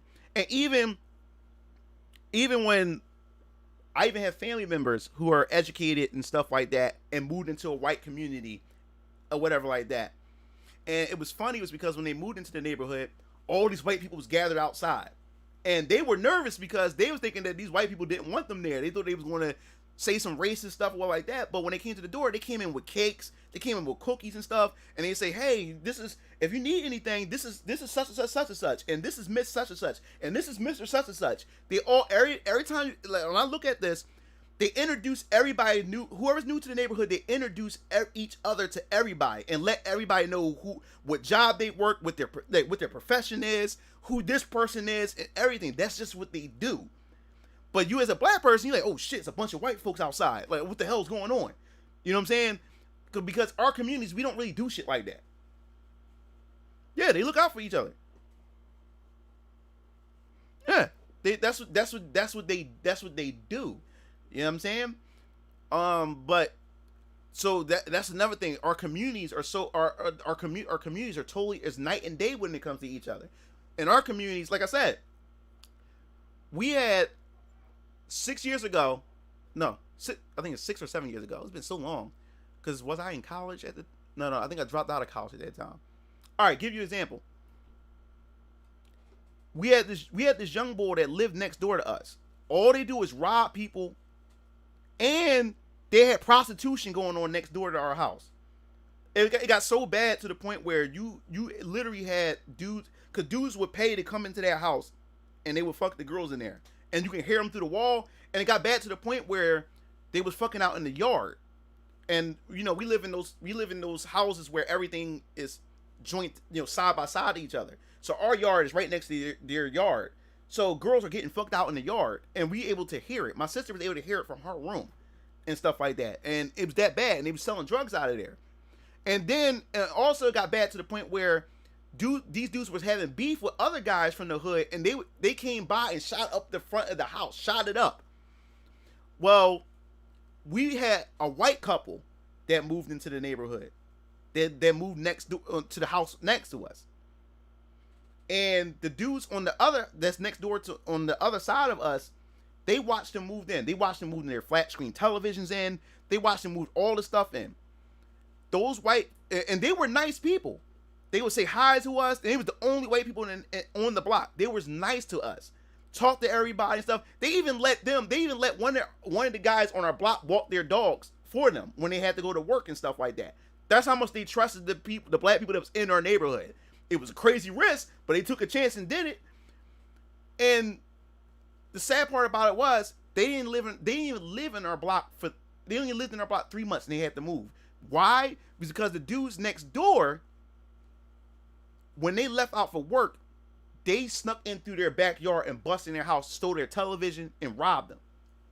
Right? Oh, what's up, Shadow? So what happened was, after they got robbed, they came into the house and seen that everything was going. And then what was so ignorant about it was the boy that robbed them, he actually sat on the step and watched as they walked in the house. Like, 'cause after he did everything or whatever, he came back to the block, sat on the step, and watched them walk into their own house, seeing everything missing. And the thing was, everybody in the neighborhood, after all the niceness that he did for everybody in the neighborhood, everybody turned the other way and act like they didn't see nothing. Act like they didn't see nothing. And they end up moving because they kept robbing them. But everybody turned around, turned their heads and looked the other way. And that's what black folks do. When we see shit going down, when our own people are selling drugs, when our own people is killing each other and stuff, everybody all of a sudden loses their memory. No one knows what happened. Everybody turned their heads the other way. We seen when a white cop kills a black person, everybody's outside protesting, doing all these other type of things, and went to get to the bottom of everything. But when it comes to our own, when we killing each other, stealing and robbing each other, everybody all of a sudden lose their memory.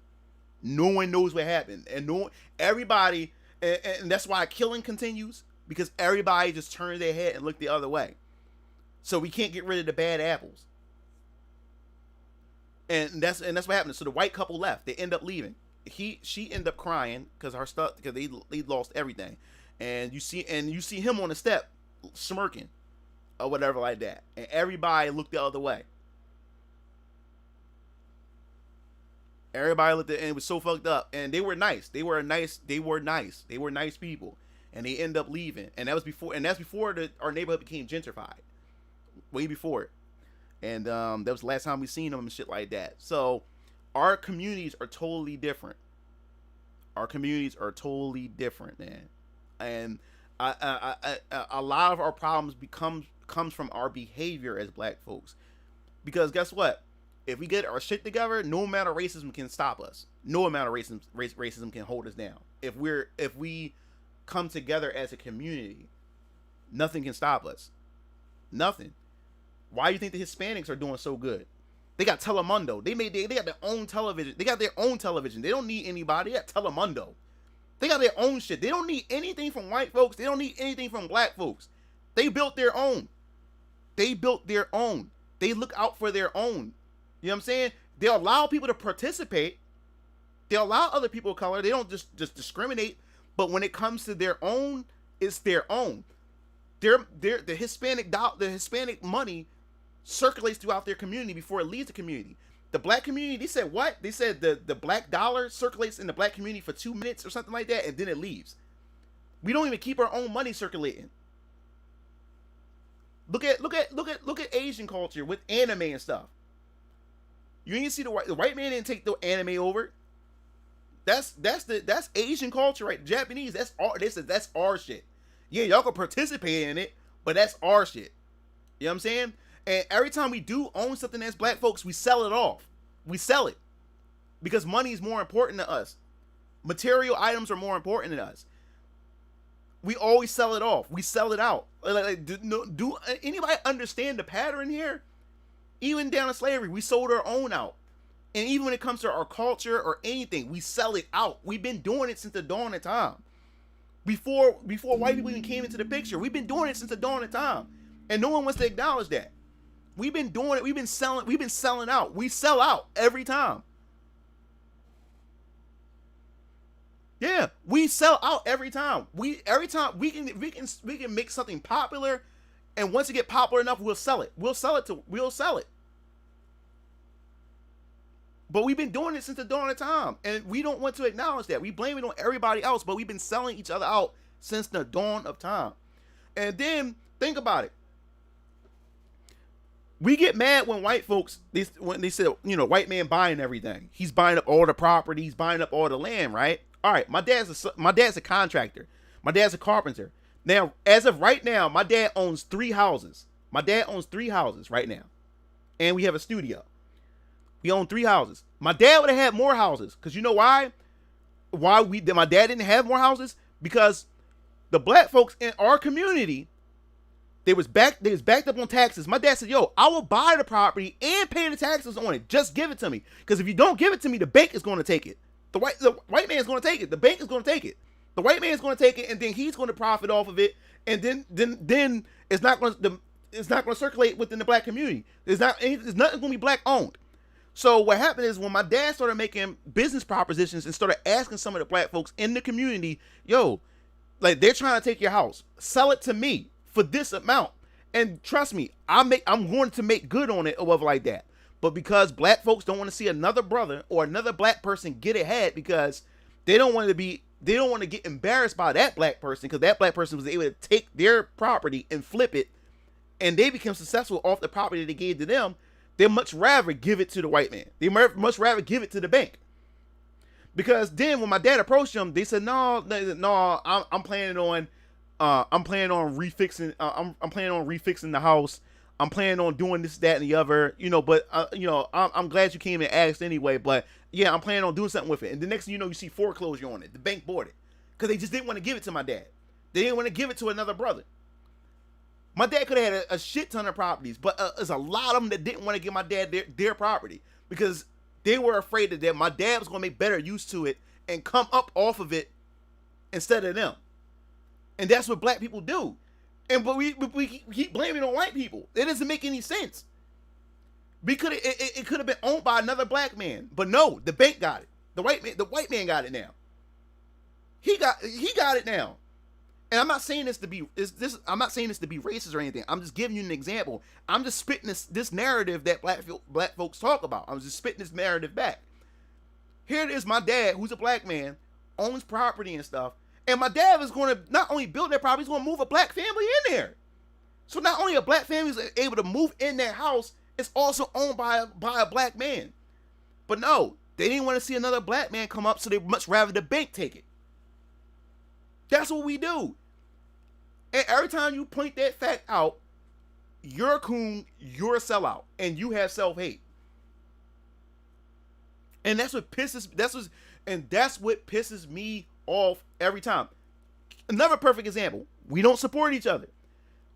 My whole life I've been living in my neighborhood. I never knew we had a soul food corner restaurant on the corner. Never around the corner from me. There was a store that is black owned, that sells soul food platters. You able to get cornbread, greens, chicken, turkey, all kinds of stuff, sweet potatoes and stuff, and it opens up 4 days out of the week. I never knew that place exists. You know why? Because no one was going to that place. No one was supporting it. No one was even trying to promote it. And there's people that went there that would order there, but they would not share it around, let people know that this place been up for X amount of years, like that. And the woman said, yo, she couldn't keep up with the payments because no one was supporting the place. And the thing was, I made it my business. Because how I knew the place exists. One day, my baby mom. This is when my baby mom was living with was me and my baby mom was together. My baby mom and my mom one day came into the house and they had the soul food platter. I said, what? The church making dinners? She said, no, son. And my baby mom said, no, boo. It's a soul food place around the corner. Like, oh my God, this woman and her sons. Oh my God, they can cook. I love this place. It was like that. And I said, how long this place been around? And my mom said this. They said, my mom said, I just found out about it because one of my mom's best friends told my mom about it or whatever like that. And he said it'd been around for over like 6 years or whatever like that, but no one knew about it. It would sit on the corner and the Korean stores ran around the corner. Everybody would patronize the Korean store, but that store would sit there by itself. By itself. It was like the best kept secret. Best kept secret. They would pass out flyers. People would throw it in the trash. Never knew anything about the place. The place was expensive. It's soul food. So it was kind of expensive, but I made it my goal. I made it my job to at least go to that place twice a month to show support. But it wasn't enough. They couldn't keep it open.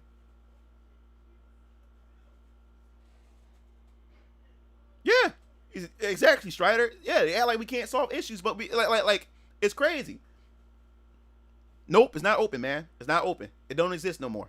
And that was years ago. Not open anymore. And I made it my job to at least go twice a month to that place to give them my money. I love that place. It was delicious, man. And I always said this. I said, yo, man, I wish we had a soul food place that, just like how you go to a Korean store and get Korean food, I wish there was a soul food place I could just walk to the store and just get it. And long and behold, man, it was right around the corner from us the whole time. Never knew anything about it. Yeah. And I was so and once the place closed down, I was so upset, man. And she said she's tired of it. She said she's tired. It's like they can't afford it. Her and her sons couldn't afford to keep it up and stuff, man. No one was showing support. And that's the problem. We don't show support. And then you got the grifters like Umar Johnson, and you got all these other pro-black people that come in here grifting us, grifting our people. They hear this, they talk about all the problems, but they provide no fucking solutions. They come up, or they talk about all the problems, but they provide no damn solution. No solution.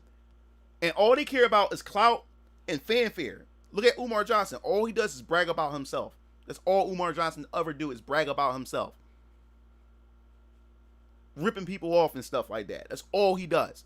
Listen to what he talks. All he talks about is his damn self. That's all he does. And there's a lot of these people who are so-called black leaders, man. Most of them are sellouts, man. Most of them are not even willing to die for this shit.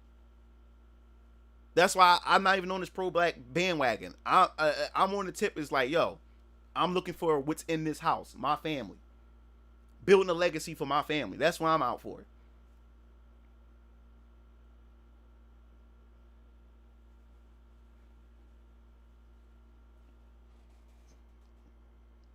Around 5, yeah, exactly, Poyo, exactly, Strip. Yeah, there's a class system. We put ourselves in class. You're right, Strider. There's a class system when it comes to black folks. We do it to each other. Like I said, it's not even white folks. We are we are our own worst enemy. It's us. It's us. We are our own worst enemy.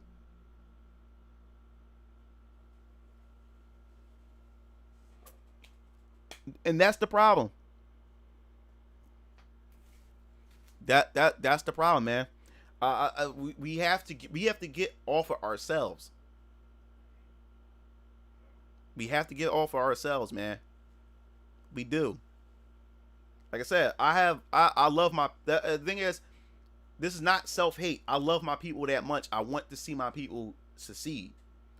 But it also requires tough love. We gotta tell my people shit that they don't want to hear. You know what I'm saying? It's all tough love here, man. I love my people because we are creative, we are talented people, and we persevere through some of the harshest shit. We are survivors. Black people, we are survivors. We've been through so much shit, man. Now all we gotta do is just get our shit together within ourselves, amongst ourselves.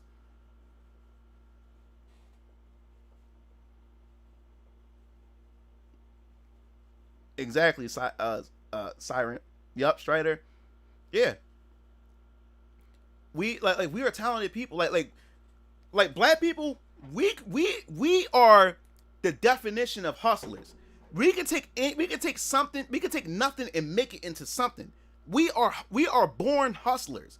We can take nothing and turn it into something. That's how we are. We are survivors.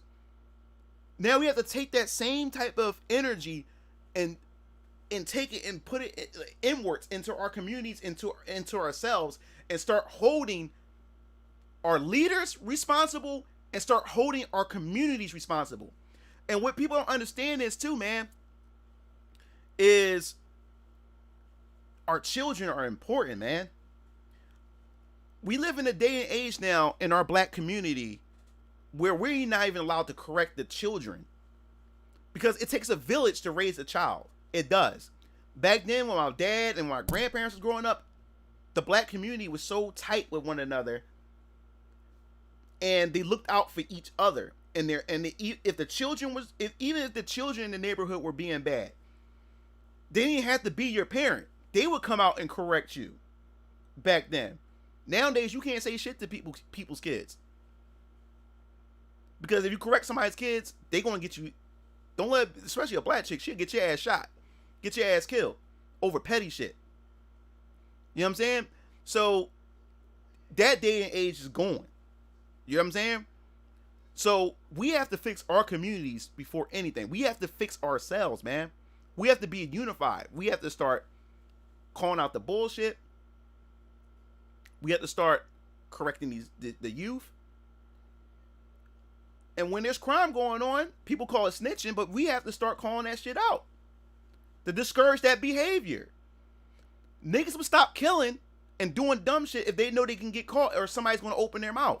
Niggas would stop doing that shit. Niggas, I guarantee you, if a nigga know he going to get caught, what you going to do? You want to kill the whole neighborhood? Niggas would stop doing certain actions if they know they can't get away with it. You know? So we have to get that mentality out. But it's going to take generations, man. And right now, since we live in this SJW situation, it's not going to get better. It's not going to get better. Yeah, that's what I'm saying. And you have black guys, you have black educated black guys like Thomas Sowell, and there's a couple other people that I listen to, and it makes sense. How is it that black people was much more organized, black people was much more sufficient during Jim Crow and segregation than today, where we have much more freedom to do whatever the fuck we want, but we the most dysfunctional, we are more broken up than ever before. How is it? How? Our people during the civil rights movement, during Jim Crow and all this other type of stuff was getting lynched by white folks, getting burning crosses in front of our doorsteps by the Ku Klux Klan. We was going in separate bathrooms. If you got caught looking at a white woman, you was getting executed just for that fact. How is it that we was much more unified then, and had much more going on then than we do now. That makes no sense. Racism was at Ultra Instincts or Super Saiyan peak during that time. And yet, black folks found a way to still survive and still achieve greatness when they had every roadblock in front of them. We had our own baseball league. And guess what? And you know what the fault is? That is the moment integration came into place, black folks, a lot of black folks sold off the Negro leagues. We started giving up things because it was the expression that black folks say that white people's water tastes better. So a lot of black folks are abandoning their stuff and wanted to participate on a lot of things that white people owned. So we was able to give that stuff up. Can you imagine if the Negro League was still a thing? All those black basketball players, it would have been owned by black folks. The NBA would have had to make negotiations with black folks. Because LeBron James, Jordan, all of them would have came from the Negro Leagues. It wouldn't be called Negro Leagues anymore. It would have probably been called something else. The NBA would have had competition. The NFL would have had competition. And we would have had negotiation power for to get whatever we wanted. But no, the moment we allow integration, a lot of black people just like abandon their ownership of stuff. Because the expression they say, white people water tastes better. Or they think white people water tastes better.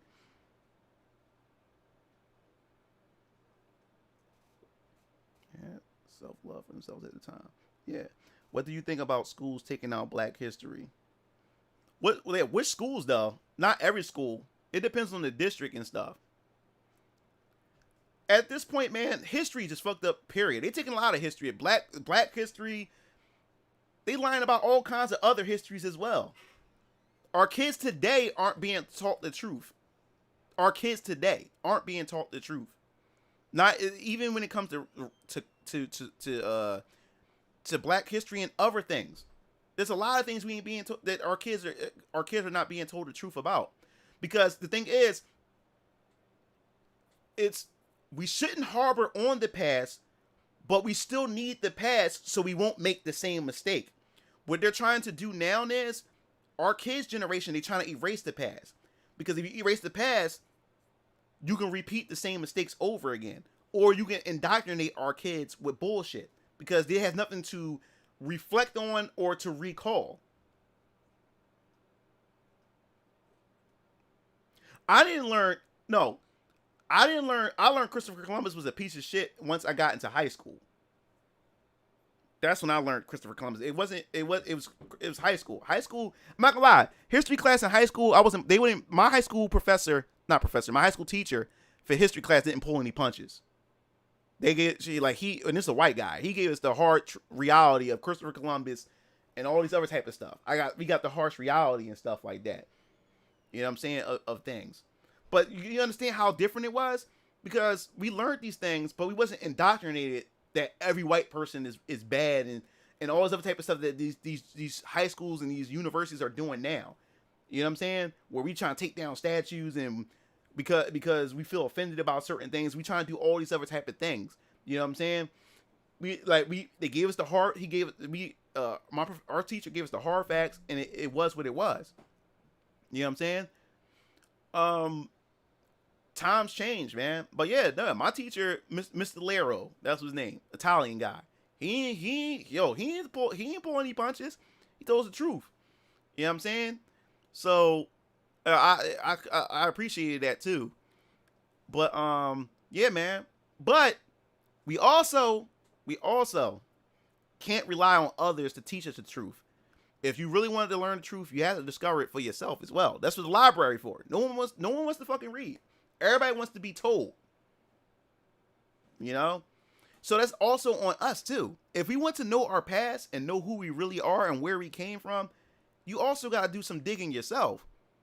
Because you can't also rely on somebody to give you the truth, because how you know if they're lying or not? How you know they don't have no hidden agenda? You get what I'm saying? So you also got to question the people that's also giving you the information. That's why I say you also got to don't just take my word for anything that I say. You also got to you also got to be smart and think for yourself as well and look into things. So it's still our responsibility to teach ourselves.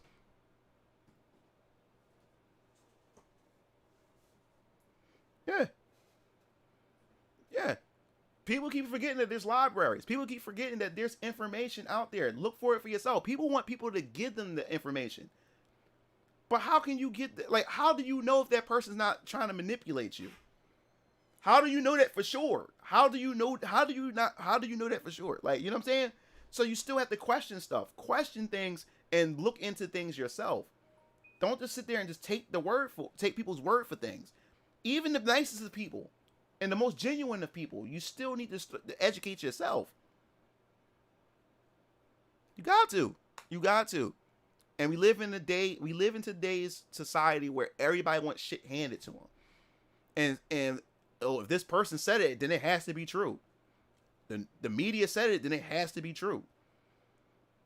This article said it because it has to be true. Look into it.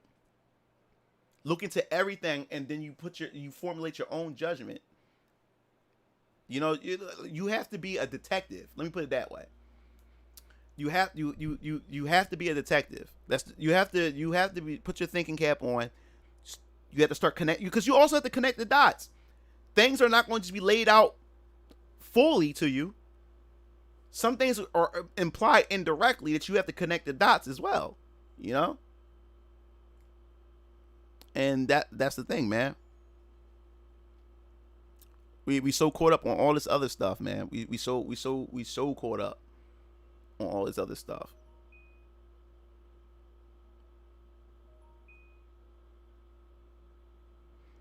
Oh yeah. Don't worry. People, the thing is, I still have faith in humanity, and in my opinion, I believe people are going to wake up. People are going to wake up. It's going to take a long time because there's so much re-education, and it's so much. You have to retool. You have to reorganize everybody's brains. You have to recondition people. I have hope for humanity. Like I said, like humans, us as human beings, and us as a species, we're special. You know what I'm saying? We're far more complex. And I believe that eventually we all are going to be on the same vibration. We all going to be on the same, or a good majority of us are all going to be on the same wavelength. It's bound to happen. Humans aren't stupid. Some people it may take longer for certain people to digest the truth and information than others. You know what I'm saying? But we also, I know it's frustrating because, you know, especially when the enemy is filling these people's heads up with deception and stuff, and you just can't seem to get through to them, and it seems like that the enemy is winning. They're not winning. The enemy is scared right now. You don't understand how scared the enemy is. Look at everything that's going on right now in the media and going on in the world. Everything is happening at a fast pace right now. They're in the rush. The enemy's in a rush. They're trying to implement so many systems and so many things right now because they know their time is up. They know their time is up. That's why they're trying to hurry up and get this shit in here, because it was a perfect analogy that somebody had made that's talking about that's mentioning what we're living in right now. You have the people, the good, and then you have the enemy. They're sitting at this. He compared it to chess. He said chess players normally know when a chess game is over before it even starts, just because of the certain moves that are made. He said on a chessboard, a chess player or a chess master can know that the game is over 10, 15 moves ahead. Now, as spectators, we don't know what's going on. We're just looking at the game. But the people, the competitors that's playing already know when the game is over. So the loser already know that he's bound to lose. He already seen 10 to 15 steps ahead that he's going to lose no matter what move he make. The winner already know that they're going to win within 10 to 15 moves. There's no stopping it. That's how advanced chess is. So what happens is the loser already know they're going to lose, but since they know they're going to lose, they still have to make moves. So that chess player that's going to lose and know they're going to lose, they're going to do everything in their power to make the moves to slow down the winner or to try to trip the winner up to make a mistake to hopefully to see if they can get a chance to get out of their situation. So the loser that's playing, it still has to make moves. So they're going to put all these roadblocks. They're going to implement all these different strategies and everything, even though they know they're going to lose, because their goal is to prolong the winner from winning. That's what we're seeing right now. The enemy, look, it looks like that the enemy is winning right now. That's what it looks like right now, because we're the spectators. We're not seeing what's going on behind the scenes right now. This is a chess game that's going on right now. And right now, the enemy is losing. The enemy knows that it has but so many moves they have to make. So they doing everything. They putting up all these roadblocks. They implementing all these things in place to try to trip up the winner or what's going on right now. They have to still continue on with their moves, even though they know they're losing right now. Oh, thanks, Strider. So that's what's going on right now. We're watching a chess game played in real life right now. So all the shit that you see in the media, everything that's going, not even just in America, but around the world, is chess that's going on right now. There is a war going on behind the scenes. A lot of people think this is conspiracy, but there's a war going on behind the scenes that we have no idea, and it's far greater than what we ever imagined. To the point it's scary, and when the truth come out, it's going to scare a lot of people. So right now we're spectators watching this shit. And right now, since we're living in it, it looks like it's the worst thing that's happening right now. And it's scary right now. But trust me, I refuse to believe that we live in a world where evil is supposed to prevail. No, I refuse to believe that, man. That evil is supposed to prevail, evil is supposed to win. No. Negative energy, I refuse to believe that negative energy is supposed to win. I refuse to believe that. I refuse to believe that, man.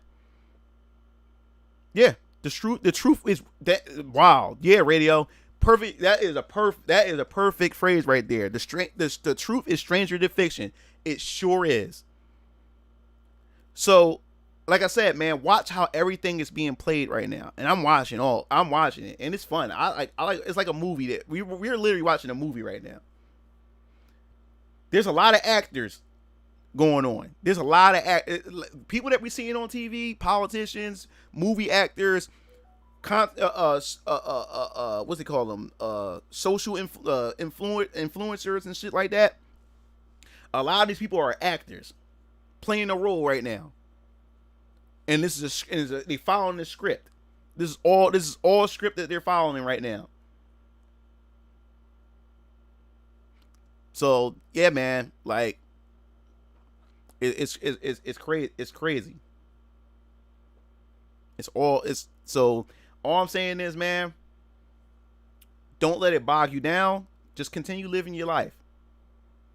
Because when shit hit the fan, you're gonna know it's gonna hit the fan. It's gonna hit the fan. Don't look for it, because you think it's gonna take forever if you try to think about it and look for it. Just live your life. Live the life the best way you can. You know what I'm saying? And sit back, man, and enjoy the fucking ride, man. Oh yeah, of course, radio, yeah. So yeah, man, I'm telling you, it's crazy. Don't believe everything you see. Just because you see them on television doesn't mean it's really them too. I'm just telling you that right now. I'm telling you, some things are pre-recorded, some things are deep faked. There's a lot of shit that's going on that you think that what you're looking at is a real deal, and it's actually not. Yup. And when that curtain, it's like the Wizard of Oz. When that curtain finally get pulled, it's gonna blow your damn mind. Like, what? People gonna lose their shit, because people gonna like, yo, my whole life was a fucking lie. My whole life was a lie. Everything that I was taught, everything that I watched with my very own eyes was a complete lie. And the dangerous people, the most dangerous thing is the enemy shouldn't worry about the people that's awake. They need to be worrying about the people that's been asleep the whole time And when they finally found, and when those people finally found out they've been lied to, because those are the people that's going to go out and go crazy and start coming for the enemy. Those are the people, the ones that he realized that the ones that's been sleeping and then woke up and found out. I mean, and these are the people that's going to find out in the worst way.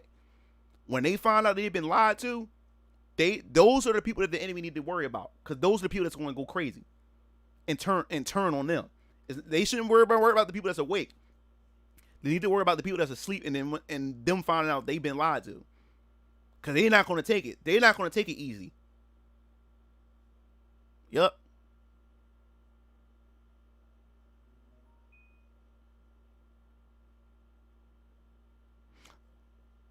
Yep. Woo! All right, guys. I gotta get ready to go. I gotta get me and my daughter something to eat. I'm hungry. Then eat all day, because I was getting my hair done, and then I was just working on so much stuff. But I'm glad I was able to come through, talk for 4 hours and 20 minutes. Man, this is a good stream. This is definitely a good stream. I appreciate you guys coming through. You know me, man. You know I gotta get my real talk in there with you guys, man. It's always fun talking with you guys. But it was so much drama that was going on YouTube. I had to talk about it with you guys.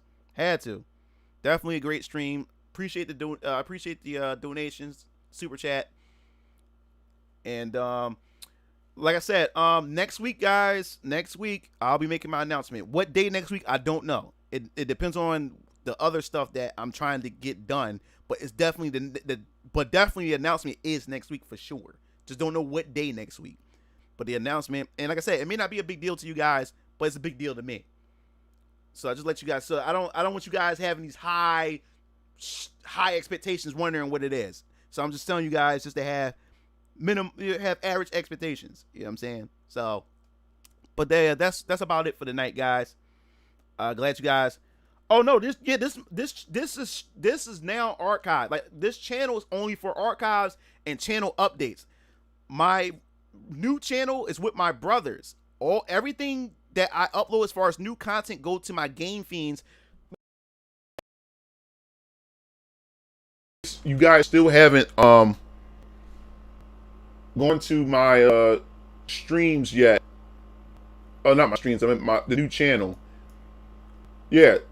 All my Mugen Lure channel is now for my archives, streams, and updates, and let you guys know what I've been up to, what's been going on channel and stuff like that. That's the only thing that this channel is for now.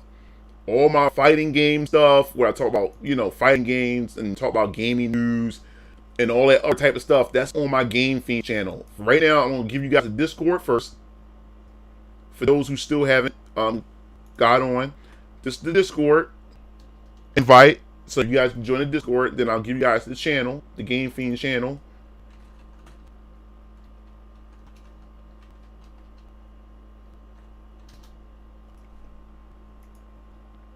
All right, this the game. It'll give you the link to the Game Fiends channel, so you guys can subscribe if you have yet to subscribe. For you guys, what voice?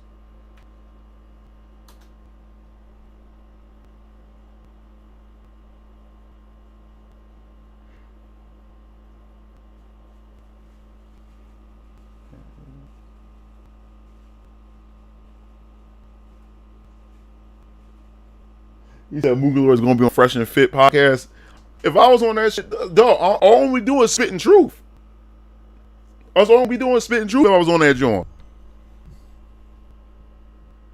So what? Mugen with the deep nigga voice. What are y'all talking about? What voice are y'all talking about? What are y'all talking about? What voice? Y'all niggas got me cracking up. What are y'all talking about? What are y'all talking about? What are y'all talking about? I don't understand. I don't understand what y'all talking about, y'all. What do you mean my voice got deep? Oh, you said, so right here, it was up close like that. Yeah, I got a deep voice. Yeah, I got a real deep voice.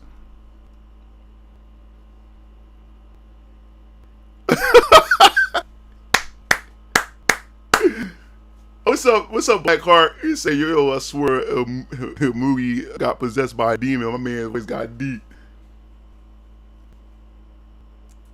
I'm cutting it out, but y'all want to clip that part, like, cause it's also on Twitch, guys.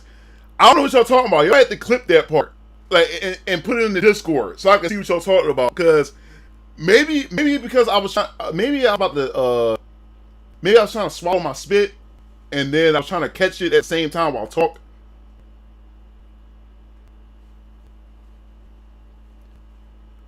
Oh, he said slow down.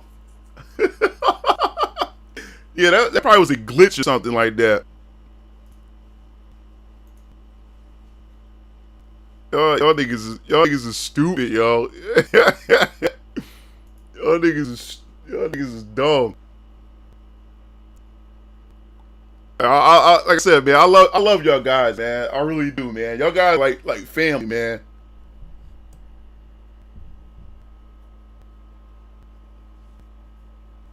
No, you changed something on the computer, then your voice changed. Did I hit a button? I must have hit a button or something. Damn.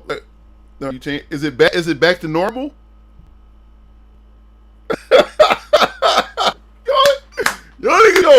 Y'all niggas got me cracked. Y'all niggas got me cracking up, dog.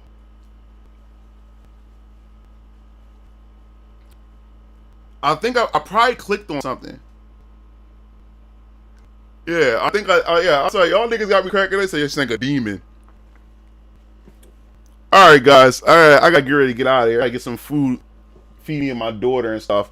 So you guys have a good night. I'll be streaming again probably sometime later this week, probably if not over the weekend. But definitely expect an update video to let you guys know what's going on, what I have in the works and stuff. I'm excited for it. So you guys have a good night, and I'll be seeing you Game Fiends later.